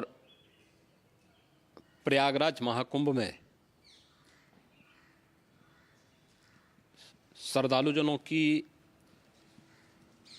भारी भीड़ है। लगभग 8 से 10 करोड़ श्रद्धालु इस समय प्रयागराज के अंदर मौजूद है। कल भी 5.5 करोड़ श्रद्धालुजनों ने महाकुंभ का स्नान किया था। ये जो भारी दबाव श्रद्धालुजनों के कारण और श्रद्धालुओं के संगम नोच पर जाने के कारण वहाँ पर एक बना हुआ है, लेकिन पूरा प्रशासन मौके पे वहाँ मौजूद है। रात्रि को 1 से 2 बजे के बीच में अखाड़ा मार्ग पर, जहाँ पे अखाड़ों के अमृत स्नान के दृश्य से बैरिकेड्स भी किए गए थे, तो बैरिकेड्स को फांद करके आने में कुछ श्रद्धालु गंभीर रूप से घायल हुए हैं। उन्हें तत्काल हॉस्पिटल में पहुंचा करके उपचार आदि की व्यवस्था उनके लिए की गई है। उनमें से कुछ श्रद्धालु गंभीर रूप से घायल हैं। लगातार प्रशासन स्थानीय स्तर पर श्रद्धालुओं की सकुशल स्नान कराने के दृष्टि से रात्रि को कल सायंकाल 6:30-7 बजे से ही मौनी अमावस्या का मुहूर्त प्रारंभ होने के बाद से ही लगातार लगा हुआ है। प्रयागराज में महाकुंभ में श्रद्धालुजनों के सकुशल स्नान करने, अमृत स्नान के लिए देश भर से आए हुए श्रद्धालुजनों की व्यवस्था के लिए, उनके कुशल क्षेम के लिए आदरणीय प्रधानमंत्री जी का प्रातःकाल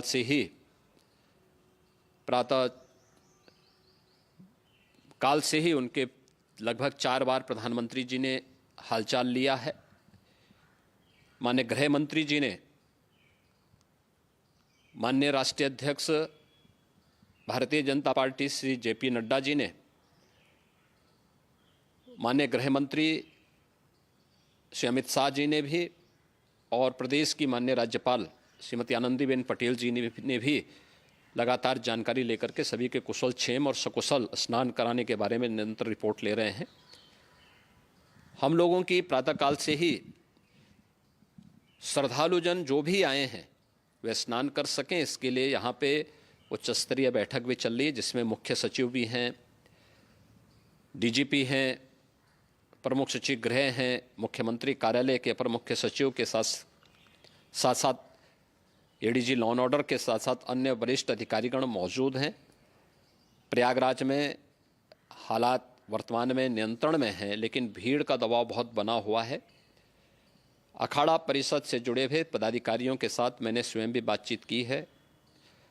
आचार्य महामंडलेश्वरों से भी, पूज्य संतों के साथ भी मेरी बातचीत हुई है, और पूज्य संतों ने बड़ी ही विनम्रता के साथ इस बात को कहा है कि नहीं, श्रद्धालु जन पहले स्नान करेंगे और फिर जब उनका दबाव कुछ कम होगा और वे सकुशल वहाँ से निकल जाएंगे, तब हम लोग स्नान करने के लिए संगम की तरफ जाएंगे।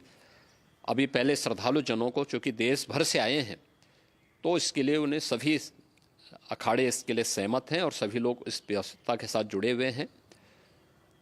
लगातार इस दिशा में हम लोगों का प्रयास है कि जो अब तक प्रातःकाल से ही आपने देखा होगा, कल मैंने बताया कि कल लगभग 5.5 करोड़ श्रद्धालु कल महाकुंभ का स्नान किए हैं, और आज प्रातःकाल तक लगभग 8:30 बजे तक 3 करोड़ से अधिक श्रद्धालु स्नान कर चुके हैं। और ये लगातार जारी है। लेकिन संगम नोच पर, अखाड़ा मार्ग पर, नागवासुकी मार्ग पर लगातार दबाव बना हुआ है और वहाँ पर श्रद्धालु जनों की सुविधा के लिए भी हर प्रकार की वहाँ पर प्रशासन पूरी मुस्तैदी के साथ लगा हुआ है। और इसीलिए मेरी अपील है पूरे प्रदेशवासियों से, पूरे देशवासियों से और सभी श्रद्धालुओं से भी, सभी पूज्य संतों से भी कि अफवाह पर कोई ध्यान न दें, संयम से काम लें। ये सब आयोजन सभी लोगों का है। प्रशासन उनकी सेवा के लिए पूरी तत्परता के साथ लगा हुआ है। केंद्र और राज्य सरकार पूरी मजबूती के साथ वहाँ पर हर प्रकार का सहयोग करने के लिए तत्पर है। लेकिन कोई किसी अफवाह पे ध्यान न दे। कोई भी व्यक्ति नकारात्मक अफवाह फैलाने का प्रयास करेगा, उस प्रकार से नुकसान हो सकता है। और जहां पर हैं आप, लगभग 15 से 20 किलोमीटर के दायरे में अस्थायी घाट बनाए गए हैं, उसमें कहीं भी वे स्नान कर सकते हैं। आवश्यक नहीं कि संगम नोच की तरफ ही आएं, क्योंकि भीड़ देखते हुए, खासतौर पर जो बुजुर्ग हैं, बच्चे हैं, श्वास के रोगी हैं, उनको लंबी दूरी तय नहीं करनी चाहिए और जहां पर हैं वहीं पर आराम से पहले स्थिर होकर के कार्य करें, वहां पर रह करके। और जो नज़दीक के घाट हैं, उसी नज़दीक के घाट में स्नान करेंगे। सब गंगा जी के ही घाट हैं और गंगा जी के इस घाट में वही पुण्य प्राप्त होगा। ये मौनी अमावस्या है। मौनी अमावस्या में स्नान का महत्व है।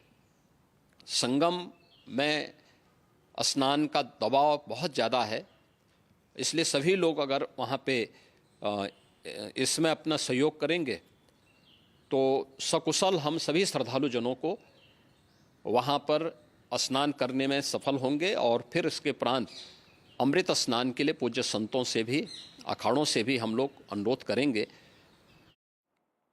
You've just heard from the Uttar Pradesh Chief Minister Yogi Adityanath, who has said that Prime Minister Modi spoke to him 4 times since the morning and took stock of the current situation.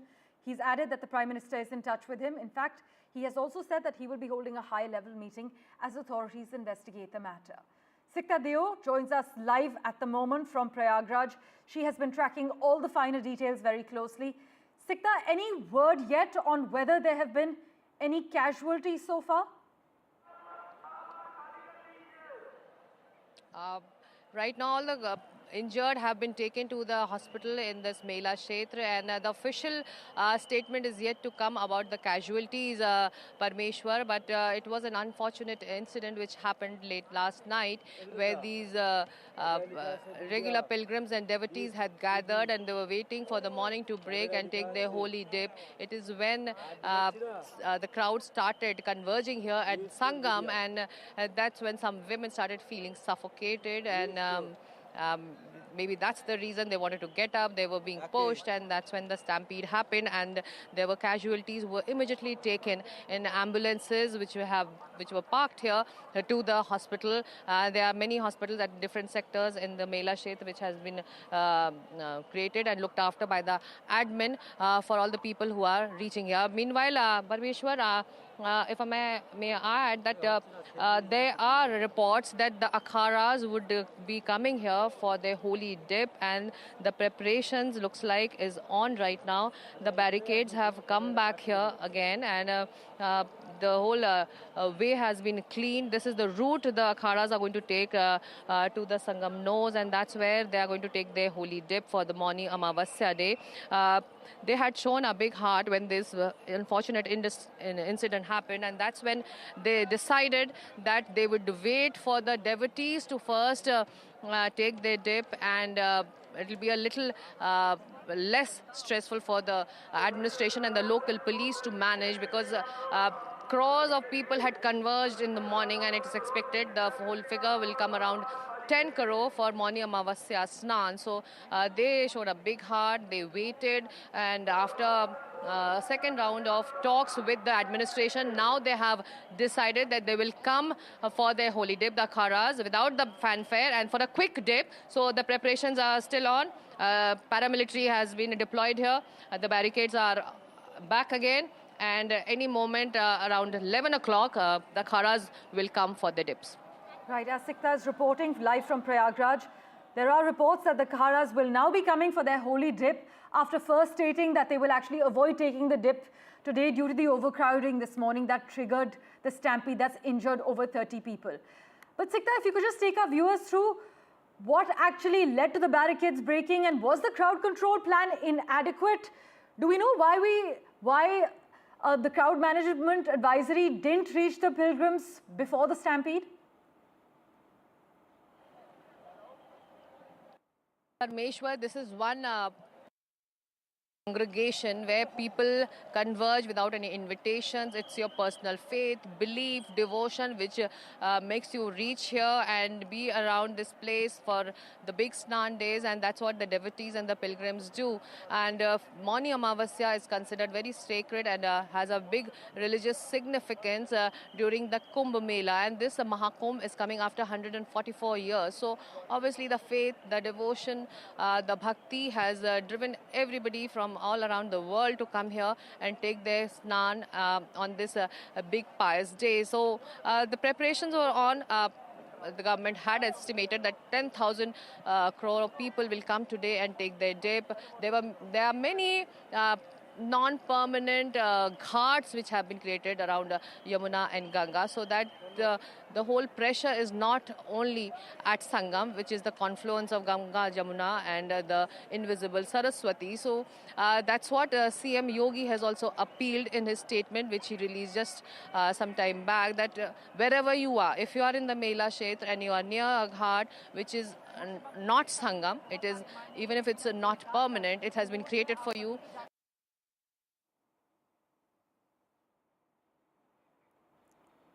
Right, we seem to have lost that line with my colleague Sikta Deo, but as Sikta is reporting live from Uttar Pradesh's Prayagraj, there are reports that the akharas will now be coming for their holy dip after first stating that they will avoid taking the dip today due to the overcrowding this morning that triggered a stampede. But over 30 women are injured and being treated in hospitals. Some of them are in serious condition, as the Uttar Pradesh Chief Minister Yogi Adityanath just briefed the media. Authorities on the ground are still assessing the adequacy of the facilities that were in place and trying to ascertain what actually led to scores of people being injured. We are waiting to hear from the Uttar Pradesh administration regarding any casualties. So far, we do not have a word from the Uttar Pradesh government yet. But as always, we'll keep tracking the latest developments for you here on NDTV regarding Uttar Pradesh, and the rest of the country for now is slipping into a very short break.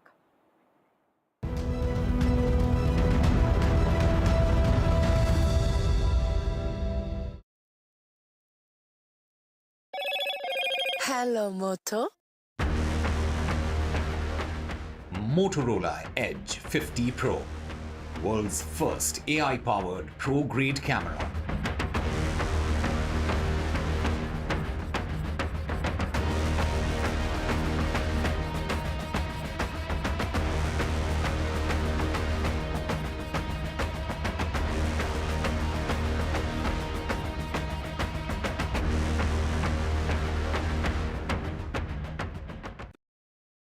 I've been reporting on all issues big and small from Andhra Pradesh, Telangana, rest of South India, bringing you all the action, all that you need to know, all that you want to know. The energy of Maximum City is infectious. I bring in that energy in our news coverage from financial capital Mumbai. Covering from the southernmost part of India over the last 23 years, I bring in-depth and 360-degree coverage from the Dravidian heartland. The land of Mishti is also known for its bitter politics. I have seen much water flow under the Howrah Bridge, covering Bengal in all its vivid colors.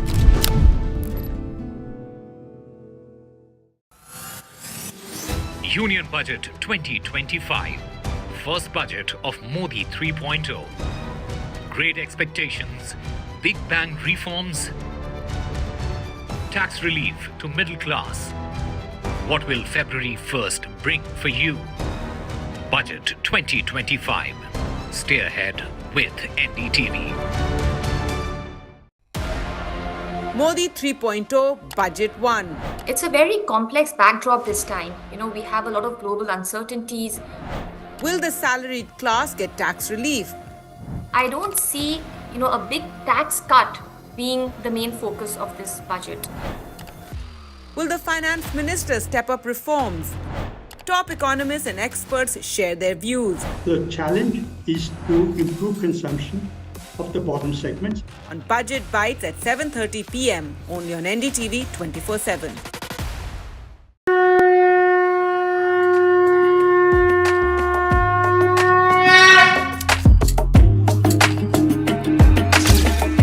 Maha Kumbh, the festival of faith, the world's biggest spiritual festival, the divine dip at the spiritual sangam, a sacred confluence of faith, culture and heritage. NDTV's mega coverage of the Mega Fest. NDTV at Mahakumbh 2025.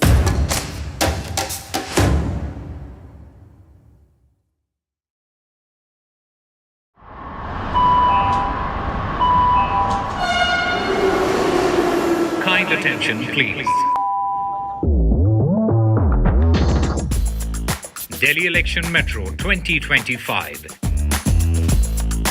is arriving on people's platform. Please mind the gap. BJP or AAP, who will get to the Delhi Secretariat station? दरवाजे बाईं तरफ खुलेंगे. Who will Delhi voters open the victory doors for? And who will be shown the door?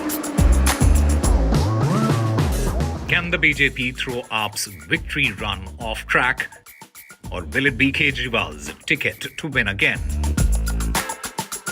Can Congress take the election metro to revival? We will track it all for you. Delhi's decision destination. Doors will open on the left. Stay tuned to NDTV for Mega Metro poll coverage. I've been reporting on all issues big and small from Andhra Pradesh, Telangana, rest of South India, bringing you all the action, all that you need to know, all that you want to know. The energy of maximum city is infectious. I bring in that energy in our news coverage from financial capital Mumbai. Covering from the southernmost part of India over the last 23 years, I bring in-depth and 360-degree coverage from the Dravidian heartland. The land of Mishti is also known for its bitter politics. I have seen much water flow under the Howrah Bridge, covering Bengal in all its vivid colors.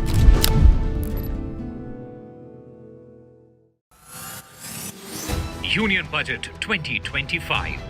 First budget of Modi 3.0.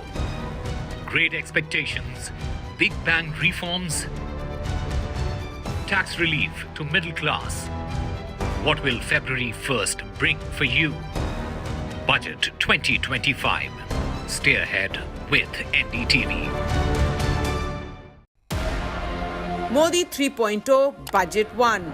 It's a very complex backdrop this time. We have a lot of global uncertainties. Will the salaried class get tax relief?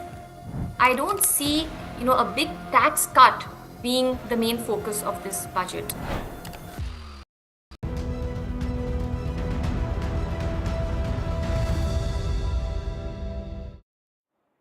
A big focus remains the stampede at the Mahakumbh in Prayagraj early this morning. But now to the politics over this tragic incident. The opposition has pointed at mismanagement. In fact, I must tell you that the Samajwadi Party has said that the mismanagement has led to this mishap of scores of people being injured. We still don't have a word on any number of casualties yet. Meanwhile, the Congress has said that there were half-baked arrangements in Uttar Pradesh's Prayagraj. The Aam Aadmi Party, that is going to be in a tough battle with the BJP just ahead of the upcoming elections, has said that the BJP and the government should focus on the Mahakumbh and not the polls. But the Uttar Pradesh government asserts that all measures were in place and that the Amrit Snan situation is now normal. But as you know, and as we have been extensively covering since this morning, the early morning crowd surge did cause a stampede-like situation which injured over 30 women who are currently being treated in hospital. Yogi Adityanath has said that the Prime Minister has called him 4 times since the morning to take stock of the situation. The Uttar Pradesh Chief Minister has added that the situation has now been brought under control, while officials from his administration are currently investigating the matter.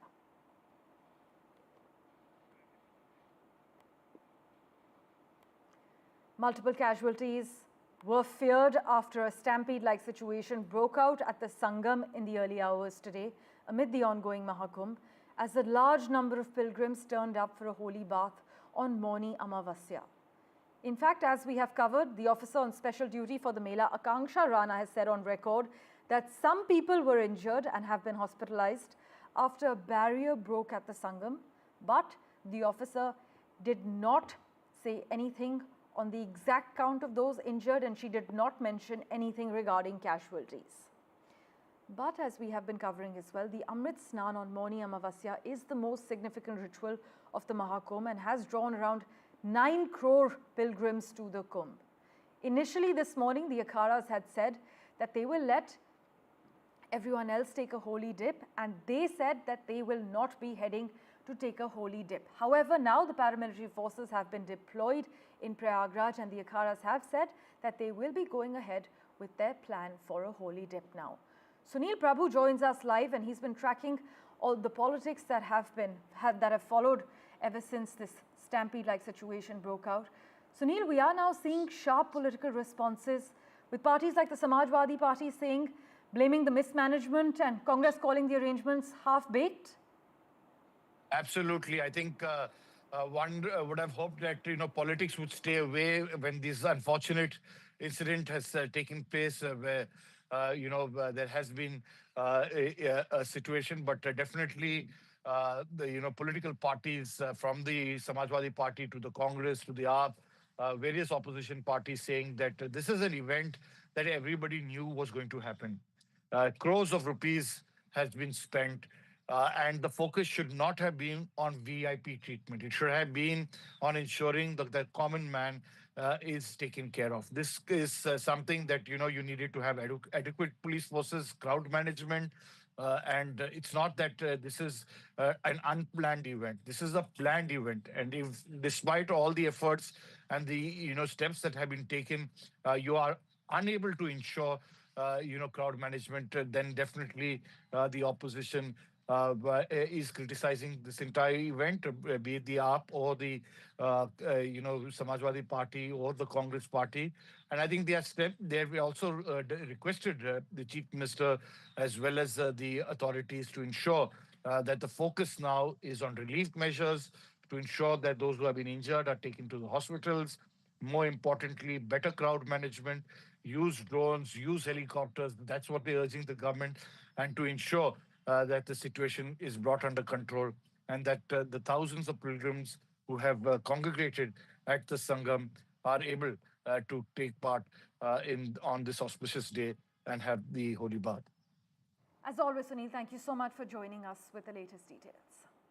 The Uttar Pradesh government insists that all measures were in place for a safe event and has called the Amrit Snan situation normal now. But we have breaking news coming in at the moment. The parliamentary panel reviewing the Waqf Bill circulated a 65-page report, as you know, incorporating all the changes suggested by its members.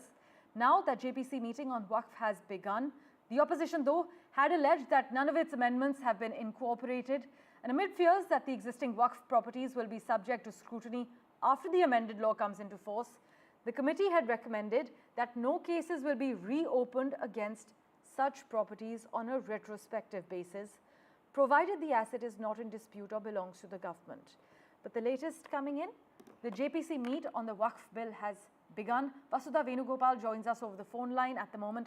Vasudha, give us the lowdown. Well, Parmeshwar, what we know so far is that the JPC on Waqf finished its consultations and proceedings yesterday, and the bill, the draft of the bill, the copy of the bill was circulated amongst all 31 MPs yesterday. And what we understand is that 14 major changes have been made to the original bill, and all these 14 amendments were sought by either the BJP MPs or their allies JDU and TDP. Some of the important amendments that have been made, of course, include the fact that it will no longer be the collector who will will be in charge of the inquiry into any conflict regarding Waqf properties. It will be a nominated officer, somebody that the state government nominates. It could be an officer above the rank of a collector. Then, of course, there will be 4 non-Muslim members in the Waqf boards. Of course, also introduction of female, mandatory inclusion of women in Waqf board. And apart from that, the fact that, the Mutawlis or the Waqf managers will be given an extension of 6 months to put in their details. There is also some relief given to the Dawoodi Bohra community, which is also a minority community, a subsect of the Muslims, which have always been very close, which have actually, shared very close ties with the Prime Minister. So clearly some concessions have been made, but the opposition is furious now because none of the amendments that they had suggested have been included as part of the final bill. Today they will be giving dissent notes, which is going to be the most important part today. And of course, the fact is all of them have already prepared their dissent notes. I spoke to opposition MPs also yesterday, and they were actually producing the bill yesterday, and today they will be submitting their dissent notes. And the bill is expected, the report is expected to be submitted to the Speaker around, tomorrow or day after tomorrow. 31st is when the Parliament session, the budget session begins.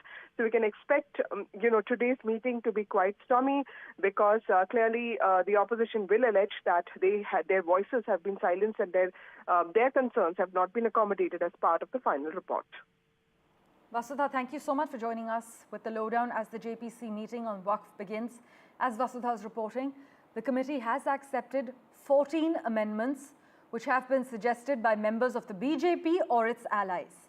But as you know, the bill proposes numerous changes to the way Waqf boards are administered, including nominating non-Muslim and at least 2 women members. The key JPC meeting has begun. This meet is expected to be stormy, and they are expected to adopt the draft report as opposition MPs are likely to give dissent notes. In fact, opposition MPs have decided to give a note of dissent, as Vasudha is reporting, and they will be included in the report.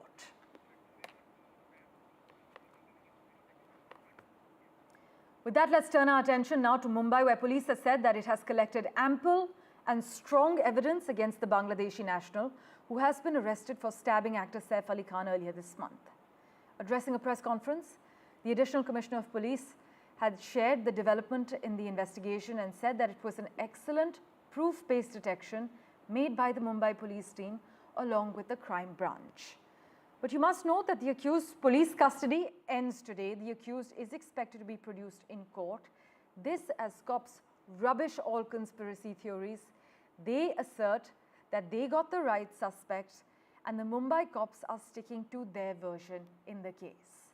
In fact, police in Mumbai also said that it has collected ample and strong evidence against the Bangladeshi national who was arrested for stabbing Saif Ali Khan earlier this month during a press conference. My colleague Anuj is with us to share a live update. Anuj, so the accused is expected to be produced in court today. Take us through the plan of action. Yes, today the second police custody to the accused ends and he will be presented in the Bandra Metropolitan Court before 12 is what we know. In all likeliness in the next 15 to 20 minutes, but he will be presented in the morning session. Now all the eyes will be on the pieces of evidence and the basis on which the Mumbai police asked for an extended police custody, because if you remember, the first police custody ended on the 24th of January. And that is when the police said that they found some important clues and they are in the right direction, but more research and more investigation needs to be done as far as the fingerprints are concerned, as far as a few missing items of, which belong to the accused and which were, a few of which were found in the house of Saif Ali Khan, in Saif Ali Khan's house, that was concerned, or even, when it comes to locating the people whom he contacted when he entered Bangladesh from Meghalaya and stayed in Kolkata. All of these things are concerned.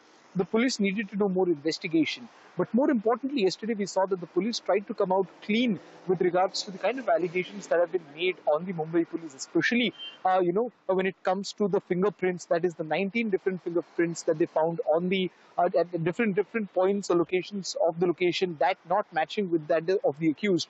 Now, the police yesterday said that they are still awaiting a report from the CID, on getting down whether the fingerprint details are the same. But that has been delayed for some time, and all the questions and all the doubts are because of that particular delay. Today they will have to tell it in front of the court what was the reason of the delay and what is the exact result of the fingerprint details, because that is considered to be one of the crucial pieces of evidence. Besides that, we saw that the Mumbai police yesterday said that they found 3 different categories of evidence, be it physical, oral or technical. On all of these regards, we are seeing that Mumbai police is very much assertive of the fact that they have found the right accused. However, the basis on which they wanted to establish more contact with the people in Bengal, the details about the SIM card, which originally belongs to a woman in a West Bengal village, all of these things will be needed to be put out in front of the court, where it will also be countered by the defense lawyer. Right, Anuj, but senior police officials have confirmed that the accused committed the act on his own and had no associates with him, right? Well, yes, that is what the police said. However, when the accused was caught, his residence in Worli was also investigated very thoroughly. They found out that he lived with a few people there. He has been living in Mumbai since September. He's been changing a lot of his places. He's been working in different and been taking up different odd jobs. So one of the main reasons why the police investigation, the preliminary police investigation, took so long was for them to establish or to understand whether it is a modus operandi, whether there was someone involved with the prime accused, that is Shariful Islam in this particular case. But from what we gain, the police does not, suspect the involvement of many other people or any sort of an international conspiracy of sorts. It is just that the police wants to reiterate and confirm, or rather reconfirm, on the kind of pieces of evidence that they've received, and all of it will be put in front of the judge today in the court. Anuj, as always, thank you so much for joining us with the latest update. We will, of course, revert to you for regular updates as and when the accused is supposed to be produced in court, which you said is around noon. But the accused police custody ends today. He will be produced in court around noon. This, as Mumbai police rubbish all conspiracy theories. They have cleared their name and said they have got the right suspect, and they assert that their version is the correct version in this case. In fact, last week, a Mumbai court had extended Shariful's police custody till the 29th, which is today.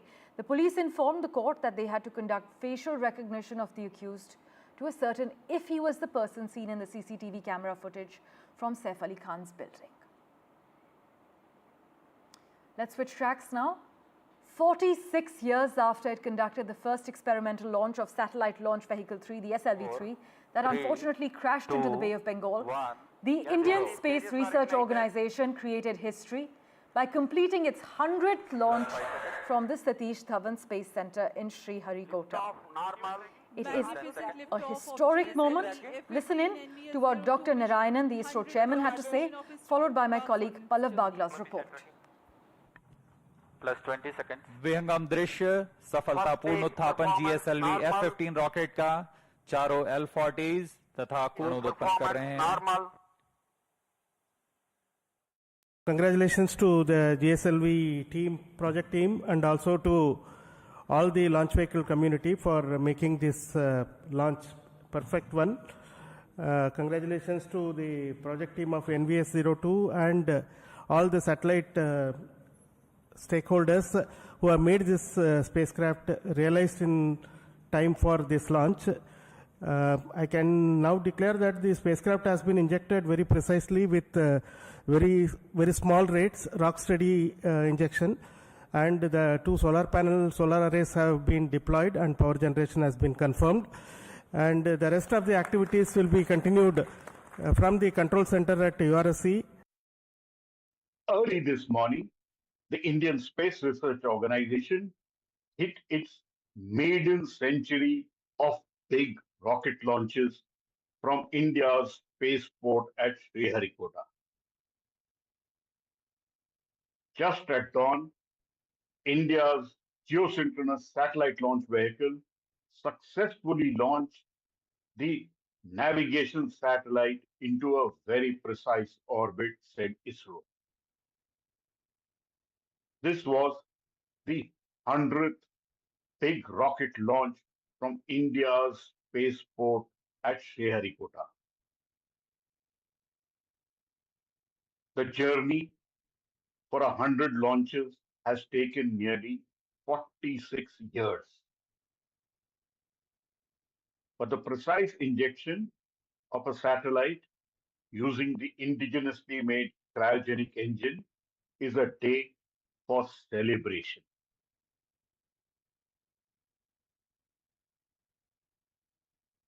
India now hopes to carry forward the same, and ISRO scientists say the double century would come much faster. The geosynchronous satellite launch vehicle was once dubbed the naughty boy of ISRO as it has had a patchy record. But on this 100th launch, the GSLV performed flawlessly and gave India a big milestone in space. Early this morning, the Indian Space Research Organization hit. Well, in a scathing rebuke, meanwhile, India's Ministry of External Affairs has rejected Canada's Foreign Interference Commission report, which painted India as the second most active country in foreign electoral meddling after China. New Delhi has fired back, turning the tables and accusing Canada of actually chronic interference in India's internal affairs, creating a breeding ground for illegal migration as well as organized crime. Maha has the details. Listen in. India's response came pretty quickly, where India said that it not only denies these allegations, but also said that, in fact, it is Canada that has been interfering in India's internal affairs. And this is an argument that India has been, in fact, holding not from the Niger issue, but from the time when the farmers' protest took place. And you remember that Prime Minister Trudeau at that time had made a statement, and that time too India had said that Canada should refrain from making any comments about India's internal issues. So this is the response of the Ministry of External Affairs now to this report that has been put out, this report by the Commissioner Hope. There were 100 witnesses whose testimonies have been recorded in this, and this follows a report last year that came out in June, which was by the intelligence watchdog in Canada.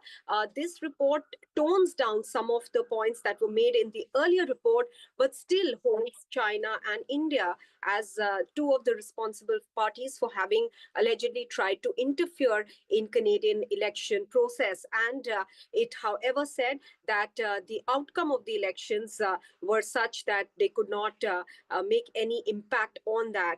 However, after this report, India, as we have just pointed out, has responded to this, saying that this is something that is that India denies. Well, as always, news and updates continue right here on NDTV 24/7. For now, we're slipping into a very short break. News and updates continue on the other side.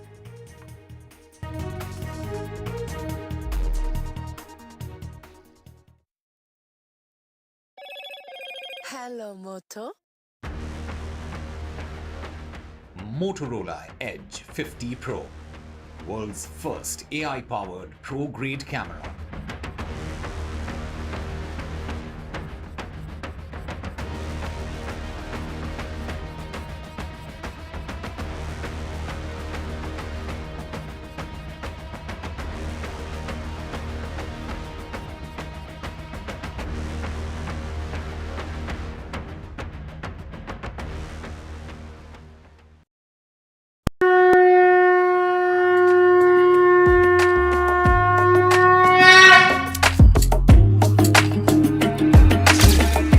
Maha Kumbh, the festival of faith, the world's biggest spiritual festival, the divine dip at the spiritual sangam,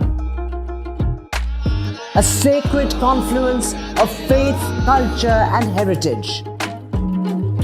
NDTV's mega coverage of the Mega Fest. NDTV at Mahakumbh 2025.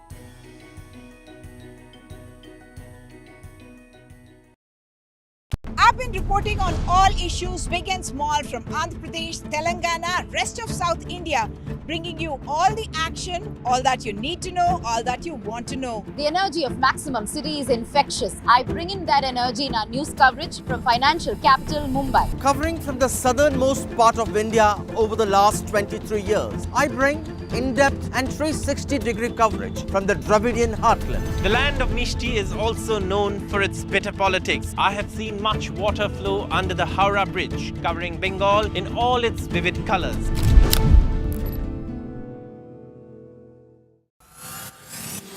Union Budget 2025. First budget of Modi 3.0. Great expectations, big bang reforms, tax relief to middle class. What will February 1st bring for you? Budget 2025. Stay ahead with NDTV. Modi 3.0 Budget 1. It's a very complex backdrop this time. We have a lot of global uncertainties. Will the salaried class get tax relief? I don't see, a big tax cut being the main focus of this budget. Will the finance minister step up reforms? Top economists and experts share their views. The challenge is to improve consumption of the bottom segments. On Budget Bites at 7:30 p.m. only on NDTV 24/7.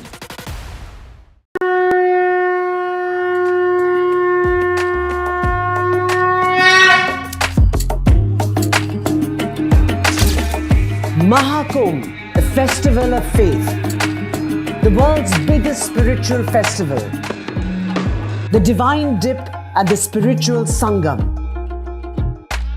a sacred confluence of faith, culture and heritage. NDTV's mega coverage of the Mega Fest. NDTV at Mahakumbh 2025.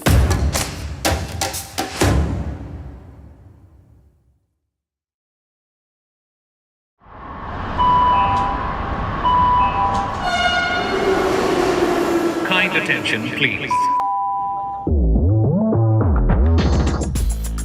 Delhi Election Metro 2025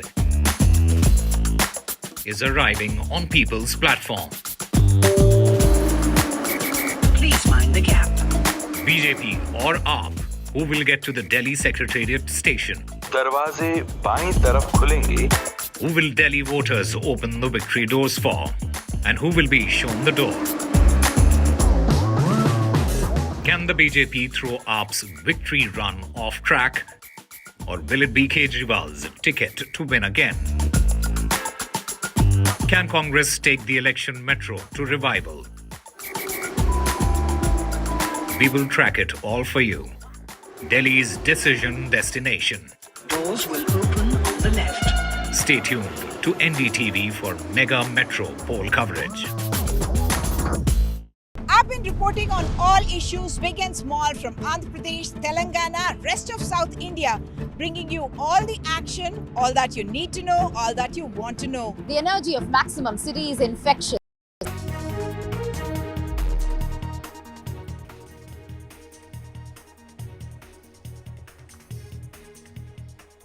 The Joint Parliamentary Committee report and the revised bill has been adopted.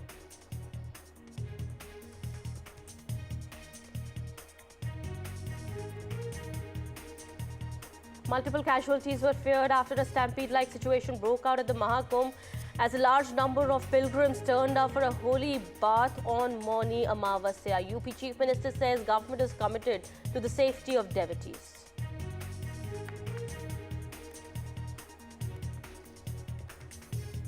Prime Minister Modi takes stock of the stampede situation. Chief Minister Yogi says Prime Minister Modi has spoken to him 4 times since morning.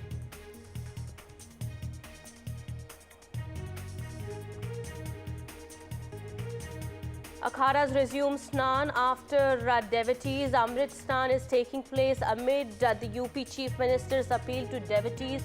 UP Chief Minister Yogi Adityanath has asked the devotees to take the bath at their closest ghats.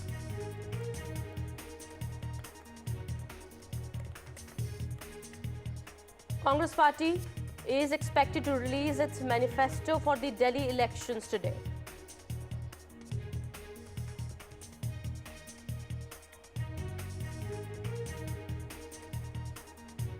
In the SAF stabbing case, the accused is expected to be produced in the court today. Investigation in the case is still underway.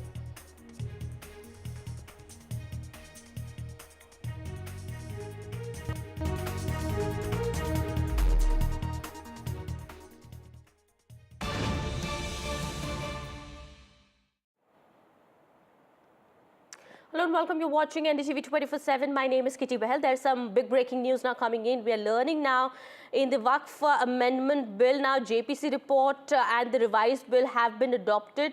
Well, this is what we're learning at the moment. The dissent note deadline has been given till 4 p.m. Well, we'll try and get more updates about this.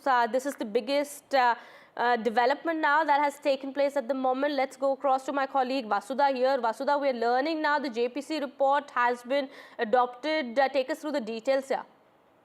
Well, Kitty, as we know, the JPC on Waqf finished its consultations and proceedings yesterday, and in fact, the draft bill was also circulated amongst all its 31 MPs, and 14 amendments, 14 major takeaways, 14 major changes have been made to the original bill. And now today what has happened is the JPC met for one last time before submission of the report in the beginning of the budget session of the Parliament. That begins on 31st, which is day after tomorrow. And today, two members have given their dissent notes. These are opposition MPs, one from TMC and the other from Congress party. But of course, what we also understand is that now this bill has been, the report of the JPC has been accepted by the committee and now it will be submitted. Two TMC MPs have given dissent notes is what I understand. The others will also be giving their dissent notes. The deadline for giving dissent notes is 4 p.m. today. So throughout the day we can see a lot of opposition MPs doing the same. And this is because the 14 changes that have been made to the original draft are all changes that have been recommended by BJP MPs or MPs that belong to the alliances of NDA, including PDP and JDU, and some of these changes include the fact that it should not be a collector alone who starts the inquiry into Waqf properties, but a nominated officer. The fact that the Mutawli or the Waqf manager also gets about 6 months to start updating, details on the portal that the centre will be putting forward some concessions to the Dawoodi Bohra community, all of that. But the opposition MPs' recommendations have not been accepted as part of the final report, which is why the opposition MPs will all be submitting their dissent notes. The time for that is 4 p.m. And after that, of course, the report will be submitted to the Speaker of the Lok Sabha, Om Birla, in the next 2 days before the budget session begins on the 31st. All right. So the Waqf JPC report now has been adopted. Well, what we are learning now, two MPs have given, they submitted their dissent and the deadline is still 4 p.m.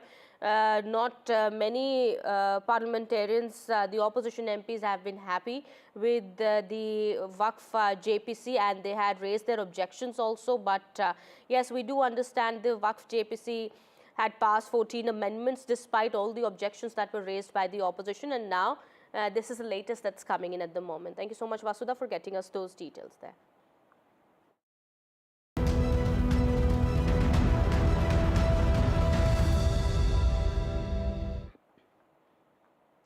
Shifting our focus now to some more news that we're tracking at the moment. Well, multiple casualties have been feared after a stampede-like situation broke out at the Sangam in the early hours today after a large number of pilgrims turned up for the Mauni Amavasya bath.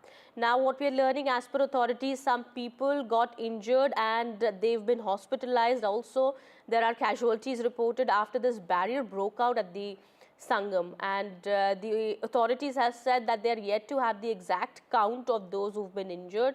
Well, we do understand the Amrit Snan on Mauni Amavasya is the most significant ritual of the Mahakumbh. It has drawn around 9 crore devotees to the Kumbh. Now, Akharas had called off the Mauni Amavasya Snan, but UP Chief Minister Yogi Adityanath has informed that the Akharas will resume their Snan after the devotees take the holy dip. Well, UP Chief Minister Yogi Adityanath has also said that Prime Minister Modi has spoken to him 4 times since morning and has taken stock of the situation. Prime Minister Modi has been in constant touch with him. UP Chief Minister also said that he is also holding a high-level meeting. He's held a meet with top UP cops also. And also Yogi Adityanath informed just a while back that the situation is under control at the moment. Over 3 crore devotees have already taken the dip since morning. And he's also urged the devotees to avoid moving towards the Sangam nose and also not to believe any rumors. Listen in. रात्रि को 1 से 2 बजे के बीच में अखाड़ा मार्ग पर, जहां पे अखाड़ों के अमृत स्नान के दृश्य से बैरिकेड्स भी किए गए थे, तो बैरिकेड्स को फांद करके आने में कुछ श्रद्धालु गंभीर रूप से घायल हुए हैं। उन्हें तत्काल हॉस्पिटल में पहुंचा करके उपचार आदि की व्यवस्था उनके लिए की गई है। उनमें से कुछ श्रद्धालु गंभीर रूप से घायल हैं। जो घायल हैं, गंभीर रूप से घायल हैं, उनके उपचार की तत्परता के साथ व्यवस्था भी की गई है। उन सबके सकुशल स्वस्थ होने की भी हम कामना करते हैं। ये अपील है पूरे प्रदेशवासियों से, पूरे देशवासियों से और सभी श्रद्धालुओं से भी, सभी पूज्य संतों से भी, कि अफवाह पर कोई ध्यान न दें, संयम से काम लें। ये सब आयोजन सभी लोगों का है। प्रशासन उनकी सेवा के लिए पूरी तत्परता के साथ लगा हुआ है। लेकिन मेरी अपील होगी कि कोई भी नकारात्मकता न फैलाने दें और न किसी अफवाह पर विश्वास करें।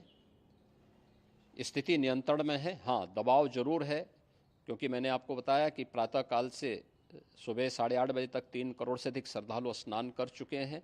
मौनी अमावस्या का जो मुहूर्त है पूरे रात्रि भर है, इसलिए ये नहीं हो केवल इस पे कि हम अभी स्नान करेंगे, आवश्यक नहीं, कभी भी आप स्नान कर सकते हैं। तो उस पर जरूर सभी से मेरी विनम्र अपील होगी कि वे लोग उस पर सहयोग करेंगे तो सकुशल सभी को स्नान कराने में और सकुशल इस महापर्व को आयोजित करने में प्रशासन को और शासन को मदद मिलेगी।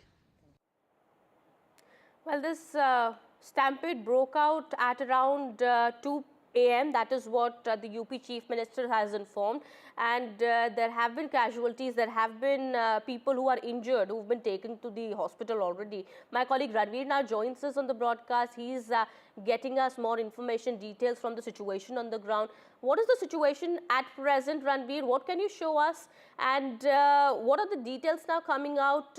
How many people have been injured? Who all have been taken to the hospital? There are casualties also feared. Any more update on that?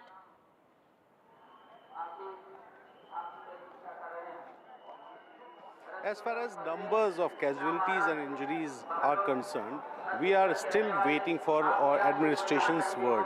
CM Yogi Adityanath told that some devotees were seriously injured, some some got minor injuries, but we met some of the eyewitnesses. They told us that many of the devotees who got injuries, they are in serious condition and they have been shifted in different hospitals by administration. But now the priority of administration is to ensure that the devotees who are present inside the Mela area should take holy dip and return back to their places as soon as possible. And that's why you can see the policemen, they are continuously announcing that those who have taken bath at the Sangam, they should quickly vacate the area. And they are continuously requesting the devotees not to stand or not to sit here and there. The devotees have to walk and they have to vacate the Mela area as soon as possible. So the administration is trying to decrease the pressure of head counts here in Mela area, and I'll show you some of the policemen. They are standing there. They have a mic and they are continuously announcing and requesting the devotees to vacate the area because due to huge gathering here, the stampede occurred at around 1 to 2 p.m. and that incidents led to injuries to more than around 50 devotees, especially women. So now you can see these are the pictures. The policemen, they are continuously requesting the locals that they are standing and that is blocking the road, and that's why they have to vacate the area. जिस किसी को भी कोई समस्या है वो हमसे आके अपना क्वेश्चन पूछ सकते हैं। हम आपकी सेवा में हमेशा सदैव तत्पर हैं। पब्लिक रेगुलर चलती रहेगी, कोई ब्लॉकेज नहीं करेगी रास्ता, और रोड के बीच में रास्ते में कोई भी व्यक्ति बैठेगा नहीं। कृपया करके आपसे अनुरोध है कि कृपया करके चलते रहें। ये भीड़ को आने जाने में समस्या नहीं होनी चाहिए। धन्यवाद। This is the request by policemen. They are requesting that no one should stand or no one should lie down on the roads. They have to walk continuously, and through this, the administration is trying to vacate the Mela area. And if we talk about morning and this time, it's around 11:10. So in last 5 hours, we are seeing that the pressure is now lesser as compared to morning, but still the devotees are in a huge number. You can see the numbers, and this is the road where the pilgrims who are here in Mela and after taking holy dip at Sangam, they are returning back to their places, and that's why the administration is requesting them to vacate the area. CM Yogi Adityanath told media that Prime Minister Narendra Modi spoke to him at least 4 times. Also, Home Minister Amit Shah, Governor Anandibhen Patel and top leadership, they spoke to CM Yogi Adityanath, and CM Yogi Adityanath convened a meeting of top officials including Chief Secretary, DGP, ADG Law and Order, Principal Secretary Home, along with some officials who are associated with CM office. So they were present in the meeting with CM, and they took a stock of preparations that how the crowd management should be done so that no stampede-like situation occur in future. So top level meeting for a bit, but they are expected to resume their Snan. UP Chief Minister has informed that the Snan would start after the devotees take a holy dip, take the dip in the Sangam. That is what akharas have decided to do. Has that started now?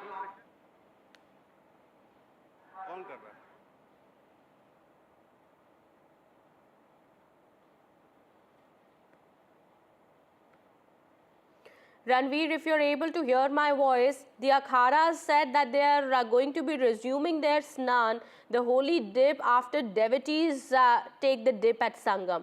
Has that started now that the situation is returning to normalcy?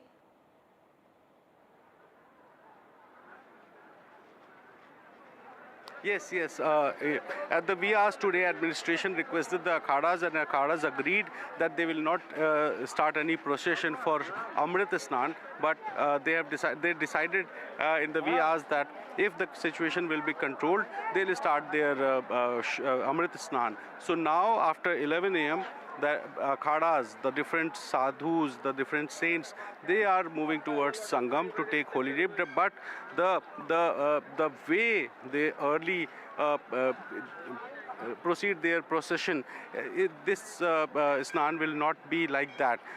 It will be a simple one, and the sadhus will visit Sangam, they will take holy dip and return back to their akhadas as soon as possible. So the timings and the way both have changed, but the sequence of all 13 akhadas will be remain same like initially it was decided. So initially the first akhada will be Mahanirvani, and after that Juna and Niranjani akhada will take a holy dip at Sangam. So akhadas have agreed to the request by administration, and now after the situation seems to be under control, now the akhadas have started their Shahi Snan, the Amrit Snan now on the day of Mauni Amavasya. Right. Have any trains been cancelled? Any information about that, trains coming into Prayagraj or going from Prayagraj because of the situation that unfolded early in the morning today because of the stampede that took place. We do understand there are casualties here. There are several people who are injured who've been taken to the hospital already, and the authorities are of course keeping an eye on the situation at the moment. Also all these arrangements also are being taken care of. The police is there at the spot in huge numbers. But any information about the movement of trains from and to Prayagraj?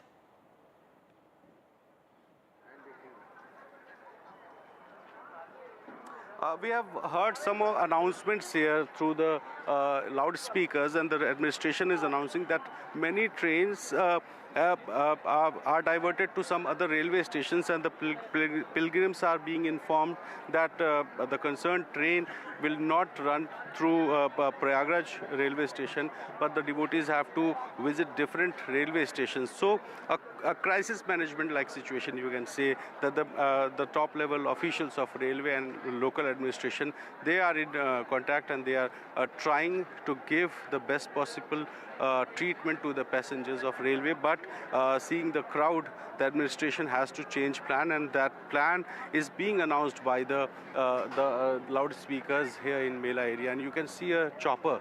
A chopper is continuously roaming here and there since morning, and the chopper is taking stock of crowd, and through the reports of the officials who are present inside the chopper, they are reporting and they are telling about the crowd seen on different roads at Mela area. And now after that report, on the basis of that report, the administration is planning crowd management. But the situation I can say that the situation is like more than 10 crore people are in Prayagraj, and most of them are inside the Mela area, and that is the major problem of local administration. And administration are requesting the devotees to move ahead to vacate the area. But you can see these are the devotees who are sitting beside the road, and this is the major problem, because devotees are resting here, devotees are enjoying the Mela, and that is because of these devotees the Mela is suffering from overcrowding, and the administration is requesting, but the crowd which is present inside the city are being stopped so that the Mela area can be vacated, right, and the crowd management can be done. Okay, so also help us understand. We do understand Mauni Amavasya Snan is one of the most significant snans, a holy dip that for which devotees come from all across the country to Prayagraj for this very special day. And the UP government knew, they've already said that they were expecting about 9 to 10 crore people, around 9 crore people are already there at Prayagraj at this point in time, as per the information that's coming in, and also what the UP Chief Minister also spoke about just a while back. They knew they were expecting about 9 to 10 crore people on this very day, and they also claimed that they had stepped up security in preparation for the Amrit Snan. What went wrong in the wee hours today, in the early hours today, when what many eyewitnesses who've spoken about their ordeal, they've said that there was, when this stampede broke out near Sangam, people were seen pushing each other, a barrier broke at the Sangam. What really transpired there?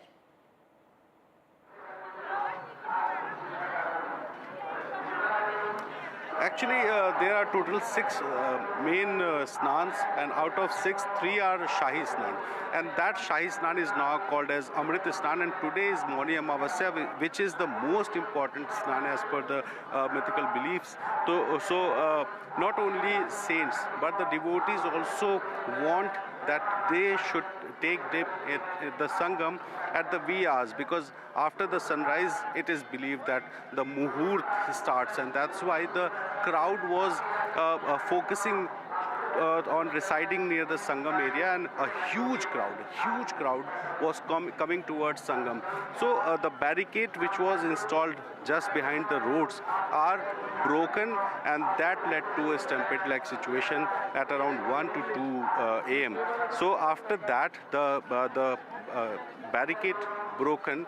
Some of the devotees were lying there because they were waiting for sunrise. Some of the pilgrims were sitting there, and when the barricade broke out, they got injured and a stampede-like situation held. Some of the devotees fell down, some were suffocated, some became unconscious, and that led to a major tragedy. So administrative officials were there. They called the ambulances, and more than 40 ambulances came to the spot, and the people who are injured, the people who were suffocated were sent to different hospitals, including the Central Hospital, which is inside the Bela area, a 100-bedded temporary hospital, and also in Swarup Rani Hospital and other hospitals. So every injured devotee were sent to hospitals, and many of them are seriously injured. CM Yogi Adityanath, he told media that some of the devotees are seriously injured, but we are still awaiting that the official number of casualties. So we don't know that how many people are deceased in this stampede, but now we are waiting for the official figure. But so many devotees got injuries. Some of them got severe injuries, some of them got minor injuries. And I was with a lady. She was sitting here, and she told that she is an eyewitness, and she was with 6 other neighbors with her, and all 6 are missing now. But she want to know that where are they, but she has not get any information. So the crisis is the administration has to give relief to the injured, treatment to the injured, but we are still awaiting for the official figure of casualties as well as injuries. More people like that? Well, we do understand, as per the information that's coming in, there are several people who are injured who've been taken to hospital, but yes, people who might be looking for their loved ones who might have gone missing during this stampede that took place in the early hours today. Is there a situation like that, or has all information been provided to these people?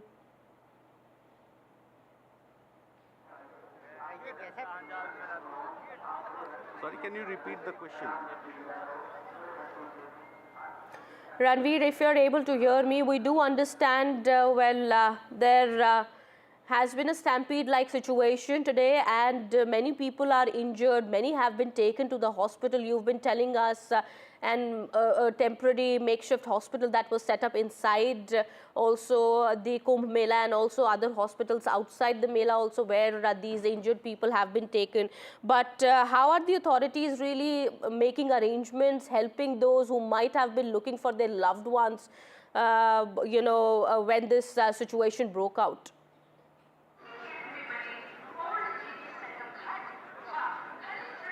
Actually, we can say that the policemen, especially the constable level policemen, they are stubborn, and they are not allowing people to visit on a particular road, and that led to some confusion between the devotees. We talked to some of the devotees. They are saying that we are not allowed to a specific road, and the police says go there. And after visiting half kilometer, the cop present there, he says ki go back, because we are not allowed to send you through this road. So these kind of confusion or miscommunication, it is probably the reason we can say that the overcrowding is seen, and the administration is now trying to get a real-time monitoring, and that's why a chopper along with so many CCTV cameras are being monitored in the control room, which is in Mela area also, and also through Lucknow. The top officials are also monitoring the situation, because if real-time data will be collected, the real-time head counts will be seen, so that the administration will decide that which road is overcrowded and which road is vacated, so that the crowd can be diverted, and the diversion of crowd can lead to some easiness for the administration and also the devotees. But now I'm here since morning, and I'm seeing a continuously continuous walking of devotees, and you can see now also the devotees who have taken bath at the Sangam, they are now returning back, and obviously this is the main challenge, that if the devotees will remain here, that will obviously increase the challenge of administration, because the crowd is the major concern, the security is the major concern, and everyone who is inside the Mela are requested to vacate the area as soon as possible. So administration is monitoring the situation, but we expect that now the things will be easy. All right. So the crowd seems to be decreasing now. Well, people have started moving out as well after they took the holy dip at Sangam. However, we do understand UP Chief Minister Yogi Adityanath also just a while back had said that he had urged the devotees to not go to the Sangam area and take the holy dip wherever there are present at the moment in the Kumbh Mela.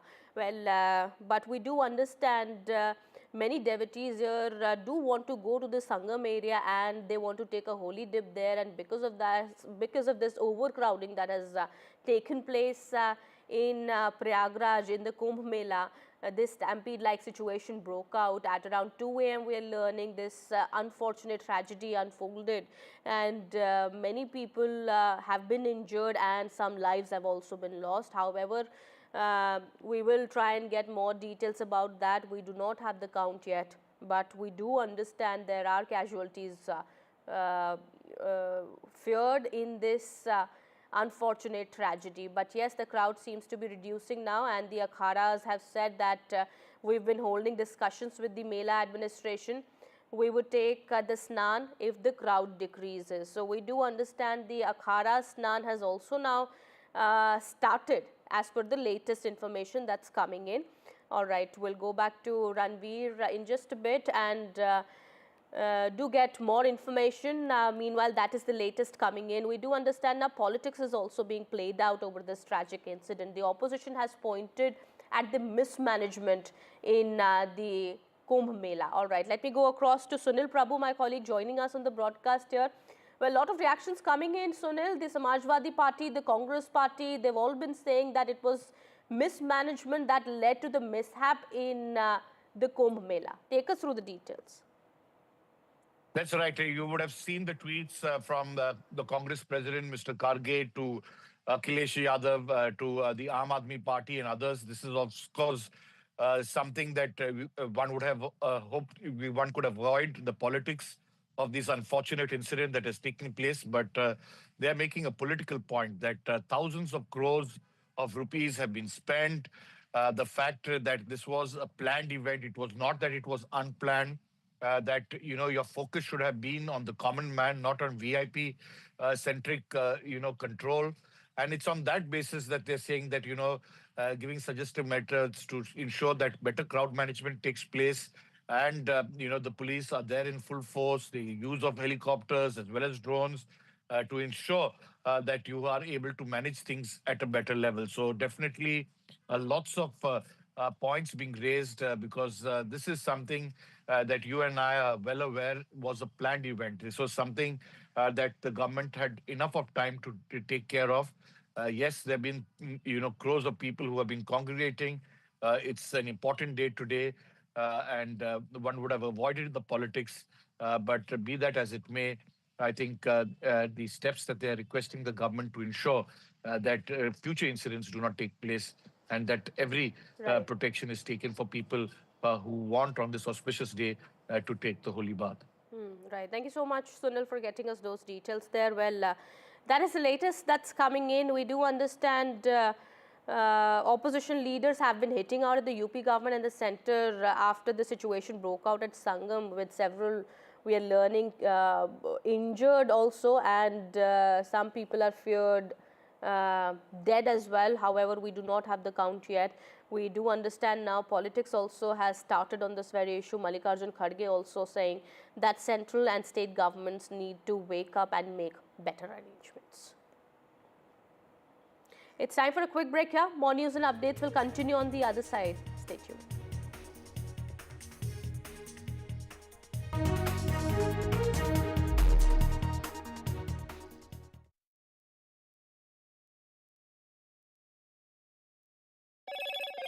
Hello, Moto. Motorola Edge 50 Pro, world's first AI-powered pro-grade camera.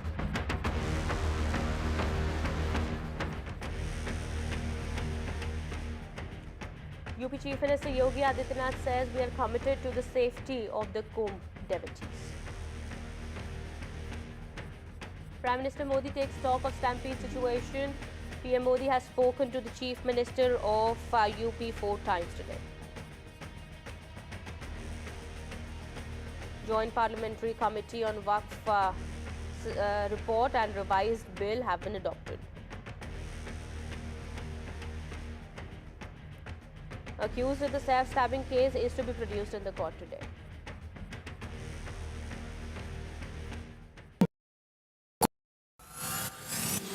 Union Budget 2025, first budget of Modi 3.0. Great expectations, big bang reforms, tax relief to middle class. What will February 1st bring for you? Budget 2025.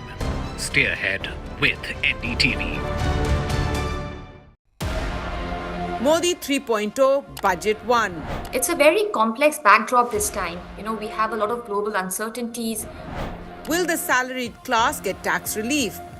I don't see, a big tax cut being the main focus of this budget. Will the finance minister step up reforms? Top economists and experts share their views. The challenge is to improve consumption of the bottom segments. On Budget Bites at 7:30 p.m. only on NDTV 24/7.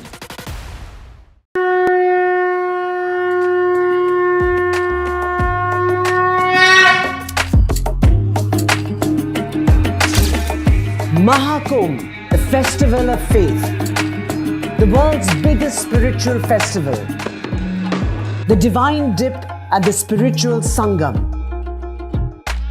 a sacred confluence of faith, culture and heritage. NDTV's mega coverage of the Mega Fest. NDTV at Mahakumbh 2025.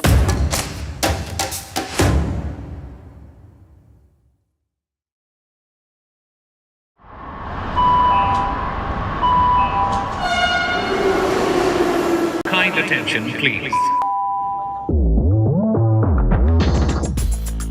Delhi Election Metro 2025 is arriving on people's platform. Please mind the gap. BJP or AAP, who will get to the Delhi Secretariat station? दरवाजे बाईं तरफ खुलेंगे. Who will Delhi voters open the victory doors for? And who will be shown the door? Can the BJP throw AAP's victory run off track? Or will it be Kejriwal's ticket to win again? Can Congress take the election metro to revive